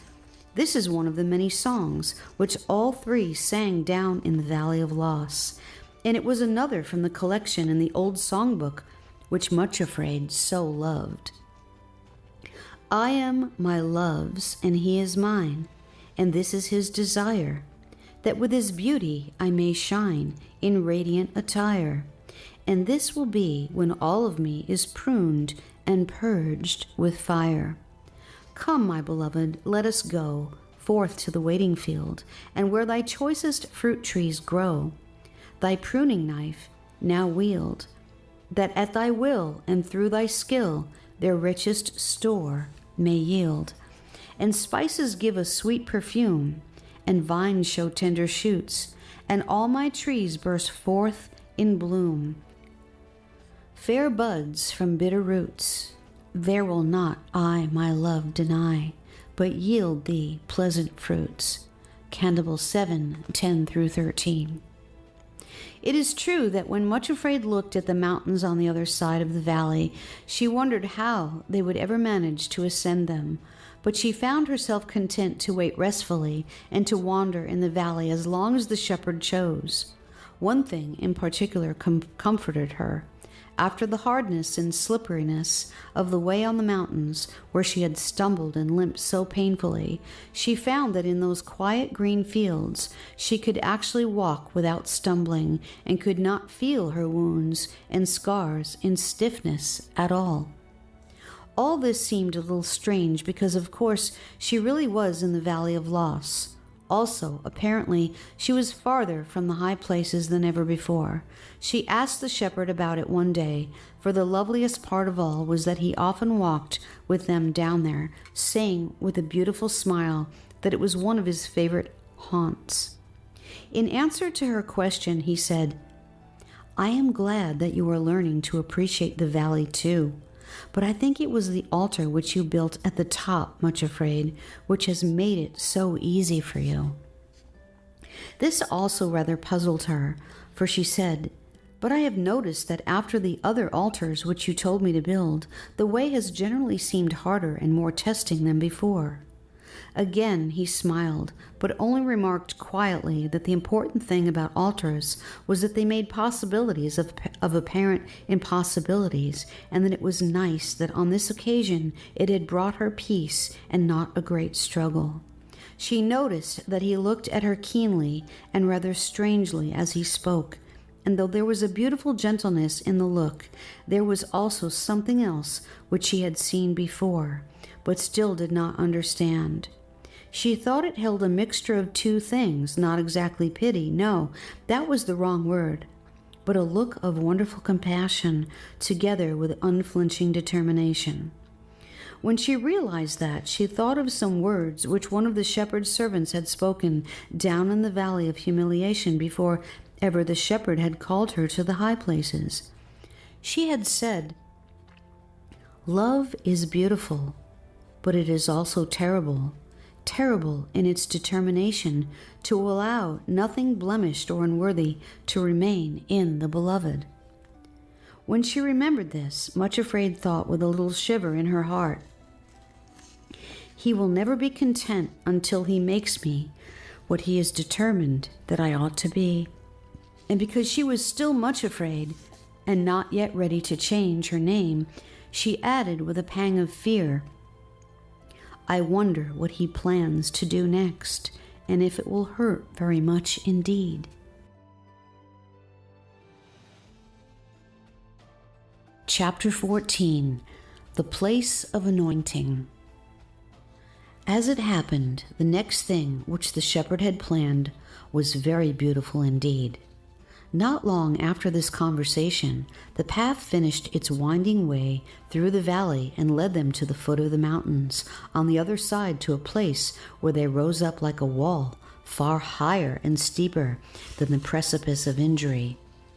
However, when Much Afraid and her two companions reached this place, they found the shepherd waiting for them beside a little hut, and lo, just where the cliffs were steepest and highest was an overhead cable suspended between that spot and the summit far above.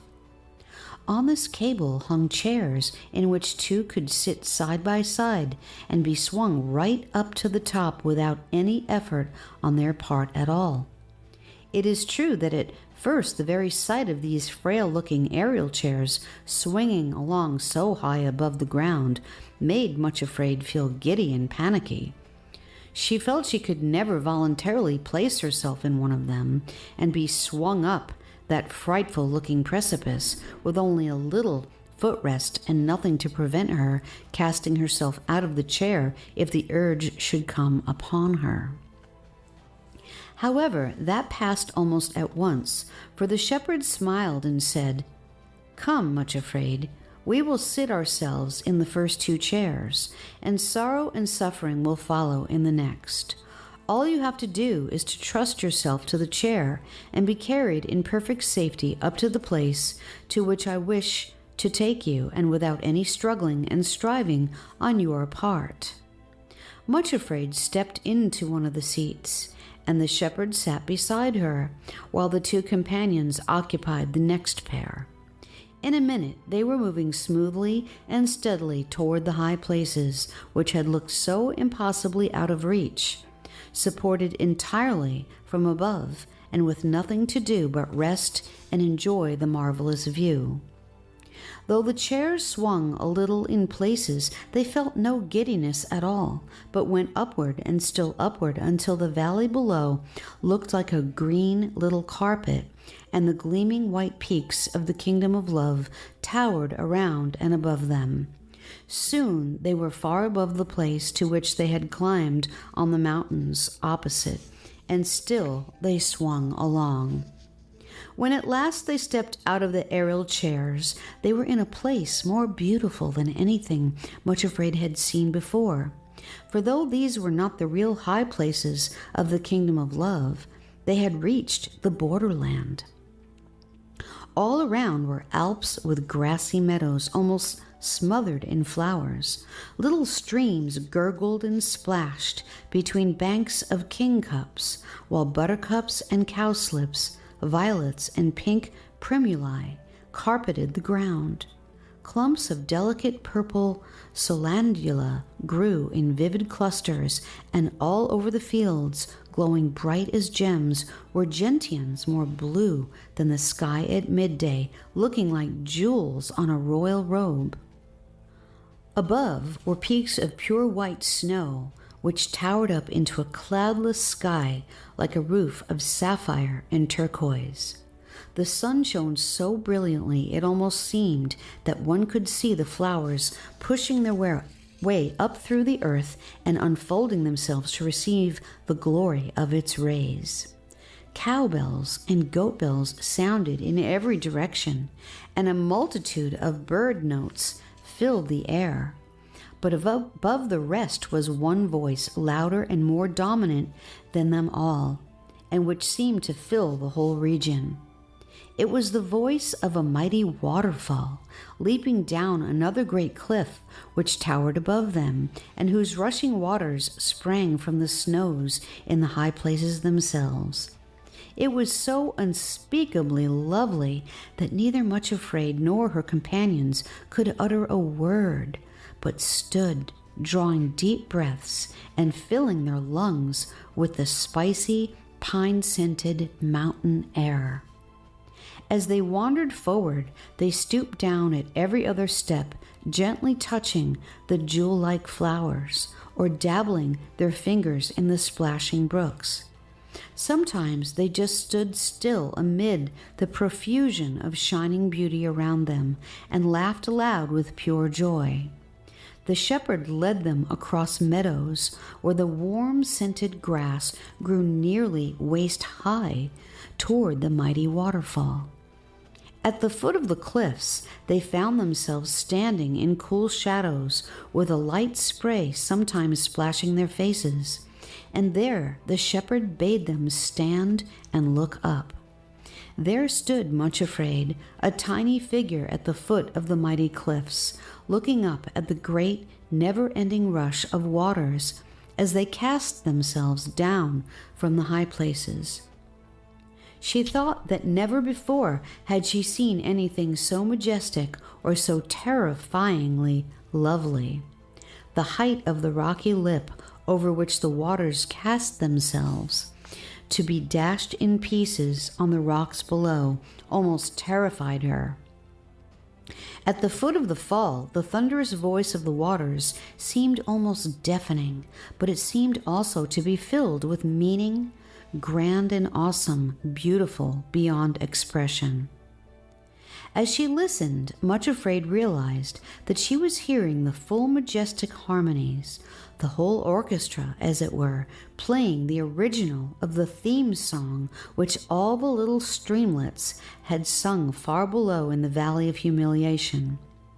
Now it was uttered by thousands upon thousands of voices, but with grander harmonies than anything heard down in the valleys, yet still the same song.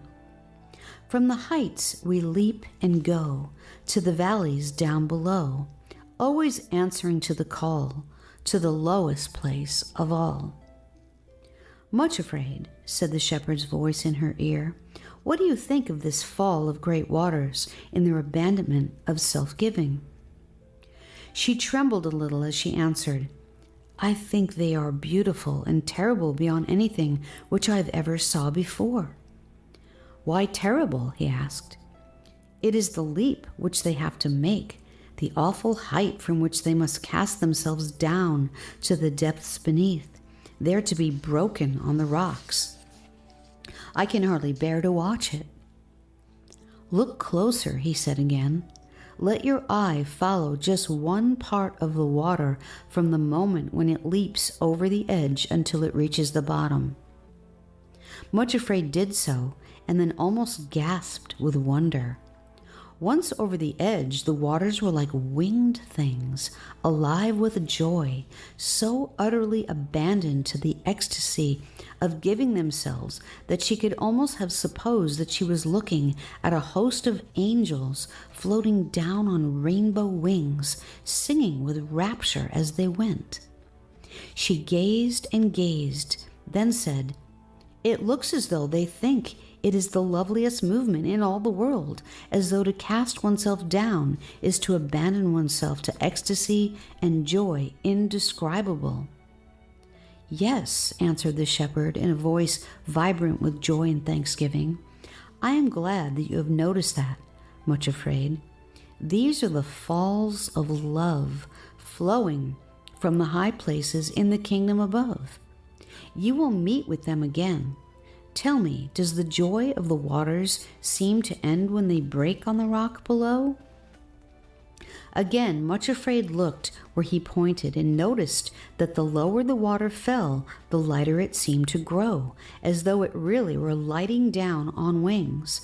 On reaching the rocks below, all the waters flowed together in a glorious host, forming an exuberant, rushing torrent which swirled triumphantly around over the rocks. Laughing and shouting at the top of their voices, they hurried still lower and lower down through the meadows to the next precipice and the next glorious crisis of their self-giving. From there they would again cast themselves down to the valleys far below. Far from suffering from the rocks, it seemed as though every obstacle in the bed of the torrent was looked upon as another object to be overcome and another lovely opportunity to find a way over or around it. Everywhere was the sound of water, laughing, exulting, shouting, and jubilation. "At first sight, perhaps the leap does look terrible," said the shepherd, "but as you can see, the water itself finds no terror in it. No moment of hesitation or shrinking, only joy unspeakable and full of glory, because it is the movement natural to it. Self-giving is its life. It has only one desire, to go down and down and give itself with no reserve or holding back of any kind. You can see that as it obeys that glorious urge, the obstacles which look so terrifying are perfectly harmless, and indeed only add to the joy and glory of the movement." When he had said this, he led them back to the sunny fields and gently told them that for the next few days they were to rest themselves there in preparation for the last part of their journey. On hearing these words, the last part of the journey, Much Afraid felt almost as though she would sink to the ground with happiness. Moreover, the shepherd himself remained there with them the whole time. Not for a single hour was he apart from them, but walked and talked with them. He taught them many things about the kingdom to which they were going, and it was as though grace flowed from his lips, and sweet ointments and spices were diffused wherever he went. How thankfully Much Afraid would have stayed there for the rest of her life. She would have cared no more about reaching the high places had it not been that she still walked on crooked feet, still had a twisted mouth, still had a fearing heart. It was not, however, that the sun always shone, even there on that borderland of the high places. There were days of mist when all the gleaming peaks were completely blotted out by a curtain of cloud, so that if one had never seen them, it would have been impossible to be sure that they really existed and were round about, quite close at hand, towering high above the mist and clouds into the clear blue sky above. Every now and again, however, there would be a rent in the veil of mist, and then, as though framed in an open window, would appear a dazzling whiteness. For a moment, one of the vanished peaks would gleam through the opening as if to say, "Be of good courage. We are all here, even though you cannot see us." Then the mist would swirl together again, and the window in heaven would close. On one such occasion, the shepherd said to Much Afraid, "When you continue your journey, there may be much mist and cloud. Perhaps it may even seem as though everything you have seen here of the high places was just a dream, or the work of your own imagination. But you have seen reality, and the mist which seems to swallow it up is the illusion. Believe steadfastly in what you have seen, even if the way up to the high places appears to be obscured, and you are led to doubt whether you are following the right path. Remember the promise. Thine ears shall hear a word behind thee, saying, This is the way, walk ye in it.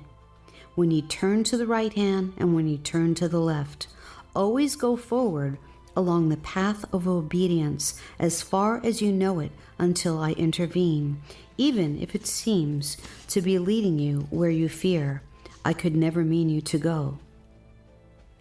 Remember, Much Afraid, what you have seen before the mist blotted it out. Never doubt that the high places are there, towering up above you, and be quite sure that whatever happens, I mean to bring you up there exactly as I have promised." As he finished speaking, another rent appeared in the curtain of mist, and one of the peaks of the high places, framed in blue sky, shone down on them. Before the curtain closed again, Much Afraid stooped down and picked a few of the gentians growing near her feet as a reminder of what she had seen. For she said to herself, these actually grew on the lower slopes of the high places, and are an earnest that though the peaks may again become invisible, they are there all the time. On the last day they stayed there, the shepherd did a very wonderful thing. He took Much Afraid apart by herself and carried her right up to the summit of one of the high places, in the kingdom of love itself. He took her to a high peak, dazzling white, uplifted like a great throne, with numberless other peaks grouped round about. Up there on the mountaintop, he was transfigured before her, and she knew him then to be what she had dimly sensed all along, the King of Love himself, King of the whole realm of love. He was clothed in a white garment, glistening in its purity, but over it he wore a robe of purple and blue and scarlet studded with gold and precious gems. On his head he wore the crown royal, but as Much Afraid bowed herself and knelt at his feet to worship, the face that looked down upon her was that of the shepherd whom she had loved and followed from the very low places up to the heights.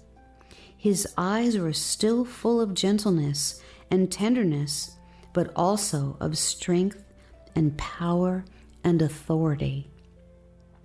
Putting out his hand without a word, he lifted her up and led her to a place where on the topmost pinnacle of all they could look right out on the whole realm around them.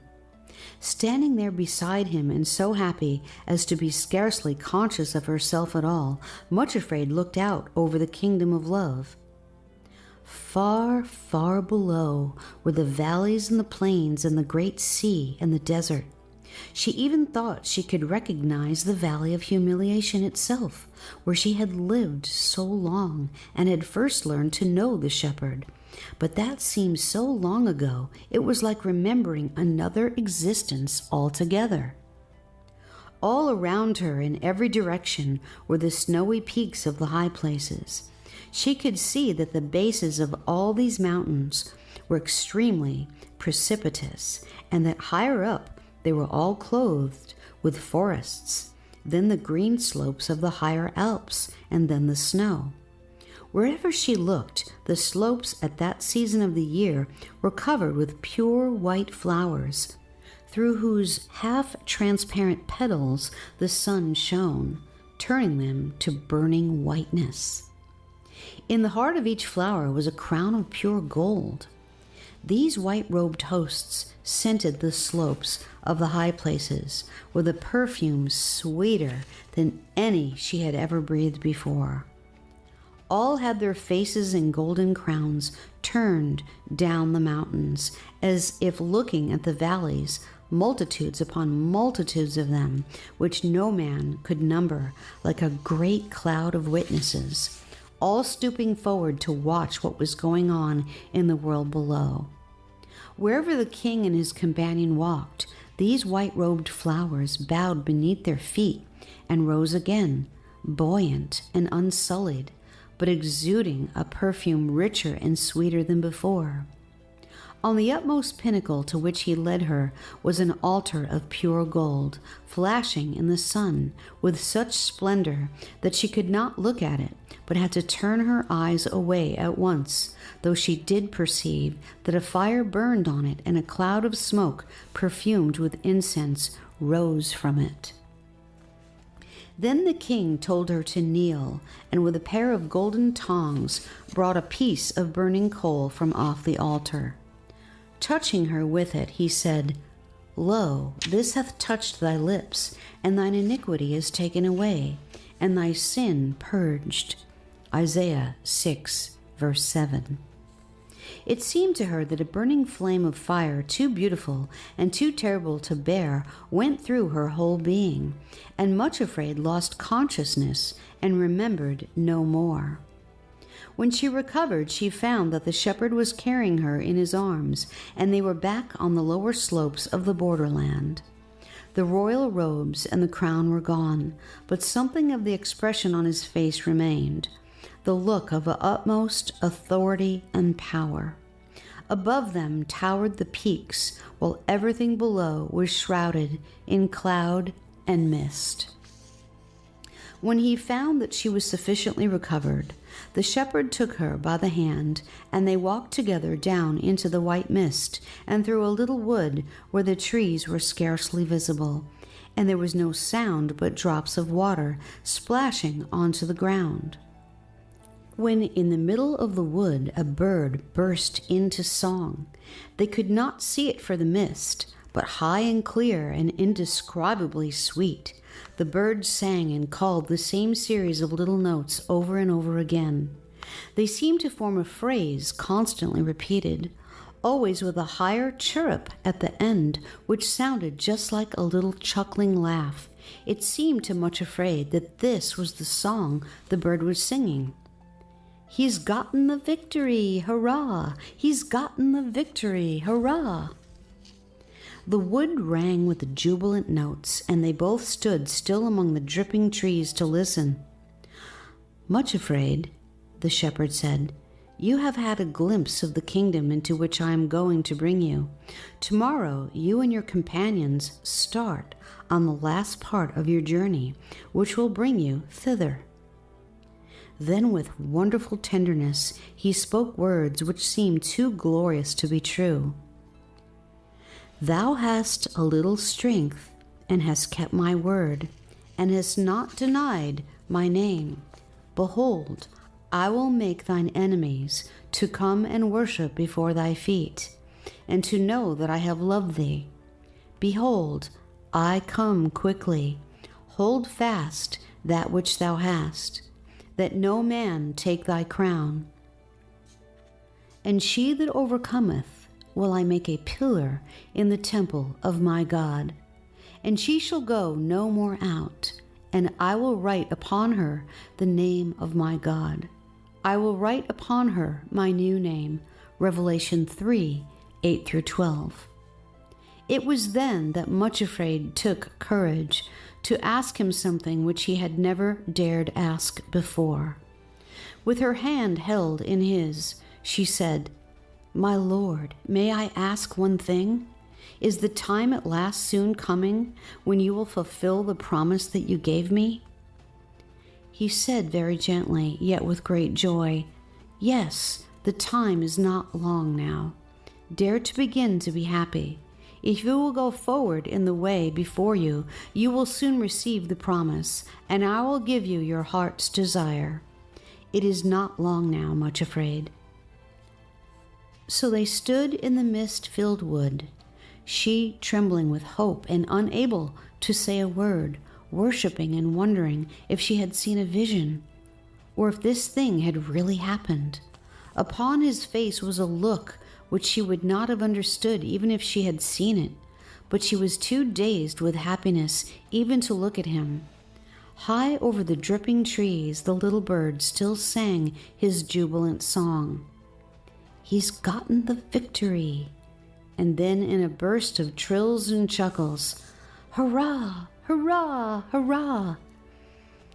A little later, they were down in the meadows where Sorrow and her sister were waiting for their return. It was time to go forward on the journey, but after the shepherd had blessed them and was turning to go his way again, Suffering and Sorrow suddenly knelt before him and asked softly, "Lord, what place is this where we have been resting and refreshing ourselves during these past days?" He answered very quietly, "This is the place to which I bring my beloved, that they may be anointed in readiness for their burial." Much Afraid did not hear these words, for she was walking a little ahead, repeating over and over again. He said, "Dare to begin to be happy, for the time is not long now, and I will give you your heart's desire." Chapter 15. The Floods. The path they followed did not go straight up to the heights, but sloped gently up the mountainside. The mist still shrouded everything and indeed grew a little thicker. All three walked in silence, occupied with different thoughts. Much Afraid was thinking of the promise the shepherd so recently had given her. "Behold, I come quickly, and will give thee thy heart's desire." Suffering and Sorrow perhaps were thinking of the answer they had received to the question asked of him at parting. Whether or not this was so, there was no indication, for they walked in complete silence, though the help they gave their lame companion was, had she noticed it, even more gentle and untiring than before. Toward evening they came to another log cabin standing at the side of the path with the shepherd's secret mark inscribed upon the door. So they knew that they were to rest there for the night. Once inside, they noticed that someone must have been there quite recently, for a fire was burning brightly on the hearth, and a kettle of water was singing on the hob. The table, too, was laid for three, and a supply of bread and fruit upon it. Evidently their arrival had been expected, and these kindly preparations made, but of the one who had thus gone in the way before them there was no sign. They washed themselves and sat down at the table, gave thanks, and ate of the prepared meal. Then, being weary, they lay down to rest and immediately fell asleep. How long she had slept, Much Afraid could not tell, but she woke suddenly while it was still quite dark.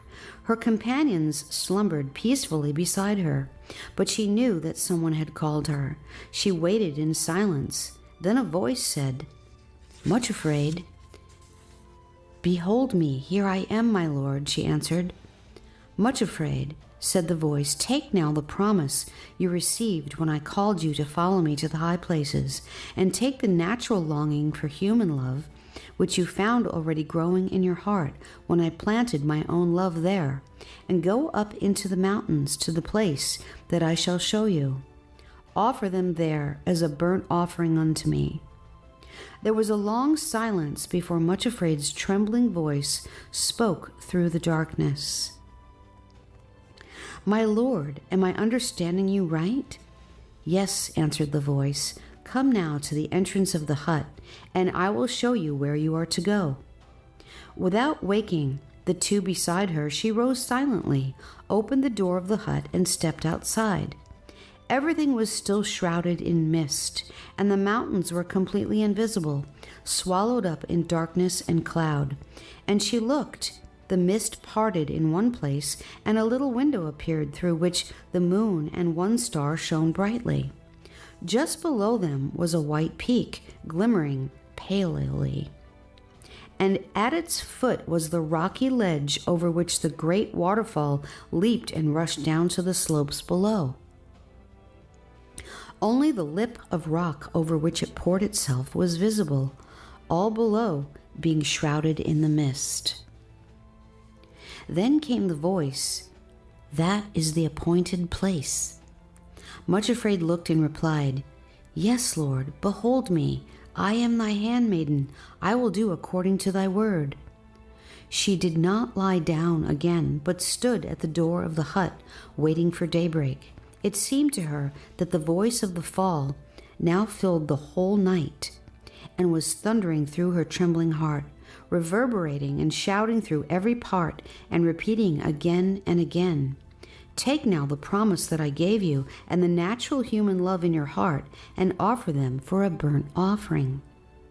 With the first glimmer of dawn, she bent over her sleeping companions and said, "We must start at once. I have received commandment to go up to the place where the great fall pours itself over the precipice." They rose immediately, and after hurriedly eating a meal to strengthen themselves, they started on their way. The path led straight up the mountainside toward the thunderous voice of the fall, though everything was still shrouded in mist and cloud, and the fall itself remained invisible. As the hours passed, they continued to climb, though the path was now steeper than ever before. In the distance, thunder began to roll, and flashes of lightning rent the veil of mist. Suddenly, higher up on the path, they heard the sound of running feet, slipping and scraping on the rocks and stones. They stopped and pressed themselves closely to one side of the narrow path to allow the runners to pass. Then out of the ghostly mist appeared first fear, then bitterness, followed by resentment, pride, and self-pity. They were running as though for their lives. As they reached the three women, they shouted, "Back! Turn back at once! The avalanches are falling ahead, and the whole mountainside is shaking as though it will fall too. Run for your lives!" Without waiting for an answer, they clattered roughly past and fled down the mountainside. "What are we to do?" asked Suffering and Sorrow, apparently at a loss for the very first time. "Shall we turn back to the hut and wait until the avalanches and the storm are over?"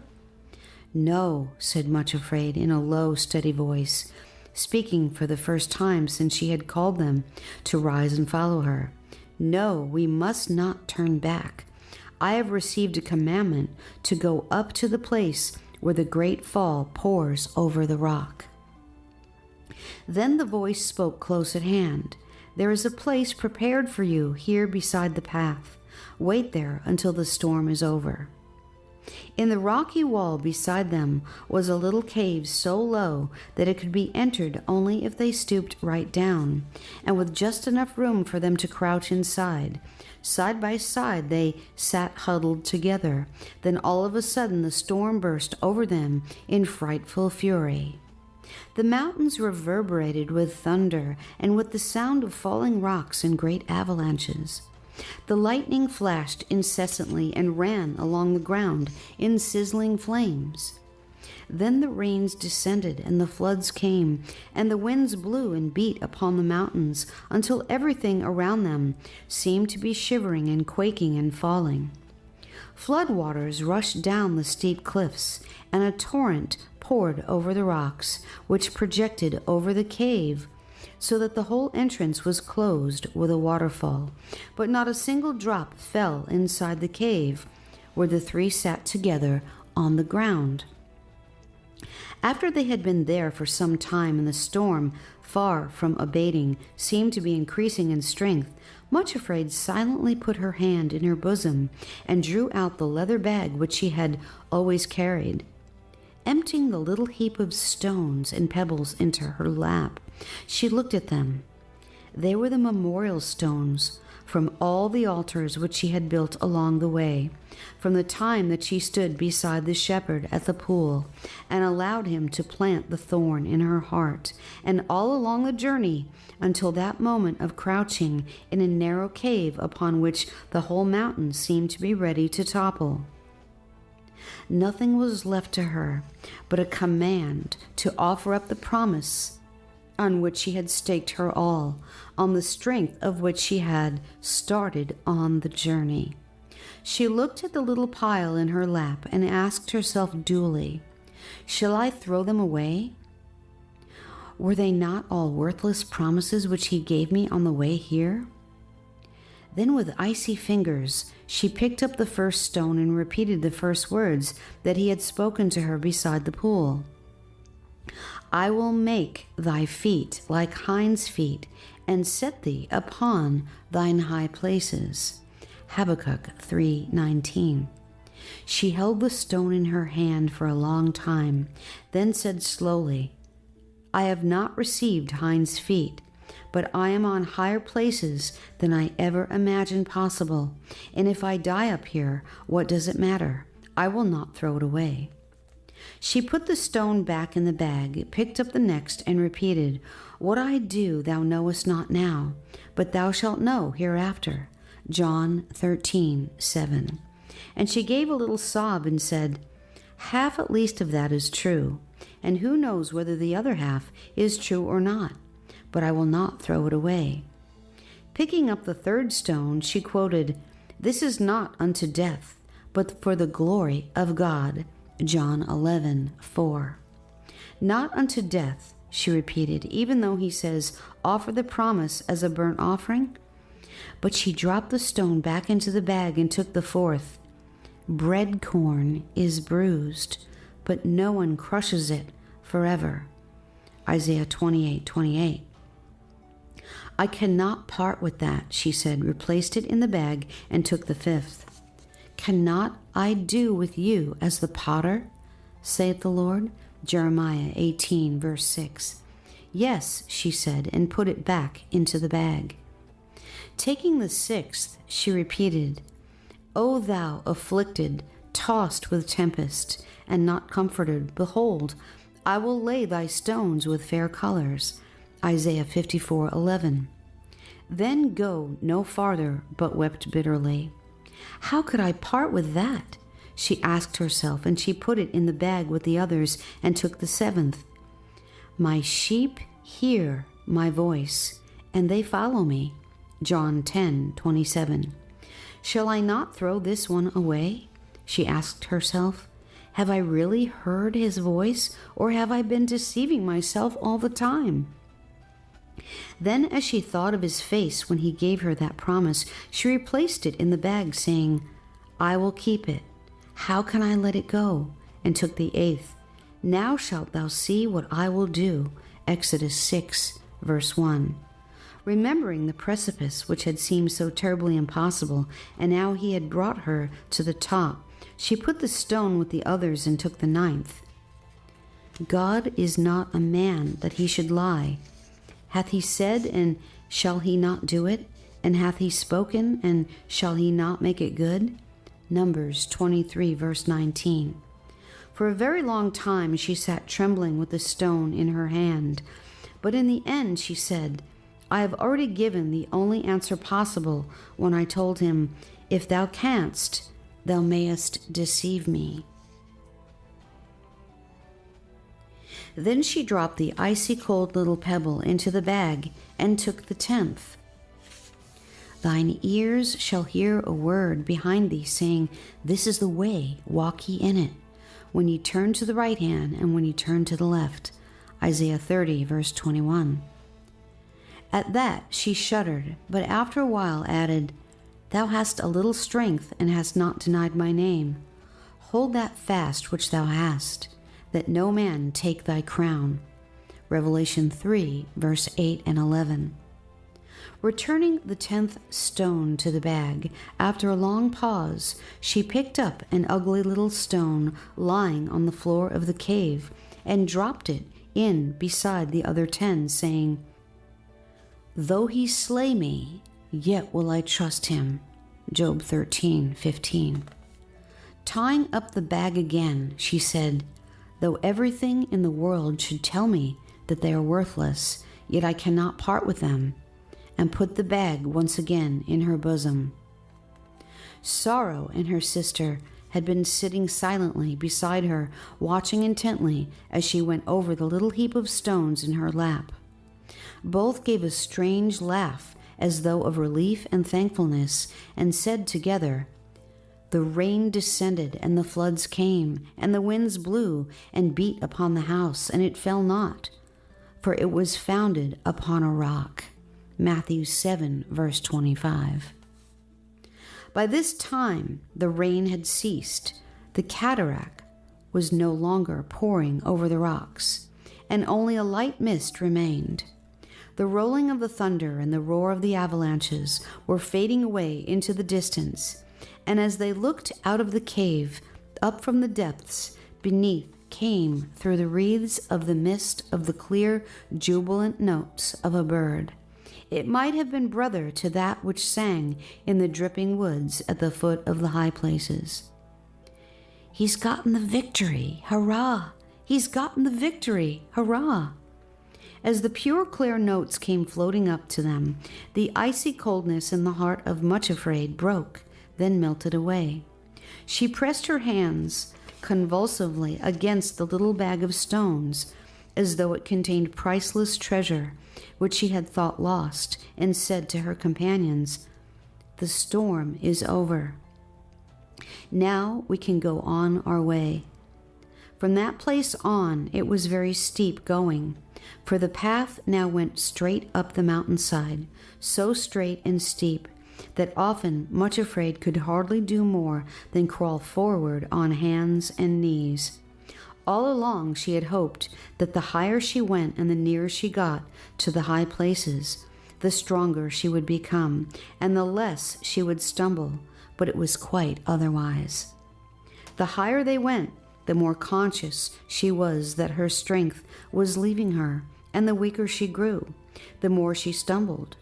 She could not help dimly realizing that this was not the case with her companions. The higher they went, the more vigorous and strong they seemed to become, and this was good, because often they had almost to carry Much Afraid, for she seemed utterly spent and exhausted. Because of this, they made very slow progress indeed. On the second day, they came to a place where a little hollow in the mountainside formed a tiny plateau. Here, a spring bubbled out of the cliff and trickled across the hollow and down the side of the mountain in a little waterfall. As they paused to rest, the voice said to Much Afraid, "Drink of the brook at the side of the way and be strengthened." Stooping down at the spring where it bubbled up from between the rocks, she filled her mouth with the water, but as soon as she swallowed it, she found it so burning and bitter that her stomach rejected it altogether, and she was unable to retain it. She knelt by the spring, gasping for a moment, and then said very quietly and softly through the silence, "My Lord, it is not that I will not, but that I cannot drink of this cup. There is a tree growing beside this spring of Marah." Answering the voice, "Break off a piece of branch when you have cast it into the waters. They will be sweetened." Much Afraid looked on the other side of the spring and saw a little stunted thorn tree, with but one branch growing on either side of the splintered trunk. Like the arms of a cross, they were covered all over with long, sharp spines. Suffering stepped forward, broke off a piece of the thorn tree, and brought it to Much Afraid, who took it from her hand and cast it into the water. On doing this, she stooped her head again to drink. This time she found that the stinging, burning bitterness was gone, and though the water was not sweet, she could drink it easily. She drank thirstily and found that it must have contained curative properties, for almost at once she was wonderfully refreshed and strengthened. Then she picked up her 12th and last stone there beside the water of Marah and put it into her bag. After they had rested a little while, she was able to resume the journey, and for a time was so much stronger that although the way was even steeper than before, she was not nearly so faint and exhausted. This greatly comforted her, for by that time she had only one desire in her heart: to reach the place appointed and fulfill the command which had been given her before her strength ebbed away altogether. On the third day they lifted up their eyes and saw the place afar off, the great rock cliff and the waterfall, and continuing up the rocky path, at midday they came through the shrouding mist to the place which had been appointed.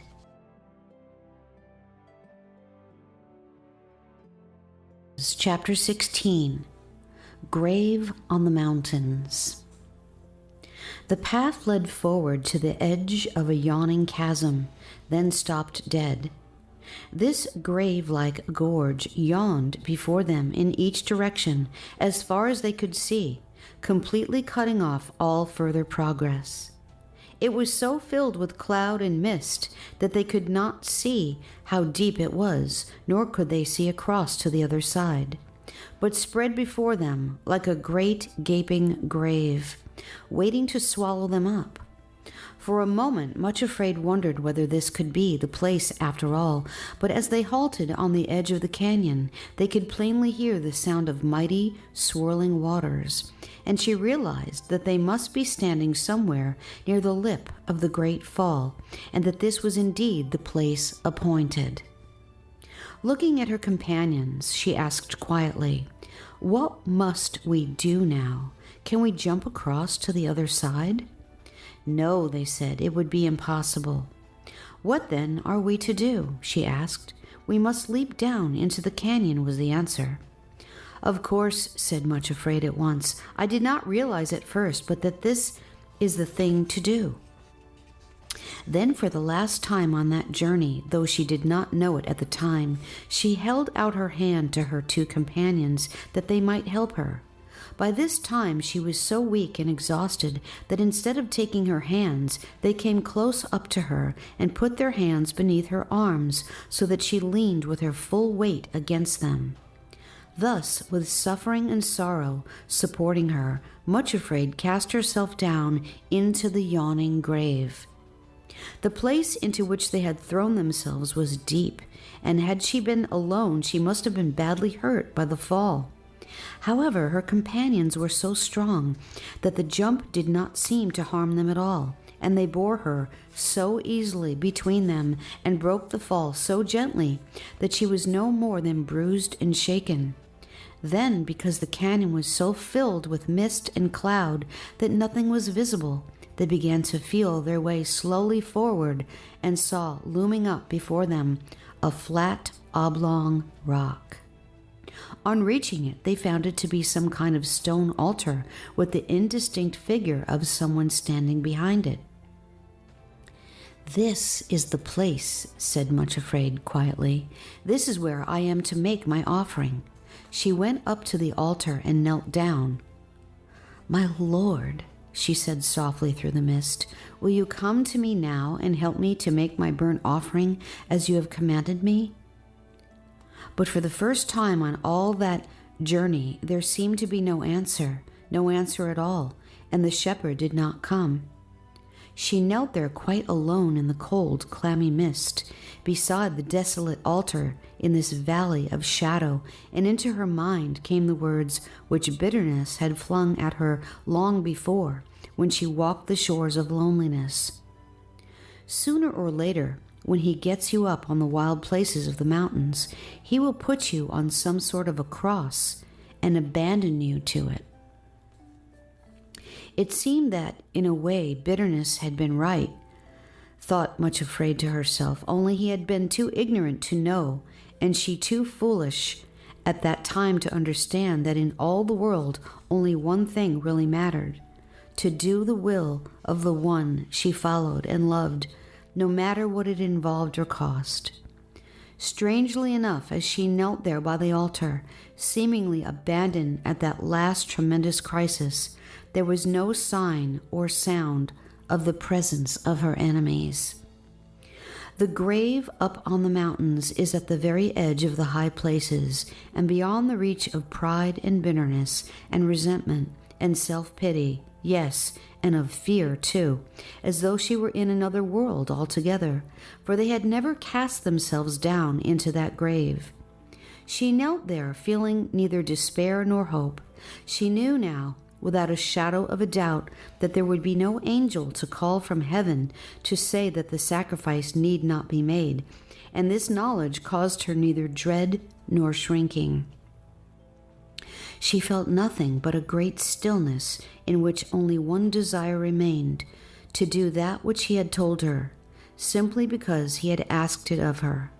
The cold, dull desolation which had filled her heart in the cave was gone completely. One flame burned there steadily, the flame of concentrated desire to do his will. Everything else had died down and fallen into ashes. After she had waited for a little, and still he had not come, she put out her hand and with one final effort of failing strength grasped the natural human love and desire growing in her heart and struggled to tear them out. At the first touch, it was as though anguish pierced through her every nerve and fiber, and she knew with a pang almost of despair that the roots had wound and twined and thrust themselves into every part of her being. Though she put forth all her remaining strength in the most desperate effort to wrench them out, not a single rootlet stirred. For the first time she felt something akin to fear and panic. She was not able to do this thing which he had asked of her. Having reached the altar at last, she was powerless to obey. Turning to those who had been her guides and helpers all the way up the mountains, she asked for their help and for them to do what she could not for herself, to tear the plant out of her heart. For the first time, suffering and sorrow shook their heads. "We have done all that we can do for you," they answered, "but this we cannot do." At that, the indistinct figure behind the altar stepped forward and said quietly, "I am the priest of this altar. I will take it out of your heart if you wish." Much Afraid turned toward him instantly. "Oh, thank you," she said. "I beg you to do so."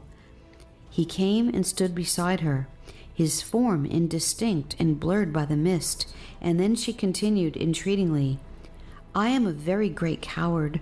I am afraid that the pain may cause me to try to resist you. Will you bind me to the altar in some way so that I cannot move?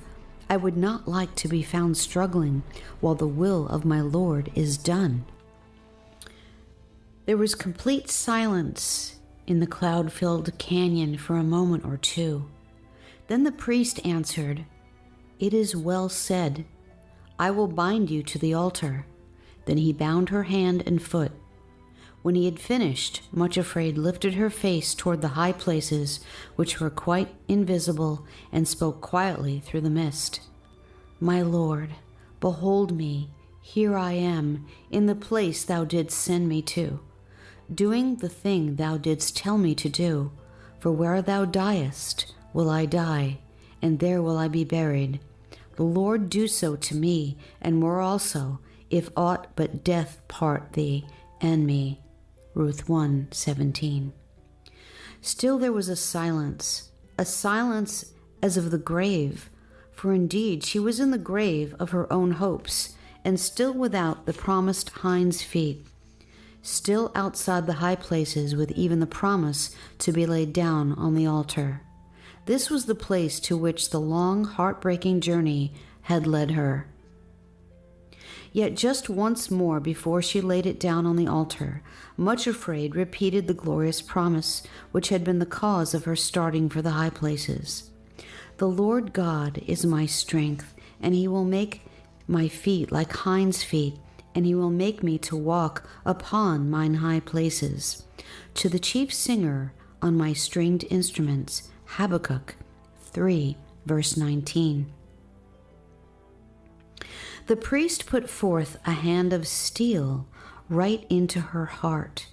There was a sound of rending and tearing, and the human love, with all its myriad rootlets and fibers, came forth.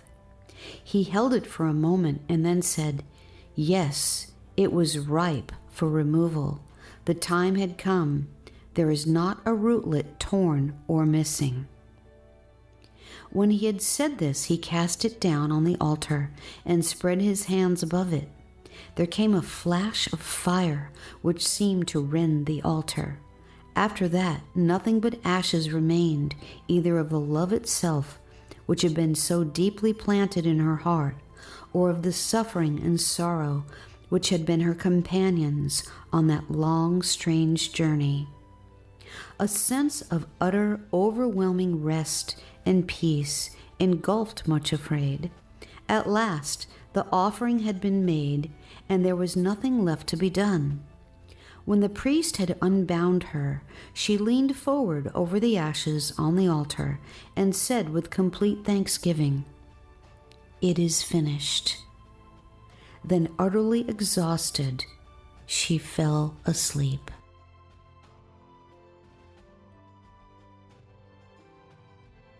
Part 2. Joy cometh in the morning. Psalm 30, verse 5. Chapter 17. Healing Streams. When at last Much Afraid awoke, the sun was high in the sky, and she looked out through the mouth of the cave in which she found herself lying. Everything was shimmering in a blaze of radiant sunshine, which burnished every object with glory. She lay still a little longer, collecting her thoughts and trying to understand where she was. The rocky cave into which the sunbeams were pouring was warm and quiet, and drenched with the sweet perfume of spikenard, frankincense, and myrrh. This perfume, she gradually realized, was emanating from the wrappings which covered her. She gently pushed back the folds, sat up, and looked about her. Then the memory of all that had happened returned to her. She and her two companions had come to a cloud-filled canyon high up on the mountains, and to an altar of sacrifice, and the priest had wrenched out of her heart her flower of human love and burned it on the altar. On remembering that, she glanced down at her breast and saw it was covered with a cloth soaked in the spices whose perfume stole out and filled the cave with sweetness. She pushed the cloth aside a little curiously and was astonished to find no trace of a wound, not even a scar, nor was there any hint of pain or aching or stiffness anywhere in her body. Rising quietly, she went outside, then stood still and looked about her. The canyon, which had been so shrouded in mist that nothing had been distinguishable, now shimmered in the golden sunlight. Soft, verdant grass grew everywhere, starred with gentians and other little jewel-like flowers of every variety. There were banks of sweet-smelling thyme, moss, and myrtle along the sides of the rocky walls, and everything sparkled with dew. In the center of the canyon, at a little distance from the cave, was the long stone altar to which she had been bound, but in the sunlight she saw that the flowers and mosses grew all about it and clothed its sides with verdure. Little birds hopped about here and there, scattering the dewdrops off the grasses and chirping merrily as they preened their plumage. One was perched on the altar itself, its little throat throbbing as it trilled forth a song of joy. But the most beautiful and wonderful thing of all was that out from under the rock altar there gushed a great river of water, clear as crystal. It then flowed in a series of cascades and through rock pools right through the canyon till it came to a broad lip of rock, over which it poured with a noise of shouting and tumultuous gladness. She was at the very source of the great fall, and knew now that it flowed from under the altar to which the priest had bound her. For some time she stood looking about her, her heart leaping and thrilling with a growing joy which was beyond her understanding, and a peace indescribably sweet which seemed to unfold her. She was quite alone in the canyon. There were no signs of her companions, sorrow and suffering, nor of the priest of the altar. The only things which breathed and moved in the canyon beside herself were the cheerful little chirping birds and the insects and butterflies flitting among the flowers. High overhead was a cloudless sky, against which the peaks of the high places shone dazzlingly white. The first thing she did after she had taken in her surroundings was to step toward the river which gushed out from under the altar. It drew her irresistibly. She stooped down when she got to the bank and dabbed her fingers in the crystal water. It was icy cold, but it sent a shock of ecstasy tingling through her body, and without further delay, she put off the white linen robe she was wearing and stepped into one of the rocky pools. Never had she experienced anything so delicious and exhilarating. It was like immersing herself in a stream of bubbling life. When at last she again stepped out of the pool, she was immediately dry and tingling from head to foot with a sense of perfect well-being. As she stood on the mossy bank by the pool, she happened to glance down and noticed for the first time that her feet were no longer the crooked, ugly things which they always had been, but were straight feet, perfectly formed, shining white against the soft green grass. Then she remembered the healing streams of which the shepherd had spoken, which gushed out of the ground on the high places. Stepping straight back into the pool with a shock of sweetest pleasure, and putting her head beneath the clear waters, she splashed them about her face. Then she found a little pool among the rocks, still and clear as a mirror.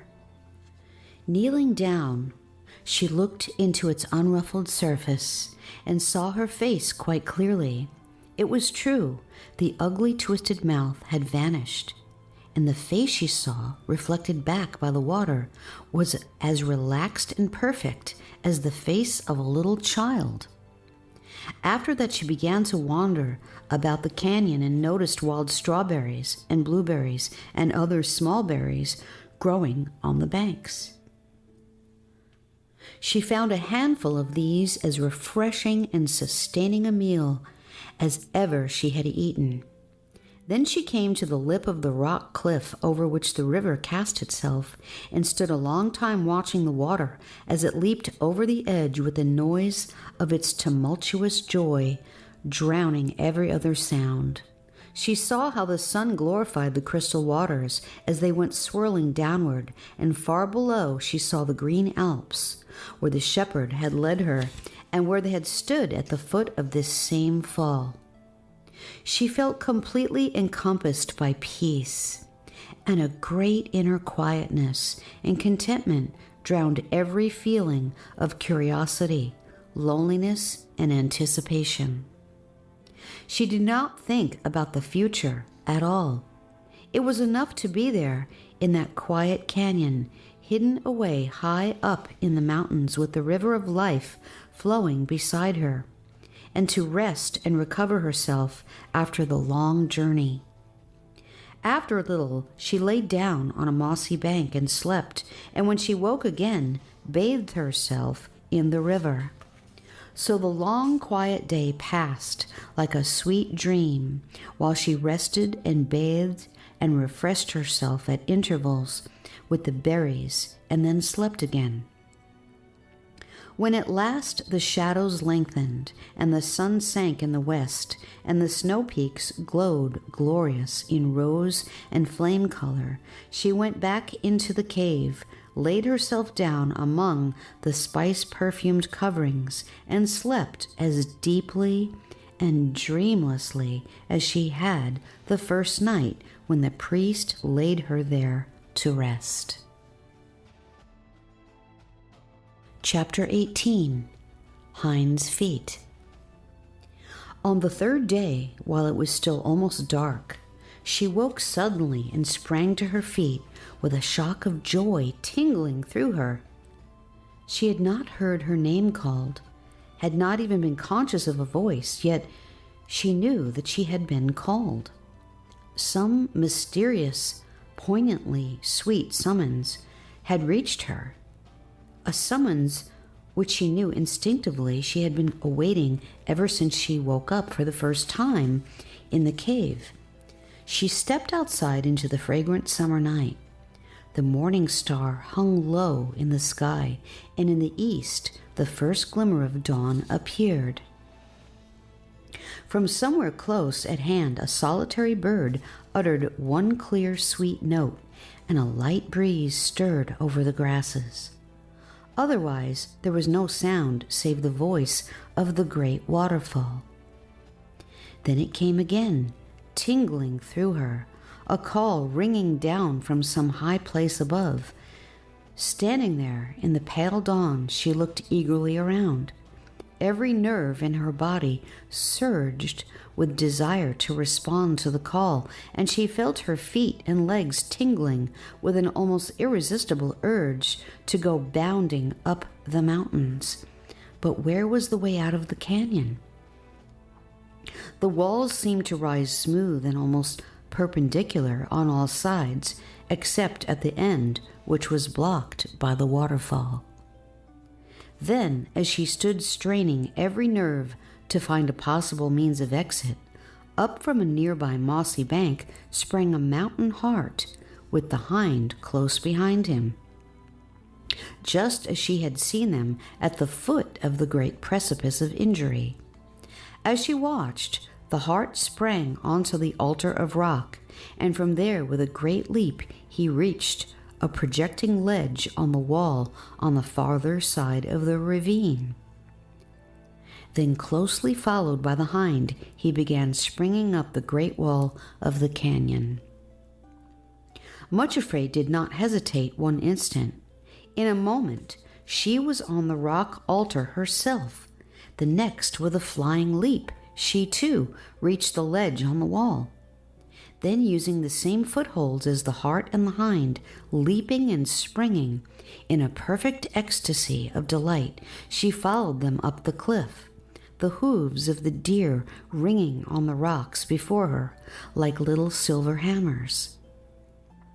In a moment or two, all three were at the top of the canyon, and she was leaping up the mountainside toward the peak above, from which the summons had come. The rosy light in the east brightened. The snow on the summits of the mountains caught the glow and flushed like fire. And as she skipped and jumped from rock to rock, excitedly the first sunbeams streamed over the mountain top. He was there, standing on the peak, just as she had known he would be, strong and grand and glorious in the beauty of the sunrise, holding out both hands and calling to her with a great laugh, "You with Hinds' feet, jump over here."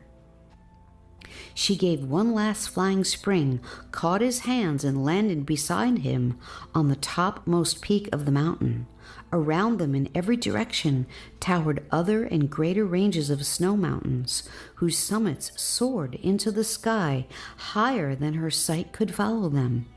He was crowned and dressed in royal robes, just as she had seen him once before when he had carried her up to the high places and had touched her with the live coal from off the golden altar of love. Then his face had been stern in its majesty and gravity. Now it was alight with glory of joy which excelled anything which she had ever imagined. "At last," he said, as she knelt speechless at his feet, "at last you are here, and the night of weeping is over, and joy comes to you in the morning." Then, lifting her up, he continued, "This is the time when you are to receive the fulfillment of the promises. Never am I to call you Much Afraid again." At that he laughed again and said, "I will write upon her a new name, the name of her God. The Lord God is a sun and shield. The Lord will give grace and glory. No good thing will he withhold from them that walk uprightly." Psalm 84, verse 11. "This is your new name," he declared. "From henceforth you are grace and glory." Still she could not speak, but stood silent with joy and thanksgiving and awe and wonder. Then he went on, "Now for the flower of love and for the promise that when it blooms, you will be loved in return." Grace and Glory spoke for the first time. "My Lord and King," she said softly, "there is no flower of love to bloom in my heart. It was burned to ashes on the altar at thy command." "No flower of love?" he repeated, and laughed again so gently and joyfully that she could hardly bear it. "That is strange, Grace and Glory. How then did you get here?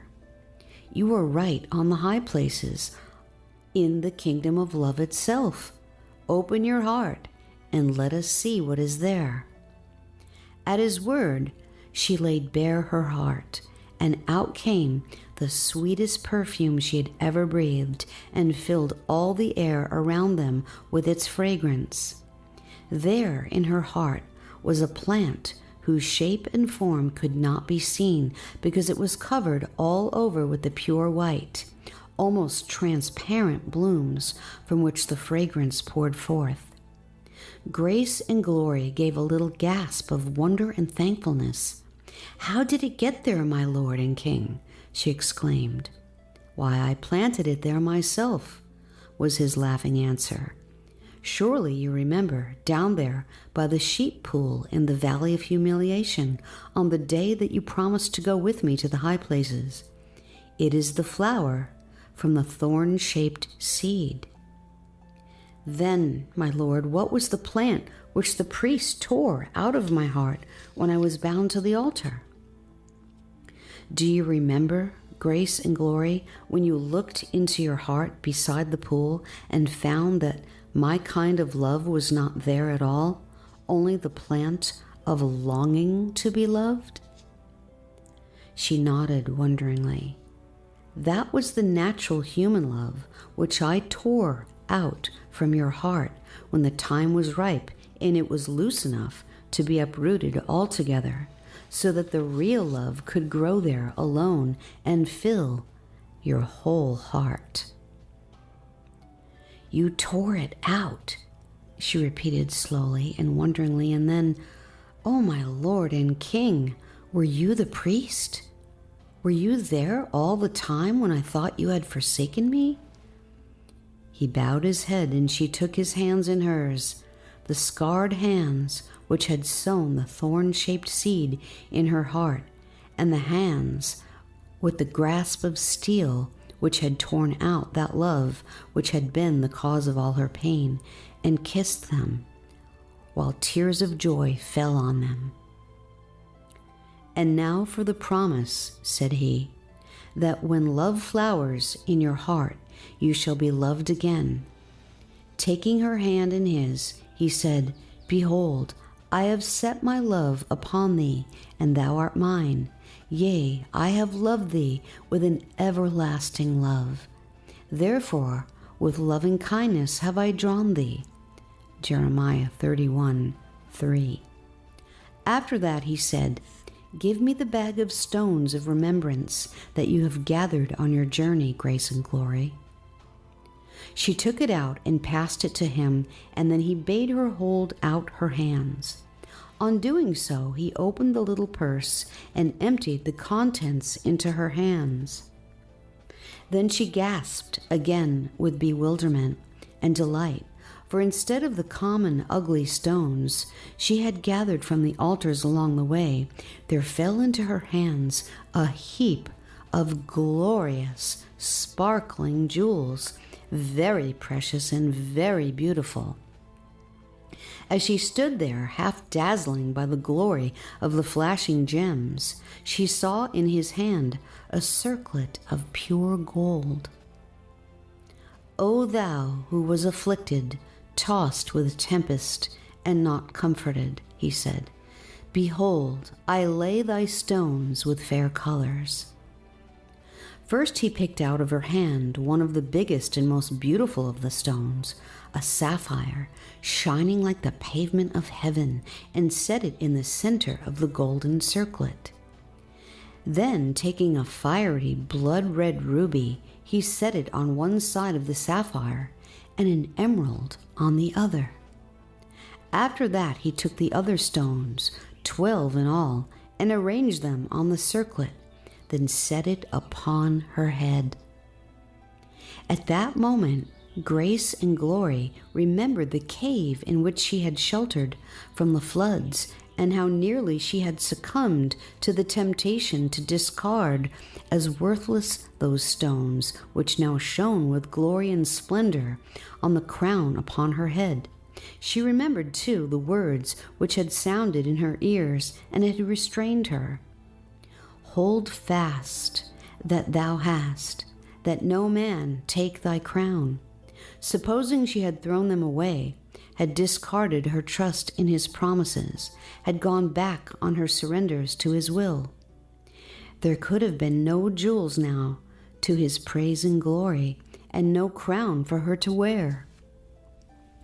She marveled at the grace and love and tenderness and patience which had led and trained and guarded and kept poor faltering Much Afraid, which had not allowed her to turn back, and which now changed all her trials into glory.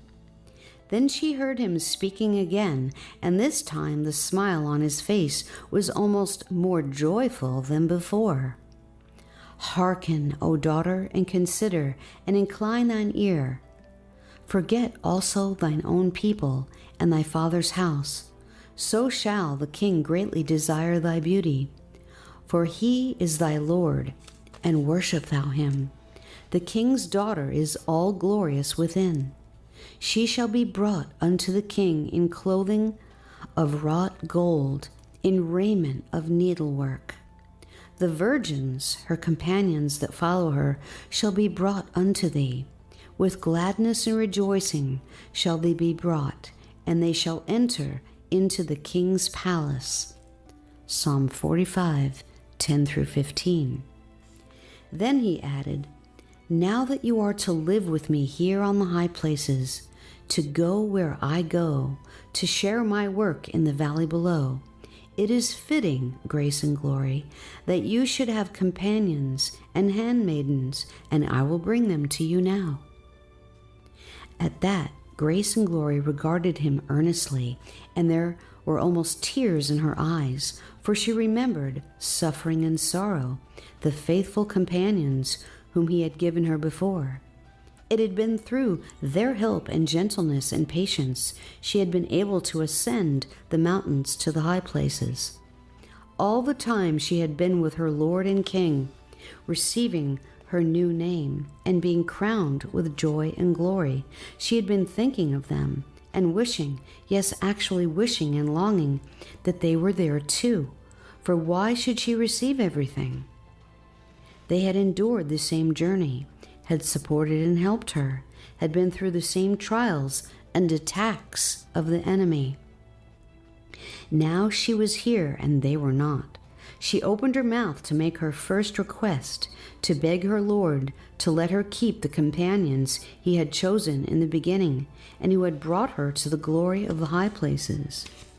Before she could speak, however, he said with the same specially lovely smile, "Here are the handmaidens, Grace and Glory, whom I have chosen to be with you henceforth and forever."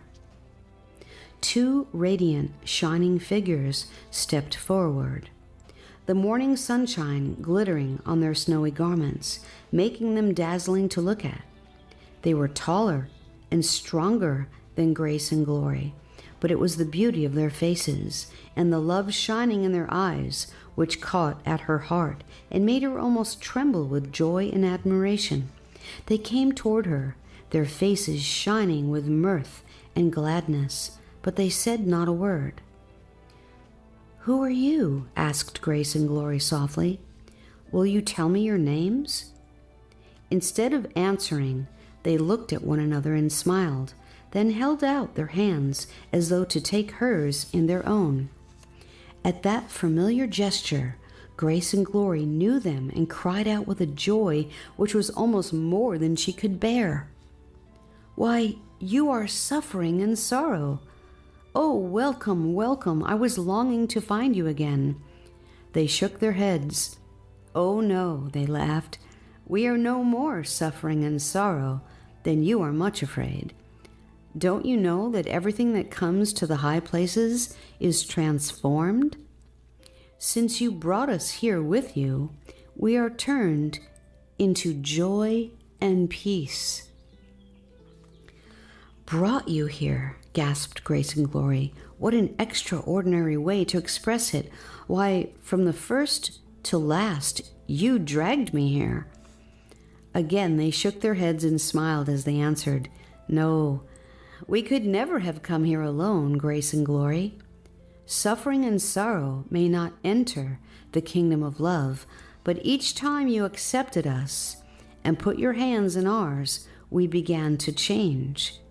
Had you turned back or rejected us, we never could have come here."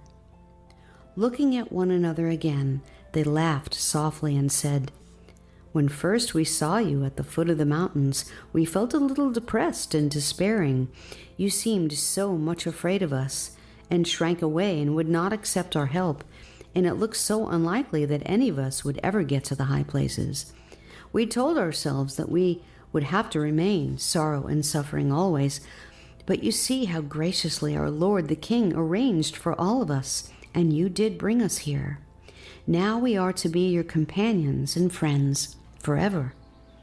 With that, they came up to her, put their arms around her, and all three embraced and kissed one another with a love and thankfulness and joy beyond words to express. So with a new name and a united to the King and crowned with glory, Grace and Glory, accompanied by her companions and friends, came to the high places and was led into the kingdom of love.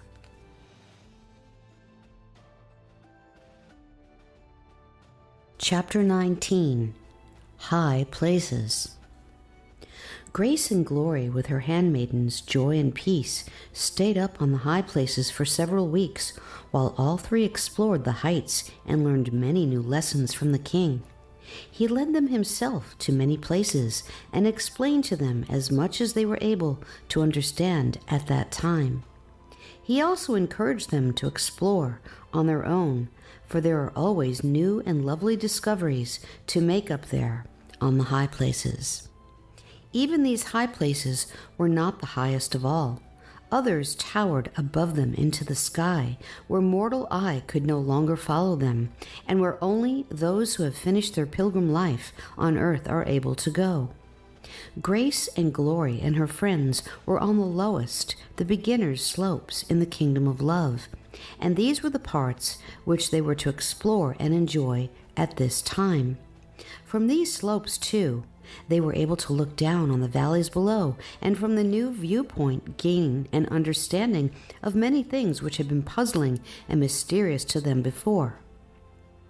From beneath they had not been seen clearly, and even then only a small part had been visible.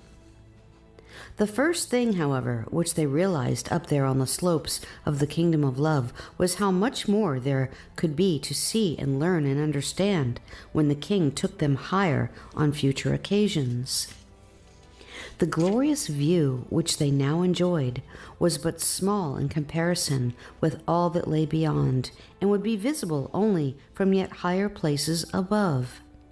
It was now perfectly evident to them that there must be ranges upon ranges of which they had never dreamed, while they were still down in the narrow valleys, with their extraordinarily limited views. Sometimes, as she looked on the glorious panorama visible from these lowest slopes in the kingdom of love, she found herself blushing as she remembered some of the dogmatic statements which she and others had made in the depths of the valley about the high places and the ranges of truth. They had been able to see so little and were so unconscious of what lay beyond and above. If that had been the case while down in the valley, how much more clearly she now realized that even up on those wonderful slopes, she was only looking out on a tiny corner of the whole. She never tired of looking from the glorious new viewpoint on the first slopes of the kingdom of love and seeing it all from a new perspective. What she could see and could take in almost intoxicated her with joy and thanksgiving, and sometimes even with inexpressible relief. Things which she had thought dark and terrible and which had made her tremble as she looked up from the valley because they had seemed so alien to any part of the realm of love were now seen to be but parts of a great and wonderful whole. They were so altered and modified that as she saw what they extended into, she wondered at having been so blind and stupid, at having had such false ideas about them. She began to understand quite clearly that truth cannot be understood from books alone or by any written words, but only by personal growth and development in understanding, and that things written even in the book of books can be astonishingly misunderstood while one still lives on the low levels of spiritual experience and on the wrong side of the grave on the mountains. She perceived that no one who finds herself up on the slopes of the kingdom of love can possibly dogmatize about what is seen there, because it is only then that she comprehends how small a part of the glorious whole she sees.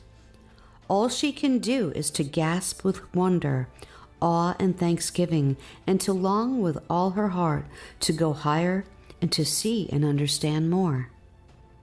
Paradoxical as it may seem, as she gazed out on dazzling vistas, so glorious that she could not look at them steadily or grasp their magnificent sweep, she often thought that the prayer which best expressed her heart's desire was that of the blind man. Lord, that I might receive my sight, help me to open myself to more light. Help me to fully understand. Another thing which gave her continual joy was their unbroken communion with the King. Wherever he went, she in peace and joy went too, springing behind him with a delight which at times was almost hilarious, for he was teaching and training them to use their hinds feet. Grace and Glory quickly saw, however, that he always chose the way most carefully and restrained his own amazing strength and power, taking only such springs and bounds as they could manage too. So graciously did he adapt himself to what was possible to their newly acquired capacity, that they scarcely recognized in the exhilaration of leaping and skipping like hinds on the mountains, that had he really extended his powers, they would have been left behind completely. For Grace and Glory, who had been lame and limping all her life, the ecstasy of leaping about in this way and of bounding from rock to rock on the high places as easily as the mountain rose was so rapturous that she could hardly bear to cease from it even for rests. The King seemed to find great delight in encouraging this, and led her on, taking longer and longer leaps until at last she would be quite breathless. Then, as she sat side by side on some new crag to which he had led her, while she rested, he would point out some of the vistas to be seen from the new viewpoint. On one of these occasions, after they had been up on the high places for several days, she flung herself down on the lichen and moss-covered crag to which he had led her, and laughing and breathless said, "Even hinds' feet seem to need a rest now and then."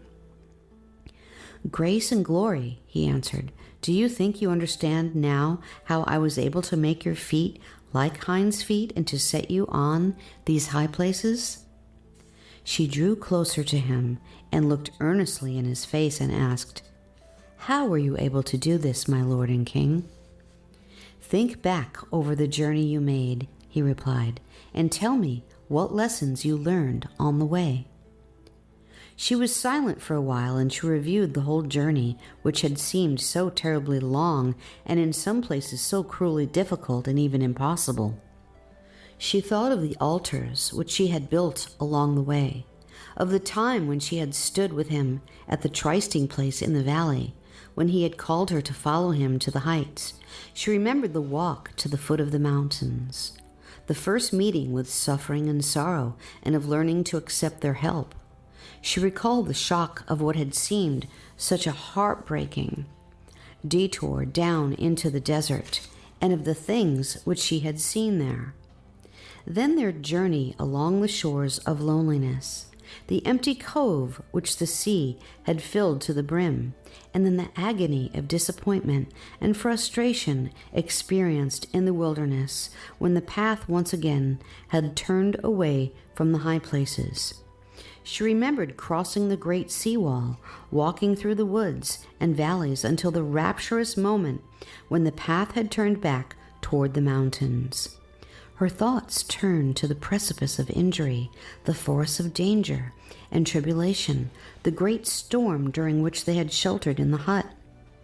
And then the mist, the endless mist, and the awful moment when the path suddenly led down into the valley of loss, and the nightmare abyss of horror into which she had looked when she had thought of turning back. She recalled the descent down into the valley of loss and the peace she had found there before reascending to the heights in the aerial chairs, and of the days spent in that place where she had been prepared for her burial. Then that last agonizing ascent and the cave where they sheltered from the floods and where she had been tempted to cast away the promises. Then the spring called Mara, and finally the mist-shrouded grave up among the peaks where she had been bound to the altar. How little she had imagined when first she set out on that strange journey, what lay ahead of her, and the things which she would be called upon to pass through. So for a long time she sat silent, remembering, wondering, and thankful. At last she put her hand in his and said softly, "My Lord, I will tell you what I learned." "Tell me," he answered gently. "First," she said, "I learned that I must accept with joy all that you allowed to happen to me on the way and everything to which the path led me, that I was never to try to evade it, but to accept it and lay down my own will on the altar and say, 'Behold me, I am thy little handmaiden, acceptance with joy.'" He nodded without speaking, and she went on, "Then I learned that I must bear all that others were allowed to do against me and to forgive with no trace of bitterness, and to say to thee, 'Behold me, I am thy little handmaiden, bearing with love, that I may receive power to bring good out of this evil.'" Again he nodded, and she smiled still more sweetly and happily. "The third thing that I learned was that you, my Lord, never regarded me as I actually was, lame and weak and crooked and cowardly. You saw me as I would be when you had done what you promised and had brought me to the high places, when it could be truly said, 'There is none that walks with such a queenly ease, nor with such grace as she.'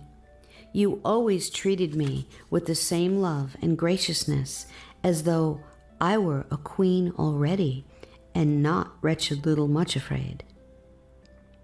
Then she looked up into his face, and for a little time could say no more, but at last she added, "My Lord, I cannot tell you how greatly I want to regard others in the same way." A very lovely smile broke out on his face at that, but he still said nothing, only nodded for the third time, and waited for her to continue. "The fourth thing," she said with a radiant face, "was really the first I learned up here. Every circumstance in life, no matter how crooked and distorted and ugly it appears to be, if it is reacted to in love and forgiveness and obedience to your will, can be transformed. Therefore, I begin to think, my Lord, you purposely allow us to be brought into contact with the bad and evil things that you want changed. Perhaps that is the very reason why we are here in this world, where sin and sorrow and suffering and evil abound, so that we may let you teach us so to react to them that out of them we can create lovely qualities to live forever. That is the only really satisfactory way of dealing with evil, not simply binding it so that it cannot work harm, but whenever possible, overcoming it with good. At last he spoke. You have learned well, Grace and Glory.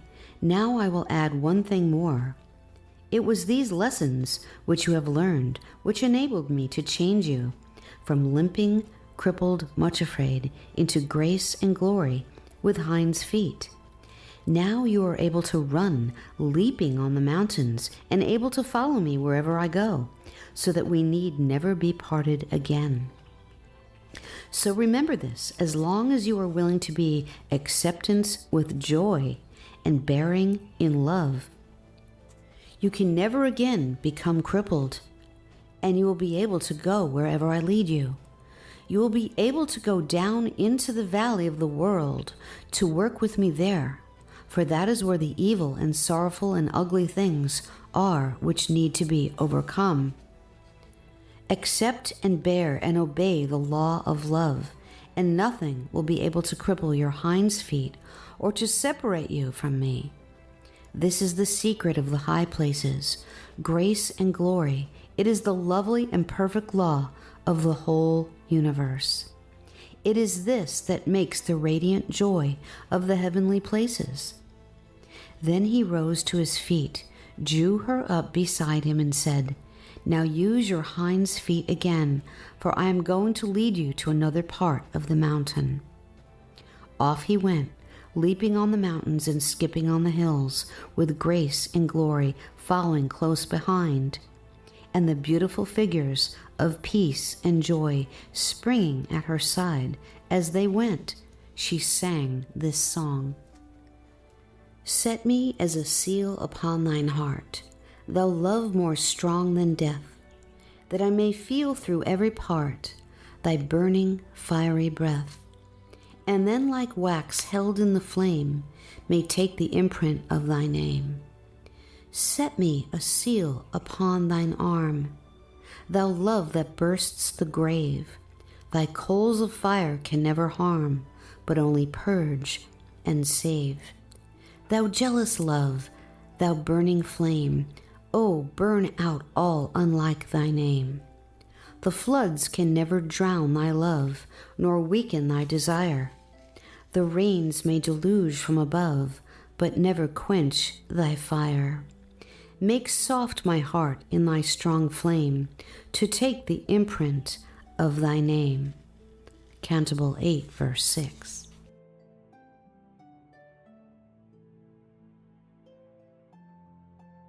Chapter 20. Return to the Valley. The place to which the King of Love now brought them was a most beautiful valley among the peaks of the high places. The whole of this sheltered spot was laid out in quiet gardens and orchards and vineyards. Here grew flowers of rarest beauty and lilies of every description. Here, too, were trees of spices and of many kinds of fruits, and nut trees, almonds and walnuts, and many other varieties which Grace and Glory had never seen before. Here the king's gardeners were always busy pruning the trees, tending the plants and the vines, and preparing beds for new seedlings and tender shoots. These the king himself transplanted from uncongenial soil and conditions in the valleys below, so that they might grow to perfection and bloom in that valley high above, ready to be planted in other parts of the kingdom of love, to beautify and adorn it wherever the king saw fit. They spent several delightful days watching the gardeners as they worked under the gracious supervision of the king himself and accompanying him as he walked in the vineyards, teaching and advising those who tended the vines. One day, however, Grace and Glory with her 2 attendants walked to the end of the valley and found themselves on the very edge of the high places, from which they could look right down into the low places far below. As they stood there, they saw a long, green valley between 2 chains of mountains, through which a river wound like a ribbon of light. Here and there were patches of brown and red, which seemed to be villages and dwelling places, surrounded with trees and gardens. All of a sudden, Grace and Glory gave a queer little gasp, for she recognized the place. They were looking down into the valley of humiliation itself, the place where she had lived in misery for so long, and from which the shepherd had called her to the high places. Without a word, she sat down on the grassy slope, and as she looked, a multitude of thoughts filled her mind. Down there was the little white cottage where she had lived, and the pastures where the shepherds tended the king's flocks. There were the sheepfolds and the stream where the flocks went to drink, and where she had met the shepherd for the first time. In that valley were all her fellow workers and the friends among whom she had lived and with whom she had enjoyed such happy fellowship. Others she had known were there too. Away on the outskirts of the village was the cottage where her Aunt Dismal Forebodings lived, and where she had spent her miserable childhood with her cousins Gloomy and Spiteful and Craven Fear. As she thought of them and their wretched existence, a pang of compassion and pain shot through her heart. Poor Aunt Dismal, trying to hide the fact that her heart was broken by the unhappy marriages which her 2 daughters had made, and embittered by the shameful doings of her darling son, she saw the dwellings of her other relatives, the manor house, where decrepit old Lord Fearing lived, tortured by his failing powers and his dread of approaching death. There was the house where Pride lived, and near it the homes of bitterness and resentment, and under those dark trees lived miserable self-pity. She recognized the dwelling places of those who had harassed her on her journey to the high places, and round about were the homes of other inhabitants of the valley, people who hated or despised or rejected the shepherd. As Grace and Glory sat looking down into the valley, the tears welled into her eyes, and her heart throbbed with pain, 2 sensations which she had completely forgotten up there on the high places. Suddenly, she discovered that her feelings toward her relatives and those who lived down there in the valley had undergone a complete change, and she saw them in a new light. She had thought of them only as horrible enemies, but now she realized that they were just miserable beings, such as she had been herself. They were indwelt and tormented by their different besetting sins and ugly natures, just as she had been by her fears. They were wretched slaves to the natures which gave them their names, and the more horrible the qualities which characterized them, the more misery they endured, and the more we should show them compassion. She could scarcely bear the thought, yet for so many years she had not only feared but also condemned them, had actually disdained their misery, telling herself it was their own fault.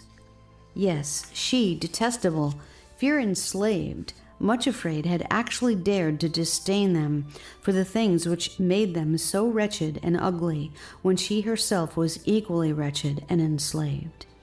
Instead of a fellow feeling of compassion and passionate desire that they might be delivered and transformed from the pride and resentment and bitterness which made them what they were, she had just detested and despised them. When she thought of that, she turned to Joy and Peace, who were sitting beside her, and cried out desperately, "Can nothing be done for them down there in the valley? Must my Aunt Dismal be left unhelped, and poor Spiteful and Gloomy too, and those cousins who went so far with us on the way to the high places, trying to turn us back? If the shepherd could deliver me, Grace and Glory, from all my fears and sins, couldn't he deliver them also from the things which torment them?" "Yes," said Joy, who had been Sorrow. "If he can turn sorrow into joy, and suffering into peace, and much afraid into grace and glory, how can we doubt that he could change pride and bitterness and resentment and self-pity too, if they would but yield to him and follow him? And your Aunt Dismal could be changed into praise and thanksgiving, and poor Gloomy and Spiteful also. We cannot doubt that it could be done, that they could be completely delivered from all the things which torment them. But," cried Grace and Glory, "how can they be persuaded to follow the shepherd? At present they hate him and won't go near him." Then Peace, who before had been suffering, said quietly, "I have noticed that when people are brought into sorrow and suffering or loss or humiliation or grief or into some place of great need, they sometimes become ready to know the shepherd and to seek his help. We know, for example, that your Aunt Dismal is desperately unhappy over the behavior of poor Craven Fear, and it may be that she would be ready now to turn to the shepherd. Then poor Gloomy and Spiteful are so wretched that though they felt no need of the shepherd before, it is very possible that now is the time to try to persuade them to seek his help." "Yes," exclaimed Grace and Glory, "I am sure you are right. Oh, if only we could go to them, if only there were some way of helping them to find what we have found." At that very moment, close at hand, sounded the voice of the king. He came and sat down beside them, looked with them down into the valley so far below, and said gently to Grace and Glory, "Thou that dwellest in the gardens, the companions hearken to thy voice, cause me to hear it." Canticle 8, verse 13. Grace and Glory turned to him and laid her hand upon his arm. "My lord," she said, "we were talking about the people who live down there in the Valley of Humiliation. They are my relatives, you know, all of them. They are so wretched and miserable. What can we do for them, my lord? They don't know anything about the joy of the high places in the kingdom of love. There is my poor Aunt Dismal forebodings. I lived with her for a long time and know that she is utterly wretched." "I know her," said the king quietly. "She is a most unhappy woman." "And her daughter Gloomy," went on Grace and Glory, looking at him entreatingly as she spoke, "she married Coward, the son of old Lord Fearing, very rich, but much older than herself, and a miserably unhappy and selfish creature. I believe she has not known a moment's peace since. There was talk in the valley before I came away that he was likely to desert her." "He has done so," answered the king quietly, "and she has returned to her mother in the cottage, a miserable and disillusioned woman with a broken heart. And her sister, Spiteful, poor soul, with her sharp tongue, which makes so many enemies and deprives her of friends. She married Timid Skulking, and they are desperately poor and have to live in one little rented room in the house of my cousin Bitterness and his wife. I cannot bear to think of their wretched condition, while I live up here in the kingdom of love." "They are wretched indeed," said the king, even more gently and compassionately than before. "They have just lost the little daughter, who poor Spiteful had hoped would be such a comfort to them in their dreary circumstances." And then, continued Grace and Glory with just a hint of hesitation in her voice, there is their brother craven fear. She did not look at the king as she spoke, but paused a moment, then went on hurriedly. He is the most unhappy member of the whole family. He has broken his mother's heart. Neither of his sisters will speak to him any more, and he goes skulking about the valley, hated by everyone. I know him, replied the king gravely, but with just a hint of a smile. I know him well. You do not exaggerate when you speak of his wretchedness. I have had to interfere and chastise him many times to try and correct his bullying propensities. But though I have chastened him sore, I have not given him over unto death. No, no, cried Grace and Glory imploringly. Don't ever do that, my lord. Oh, I beg you, find some way to rescue and deliver him from himself, as you delivered me. He made no answer for a little while, only looked at her very kindly and with a look of great contentment and happiness on his face. At last he spoke. I am more willing to do what you suggest, said he. But Grace and Glory, these unhappy souls we are speaking about will not allow me into their homes, nor even permit me to speak to them. I need a voice to speak for me, to persuade them to let me help them. I see what you mean, she cried joyfully. We will go down with you and speak to them and show what you have done for us and what you are willing and able to do for them. Do you think they will listen to you? He asked, smiling at her very gently as he spoke. No, I don't think it's at all likely, at least not at first, she answered. I was not at all the sort of person to make them want to listen to me. I did not behave at all lovingly to them. But you will tell me what to say. You will teach me, and I will say it for you. Oh, my lord, let us make haste and go down there. When they see what you have done for me, when they see peace and joy, I do think in the end they will want you to help them too. It is because they have lied to themselves about you and have persuaded themselves that you cannot do them good that they resist you and turn from your help.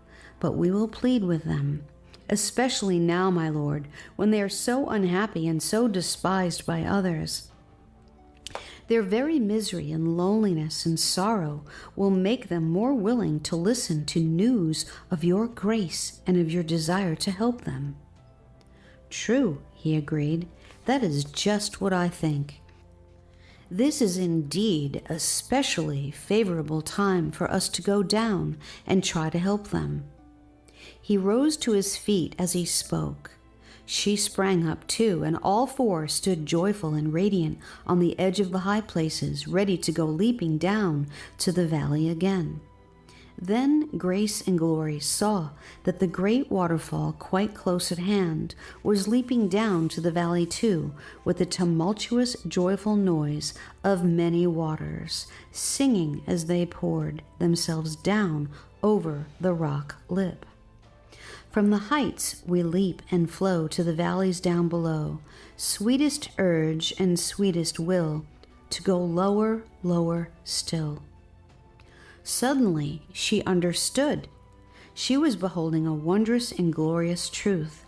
A great multitude, whom no man could number, brought like herself by the king to the kingdom of love and to the high places, so that they could now pour out their lives in gladdest abandonment, leaping down with him to the sorrowful, desolate places below, to share with others the life which they had received.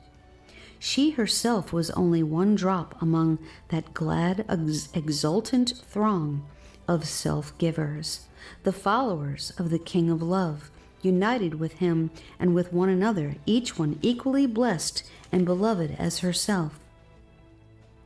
For he loves each one of us, she said to herself, as though there were only one to love. The thought of being made one with the great fall of many waters filled her heart with ecstasy and with a rapturous joy beyond power to express. She too, at last, was to go down with them, pouring herself forth in love's abandonment of self-giving. He brought me to the heights just for this. She whispered to herself and then looked at him and nodded. At that, he began leaping and springing down the mountainside before them, bounding from rock to rock, always choosing, however, leaps which were within their power to follow, and sure footholds for less experienced feet. Behind him went Grace and Glory, with joy and peace beside her, leaping down just as the waters leaped and sang beside them. They mingled their voices with the joyful music of the many waters, singing their own individual song. Make haste, beloved, be thou like an heart on the mountains, spicy sweet, and I, on those high places where thou art, will follow on hinds' feet.